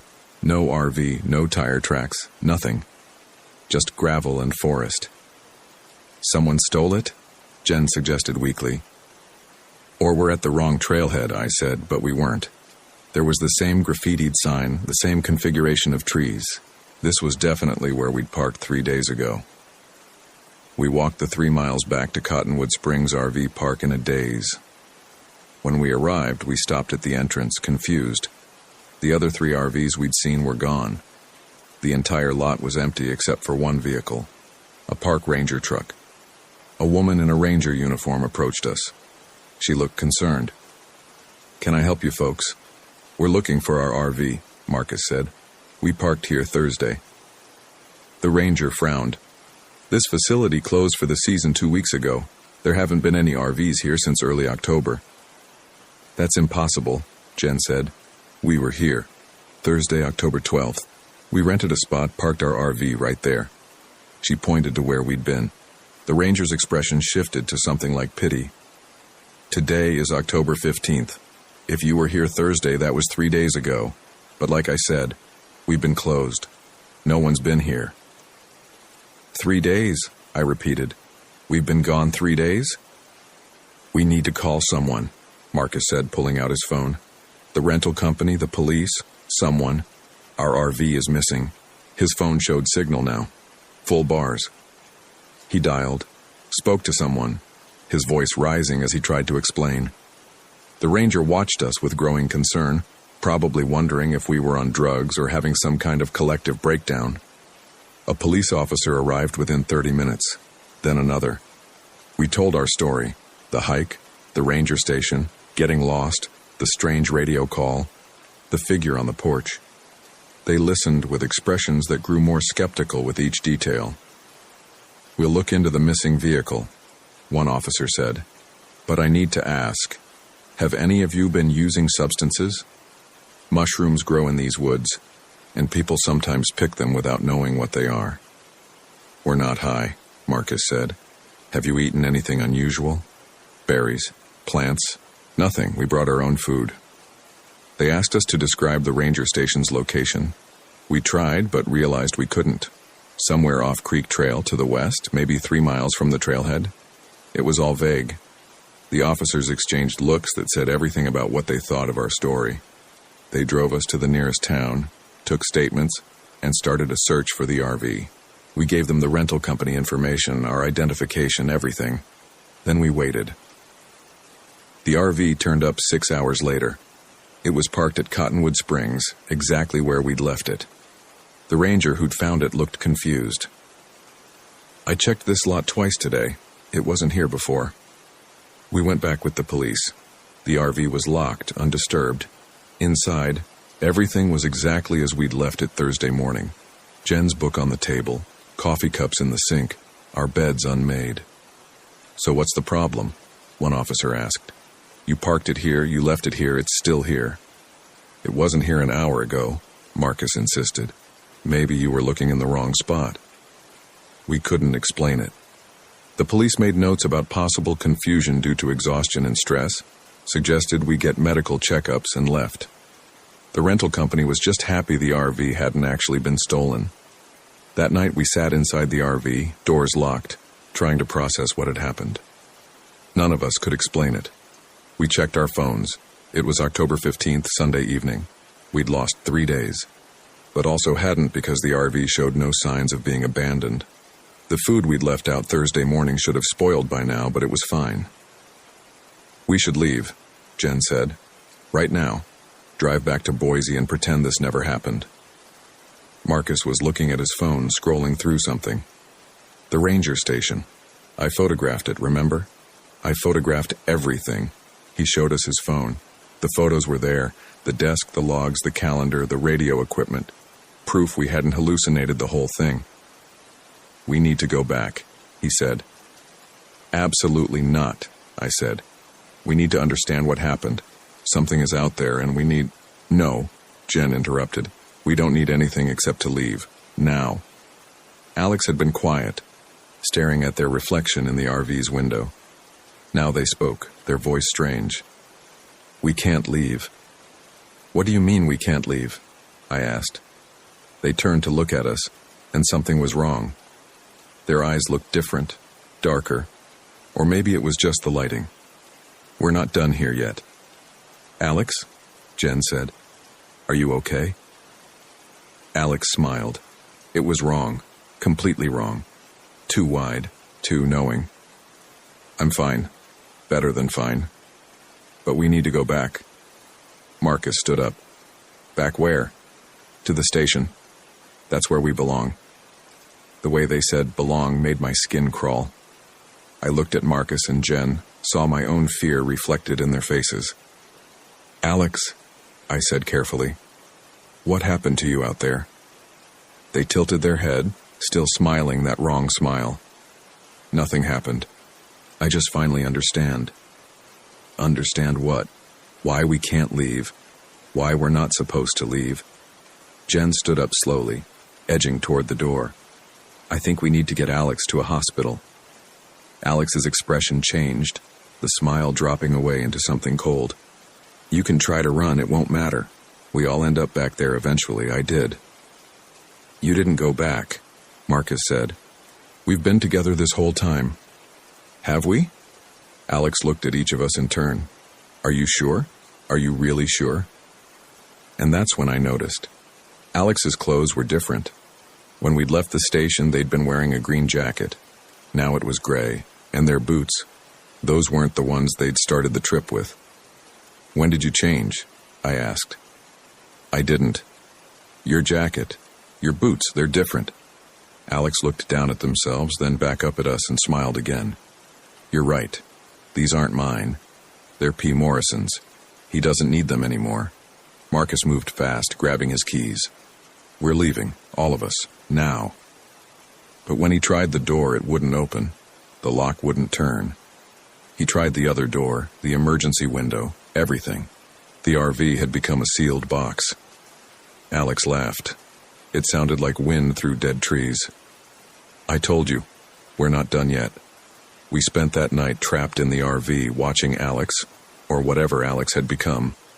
They sat perfectly still in one chair, not moving, barely breathing, just watching us with those wrong eyes. None of us slept. We couldn't. The sun rose Monday morning. The doors opened on their own. Time to go, Alex said, standing up. They walked out of the RV. Marcus tried to stop them, but the moment he touched Alex's arm, he jerked back like he'd been shocked. Don't touch me, Alex said. Not anymore. They started walking into the forest. We followed because what else could we do? Leave Alex alone. Call the police and explain that our friend was possessed or replaced or whatever had happened. Alex led us through the trees with perfect confidence, never hesitating. After an hour, we emerged into the clearing. The ranger station stood waiting. "No," Jen said, backing away. "I'm not going in there." "You don't have a choice," Alex said. The door swung open by itself. Inside, everything looked the same as we'd left it. The radio equipment, the logs, the dust. But now there was someone sitting at the desk. He was an old man, or he had been once. Now he was something else. Something that wore a ranger uniform that had gone gray with age. He looked up at us and smiled. "Welcome back," he said. His voice was the one from the radio, the one from the porch. "I've been waiting." Marcus tried to run, but the door slammed shut behind us. We were trapped. The old man stood up. His movements were wrong, jerky, like a puppet with tangled strings. "You found my station. That means you belong here now. That's how it works." "How what works?" I asked, my voice shaking. "The station. It needs rangers. It always needs more rangers." He gestured at Alex, who had moved to stand beside him. "Your friend understands now. They came back during the night. They're mine now." "That's not Alex," Jen said. "It is. Just improved." The old man walked closer to us. With each step, he seemed to become less solid, more like a shadow. "You'll all be improved soon. You'll understand. You'll want to stay." Marcus grabbed my arm. "The radio. We need to use the radio." We ran for it, but the old man was faster than he looked. He appeared in front of us, blocking the way. "That won't help. No one answers anymore. No one except me." Jen screamed. I turned to see Alex touching her face, and where they touched, Jen's skin turned gray. She tried to pull away, but Alex held on, smiling that terrible smile. "It doesn't hurt," Alex said. "I promise. It's actually better. You'll see." I grabbed a chair and swung it at the old man. It passed through him like he wasn't there. He laughed, a sound like wind through a grave. Marcus and I ran for the door. It opened this time, and we stumbled out into the clearing. Behind us we could hear Jen screaming, then the screaming stopped, replaced by laughter. Wrong laughter. We ran into the forest. Behind us, footsteps followed. Alex and Jen moving fast, calling our names in voices that were almost right, but not quite. We ran until we couldn't run anymore, until our lungs burned and our legs gave out. We hid in a hollow beneath a fallen tree, pressing ourselves into the dark space, trying not to breathe too loud. The footsteps passed by, stopped, came back. "Tyler, Marcus?" It was Jen's voice, but wrong. "We just want to talk. Come out." We stayed silent. The footsteps moved away, but we knew they were still out there searching. Night fell. We waited in the hollow, not speaking. At some point, I must have dozed off despite myself. When I woke, Marcus was gone. I crawled out of the hollow, calling his name in a whisper. No response. I was alone. I wandered through the forest until dawn, looking for Marcus, looking for anything that made sense. Instead, I found the ranger station again. The clearing was empty. The building stood silent. I approached carefully. The door was open. Inside, I found them. Marcus sat at the desk writing in one of the logbooks. Jen stood by the radio. Alex was at the window. The old man was nowhere to be seen. They all turned to look at me as I entered. They all wore the same smile. "We've been waiting for you," Marcus said. "We're almost complete." "There's one more person who needs to come home," Jen added. I backed away, but the door was closed again. I didn't remember it closing. "You can't fight it," Alex said. "We all tried. We all failed. This is where we belong now. Where you belong." They moved toward me, reaching out. I pressed myself against the wall, looking for any way out. That's when I saw it. The radio. Still on. Still connected to the generator. I lunged for it, grabbed the microphone. "This is Tyler Brooks. If anyone can hear me, we need help. Cottonwood Springs, Frank Church Wilderness, please, someone." Static. Then faintly, a voice. "This is the ranger station receiving. What's your emergency?" "There's something wrong here. My friends are..." Marcus grabbed the microphone from me. False alarm. Sorry. Everything's fine. He switched off the radio. The others surrounded me, their hands cold on my arms and face. The thing is, they were right. It doesn't hurt. It's actually better in a lot of ways. You don't feel hungry or tired or afraid anymore. You just feel right. Like you're where you're supposed to be. I'm writing this now from the ranger station. My handwriting looks different, I know. Gray pencil on gray paper. Marcus and Jen and Alex are here with me. We're waiting for the next group of hikers. They usually come in October. They always find us eventually. The station needs rangers. It always needs more rangers. If you're reading this, if you found this somehow, don't come to Cottonwood Springs. Don't look for Creek Trail. Don't try to find the ranger station that doesn't exist on any map. But you will, won't you? That's how it works. We'll be waiting when you do. Welcome home.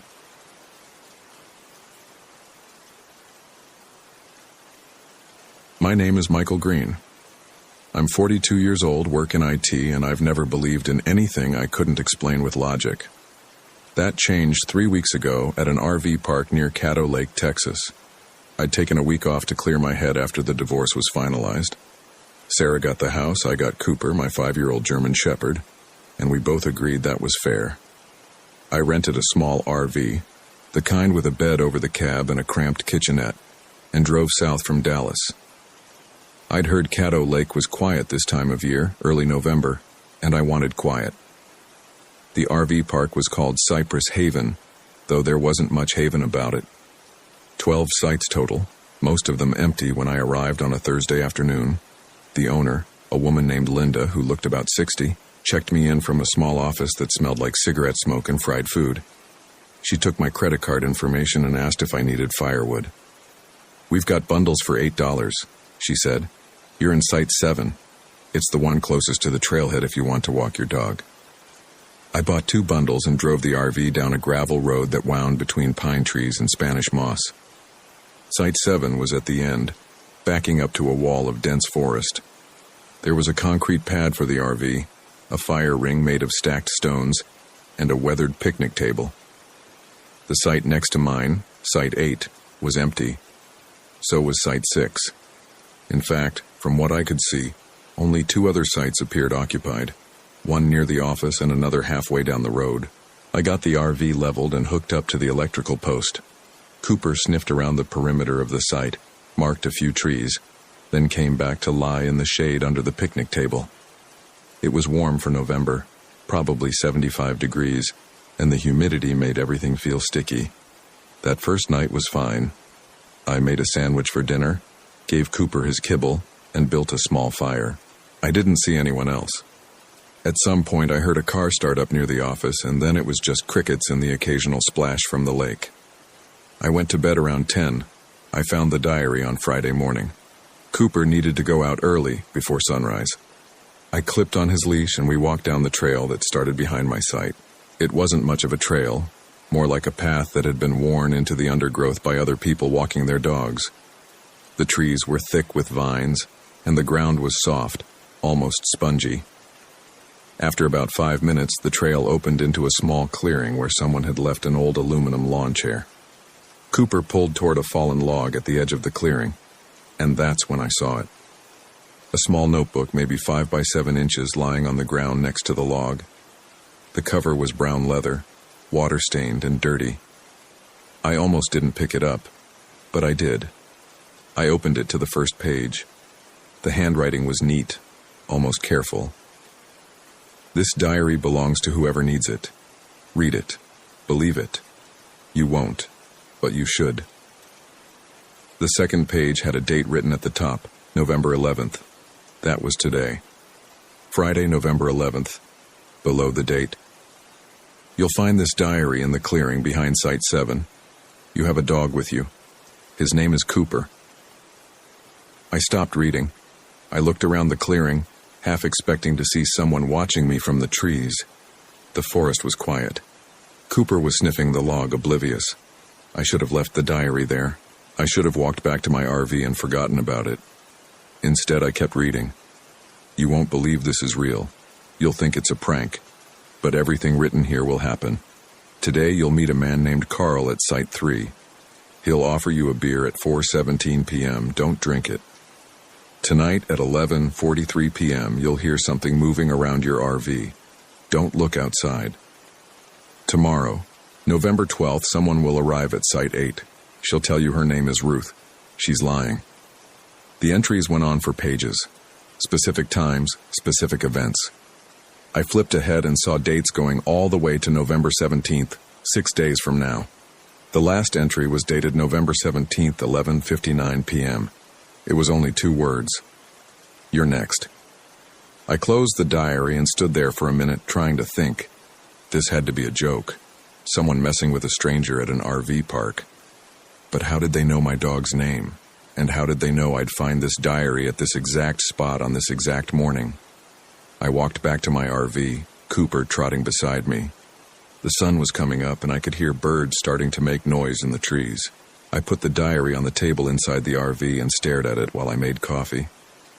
At 10:00 a.m. I drove into the nearest town, Marshall, about 15 miles away, and bought groceries. When I got back to Cypress Haven, there was a truck parked at Site 3 that hadn't been there before. An old Ford with Louisiana plates. I told myself it was a coincidence. At 4:15 p.m. I was sitting outside my RV, reading a book I'd brought but not really paying attention to the words. Cooper was asleep at my feet. A man came walking down the gravel road from Site 3. He was probably in his 60s, sunburned and wearing a saint's cap. "Afternoon," he said. "You just get in yesterday?" "Yeah," I said. "I'm Carl, Site 3. He introduced himself as Carl. I felt my stomach tighten. "You want a beer?" he asked, holding up a 6-pack of Coors Light. "I've got too many." I looked at my watch. It was 4:17 p.m. "No thanks," I said. "I'm good." Carl shrugged. "Suit yourself. Let me know if you need anything. I've been coming here for 10 years. I know the area pretty well." He walked back to his site. I sat there, my hands shaking, and picked up the diary again. The entry for 11:43 p.m. said I'd hear something moving around my RV. It told me not to look outside. I tried to think rationally. Maybe Carl had talked to the park owner. Maybe she'd mentioned my dog's name when she checked me in. Maybe Carl had been the one to write the diary and plant it in the clearing. But why? What would be the point? I went inside the RV at 11:30 p.m. and locked the door. Cooper was on the floor by the bed, already asleep. I sat at the small table with the diary open in front of me, watching the clock on my phone. 11:40 p.m., 11:42 p.m. At 11:43 p.m. I heard footsteps. They were slow and deliberate, circling the RV. Not running, not hurried, just walking. One step, then another, crunching on the gravel. Cooper's ears perked up, but he didn't bark. That bothered me more than the footsteps. Cooper always barked at strangers. The footsteps stopped near the door. I heard breathing, soft, steady, like someone standing just outside. Then the footsteps started again, moving toward the back of the RV. I wanted to look outside. Every instinct told me to pull back the curtain and see who was there. But the diary had said not to look. The footsteps continued for maybe 3 minutes, then they stopped. I waited another 10 minutes before I got up the courage to pull back the curtain just an inch. There was no one outside. I didn't sleep that night. At dawn, I went outside and checked the ground around the RV. There were footprints in the gravel, boot prints size 11 or 12. But they didn't lead anywhere. They circled the RV twice and then just stopped, right in the middle of the clearing, like whoever made them had vanished. I read the next entry in the diary. November 12th. Someone will arrive at Site 8 around 2:00 p.m. She'll tell you her name is Ruth. She's not who she says she is. If she asks you to help her with something, say no. At 7:33 p.m., your dog will start growling at the woods. He's growling at something real. Tonight, you'll hear voices outside. One of them will sound like someone you know. It isn't. I thought about leaving. I could pack up the RV right now, drive back to Dallas, and forget any of this happened. But part of me needed to know if the diary was right, if it kept being right. At 2:06 p.m., a car pulled into Site 8. It was a small sedan, dark blue, with Arkansas plates. A woman got out. She looked to be in her 40s, thin, with blonde hair pulled back in a ponytail. She started setting up a tent. I walked over. I don't know why. Maybe I wanted to prove the diary wrong. "Need any help?" I asked. She looked up and smiled. "That would be great, actually. I'm terrible at these things." We set up her tent together. She told me her name was Ruth and that she was driving through Texas on her way to visit family in Houston. She said she'd never been to Caddo Lake before and thought it looked interesting. "Are you here alone?" I asked. "Just me," she said. "You?" "Me and my dog." She asked his name. When I told her, she didn't react. No flicker of recognition, no indication she'd ever heard of Cooper before. "Well, thanks for the help," she said. "If you need anything, I'm right next door." I went back to my site. I opened the diary again and stared at the words. "She's not who she says she is." What did that mean? Was Ruth not her real name? Was she lying about where she was going? At 7:33 p.m., Cooper stood up from where he'd been lying by the fire and growled. His hackles went up, and he stared at the tree line behind the RV.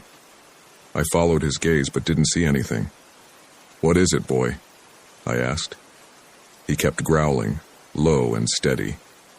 Then he barked once, sharp and aggressive. I'd never heard him bark like that before. I grabbed a flashlight and shined it into the woods. Nothing, just trees and darkness. Cooper barked again, then whined and pressed against my leg. Whatever he'd seen or smelled, it scared him. I brought him inside the RV and locked the door. The voices started at 9:47 p.m. At first I thought it was Carl and Ruth talking outside, maybe at her campsite. But then I realized the voices were coming from the woods behind my RV. Two voices, a man and a woman, having a conversation I couldn't quite make out. I opened the window a crack to listen. "Should tell him," the man's voice said. "No, not yet," the woman's voice. "He needs to know before," the man's voice cut off. There was a long pause, and then the woman spoke again. Michael, can you hear me?" I froze. The voice sounded like Sarah, my ex-wife. Same tone, same inflection. "Michael, I need you to come outside. I need to talk to you." Cooper was growling again, his body rigid. I closed the window and stepped back. The diary had said one of the voices would sound like someone I knew. It had said it wasn't real. "Michael, please. I'm sorry about everything. I just want to talk." Sarah's voice. Exactly like Sarah's voice. I turned off the lights inside the RV and sat on the bed in the dark. Cooper climbed up next to me, shaking. The voice kept calling my name for another hour before it finally stopped. I read the entry for November 13th, Sunday. "Ruth will ask you to help her move something heavy at 10:00 a.m. If you go into her tent, you won't come out the same. At 3:22 p.m., you'll see someone standing at the edge of the lake. Don't go near them. Tonight, Carl will start screaming. Don't go to his site. He's already gone." I didn't sleep. When the sun came up, I made coffee and sat outside watching Ruth's campsite. She came out of her tent around 9:30 a.m., stretched, and waved at me. At 10:02 a.m., she walked over. "Hey, I'm sorry to bother you, but I could really use some help. I've got this cooler in my tent, and it's way too heavy for me to move by myself. Would you mind?" I looked at her. She seemed normal, friendly. There was nothing obviously wrong about her. "I can't," I said, "sorry." Her smile faded. "It'll just take a second." I said no. She stared at me for a moment, then nodded. "Okay, no problem." She walked back to her site. I watched her go inside her tent. A minute later, she came back out, easily carrying a large cooler by herself. She loaded it into her car without any trouble. The cooler hadn't been heavy at all. At 3:20 p.m., I walked down to the lake with Cooper. There was a small fishing dock about a quarter mile from the RV park, and I wanted to get out of the campsite for a while. The lake was still and dark, covered in patches of green algae. Cypress trees rose out of the water, their roots twisted and exposed. At 22 p.m., I saw someone standing at the edge of the dock. It was a man facing away from me. He wore jeans and a gray jacket. He was completely motionless, hands at his sides, staring out at the water. I stopped walking. Cooper whined and pulled on the leash, trying to go back the way we'd come. The man didn't move, didn't turn around. He just stood there. I backed away slowly, then turned and walked quickly back to the RV. That night at 11:47 p.m., Carl started screaming. It was a terrible sound, raw and full of pain. It went on for maybe 30 seconds, then cut off abruptly. I looked out the window toward Site 3. His truck was still there, but I couldn't see any lights. The diary had said not to go to his site. It had said he was already gone. I stayed inside. In the morning, Carl's truck was gone. Site 3 was empty. I walked over to check. There was no sign anyone had been there. No trash, no tire marks, nothing. The site was clean, like it had been vacant for days. I went to Linda's office and asked if Carl had checked out. "Carl?" she said. "Site 3? Yeah, he was there yesterday." She looked at her computer, frowning. "Site 3's been empty all week. Are you sure you mean Carl?" "He introduced himself to me. He offered me a beer on Friday." Linda shook her head. "I don't have anyone named Carl in the system. Site 3's been vacant since last Monday." I went back to my RV and opened the diary. The entry for November 14th was short. "You're starting to understand. They're not real. None of them are real. Except you and me. Tonight, Ruth will invite you to her campsite. If you go, she'll show you something. You need to see it." I closed the diary and looked at Ruth's campsite. Her tent was still there, but I hadn't seen her all day. Her car was gone. At 7:15 p.m., Ruth came back. She parked her car and got out, carrying 2 bags of groceries. She waved at me. "Hey, Michael, want to come over for dinner? I'm making chili." I should have said no, but I needed answers. I needed to know what was happening. "Sure," I said. I followed her to her campsite. She'd set up a small propane stove outside her tent and was heating a pot. It smelled normal, like food. "So where are you really from?" I asked. She smiled. "I told you, Arkansas, and you're really on your way to Houston?" "That's right." "Why did you lie about the cooler being heavy?" Her smile didn't change. "I didn't lie. It was heavy when I needed your help. It got lighter when you said no. That doesn't make sense." "Not to you." She stirred the chili. "You want to know about the diary, don't you?" I stared at her. "How do you know about the diary?" "Because I wrote it." "That's impossible. The diary predicted things before they happened." "Did it?" she asked. "Or did things happen because you read the diary?" "You're saying I made this happen?" "I'm saying you believe it happened. And belief is a powerful thing, Michael, especially here." "What's special about here?" Ruth pointed toward the woods. Caddo Lake is old, older than people realize. The water remembers things. The trees remember things. And sometimes when someone comes here with the right kind of mind, someone open, someone recently broken, the lake shows them what they need to see. I don't understand. You found the diary because you needed to find it. You met Carl because you needed to meet him. You saw the man on the dock because you needed to see him. None of it was real, Michael, and all of it was real. What about you? She laughed. What do you think? I stepped back. Cooper was at my RV, barking frantically. Go read the last entry, Ruth said. Then decide what you want to do. I ran back to my RV, grabbed the diary, and flipped to the final page. November 17th, 11:59 p.m. You're next. You can leave, but it won't matter. The lake knows you now. It knows what you're afraid of, what you've lost, what you're running from. It will follow you. It will show you things until you can't tell what's real anymore. Or you can stay. You can become part of the lake, part of the trees, part of the stories that play out for the next person who comes here broken and alone. You can become someone like Carl, someone like Ruth, someone like the man on the dock. Choose. Below that, in different handwriting, My handwriting were 2 more lines. I chose to stay. Now I'm writing this for you. I dropped the diary. My hands were shaking. I looked at the date on my phone. November 17th, 11th, 58 p.m. I ran to my truck, started the engine, and drove. I didn't unhook the RV. I didn't pack anything. I just drove. I made it to Marshall before I had to pull over. My phone had 6 missed calls from a number I didn't recognize. When I checked, they were all from the RV park office. There was one voicemail. It was Linda's voice. "Hi, Mr. Green. This is Linda from Cypress Haven. I'm calling to confirm your reservation starting November 18th. You're booked for Site 7. Looking forward to seeing you." I checked my phone calendar. Today was November 10th. I haven't made it to the RV park yet. I'm sitting in a motel in Marshall, writing this down before I forget. Before I convince myself it was a dream or a breakdown or something explainable.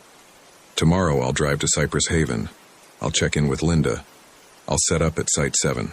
And on Friday morning, November 11th, Cooper and I will walk down the trail behind my site. We'll find a clearing with an aluminum lawn chair. And there, on the ground next to a fallen log, I'll place this diary.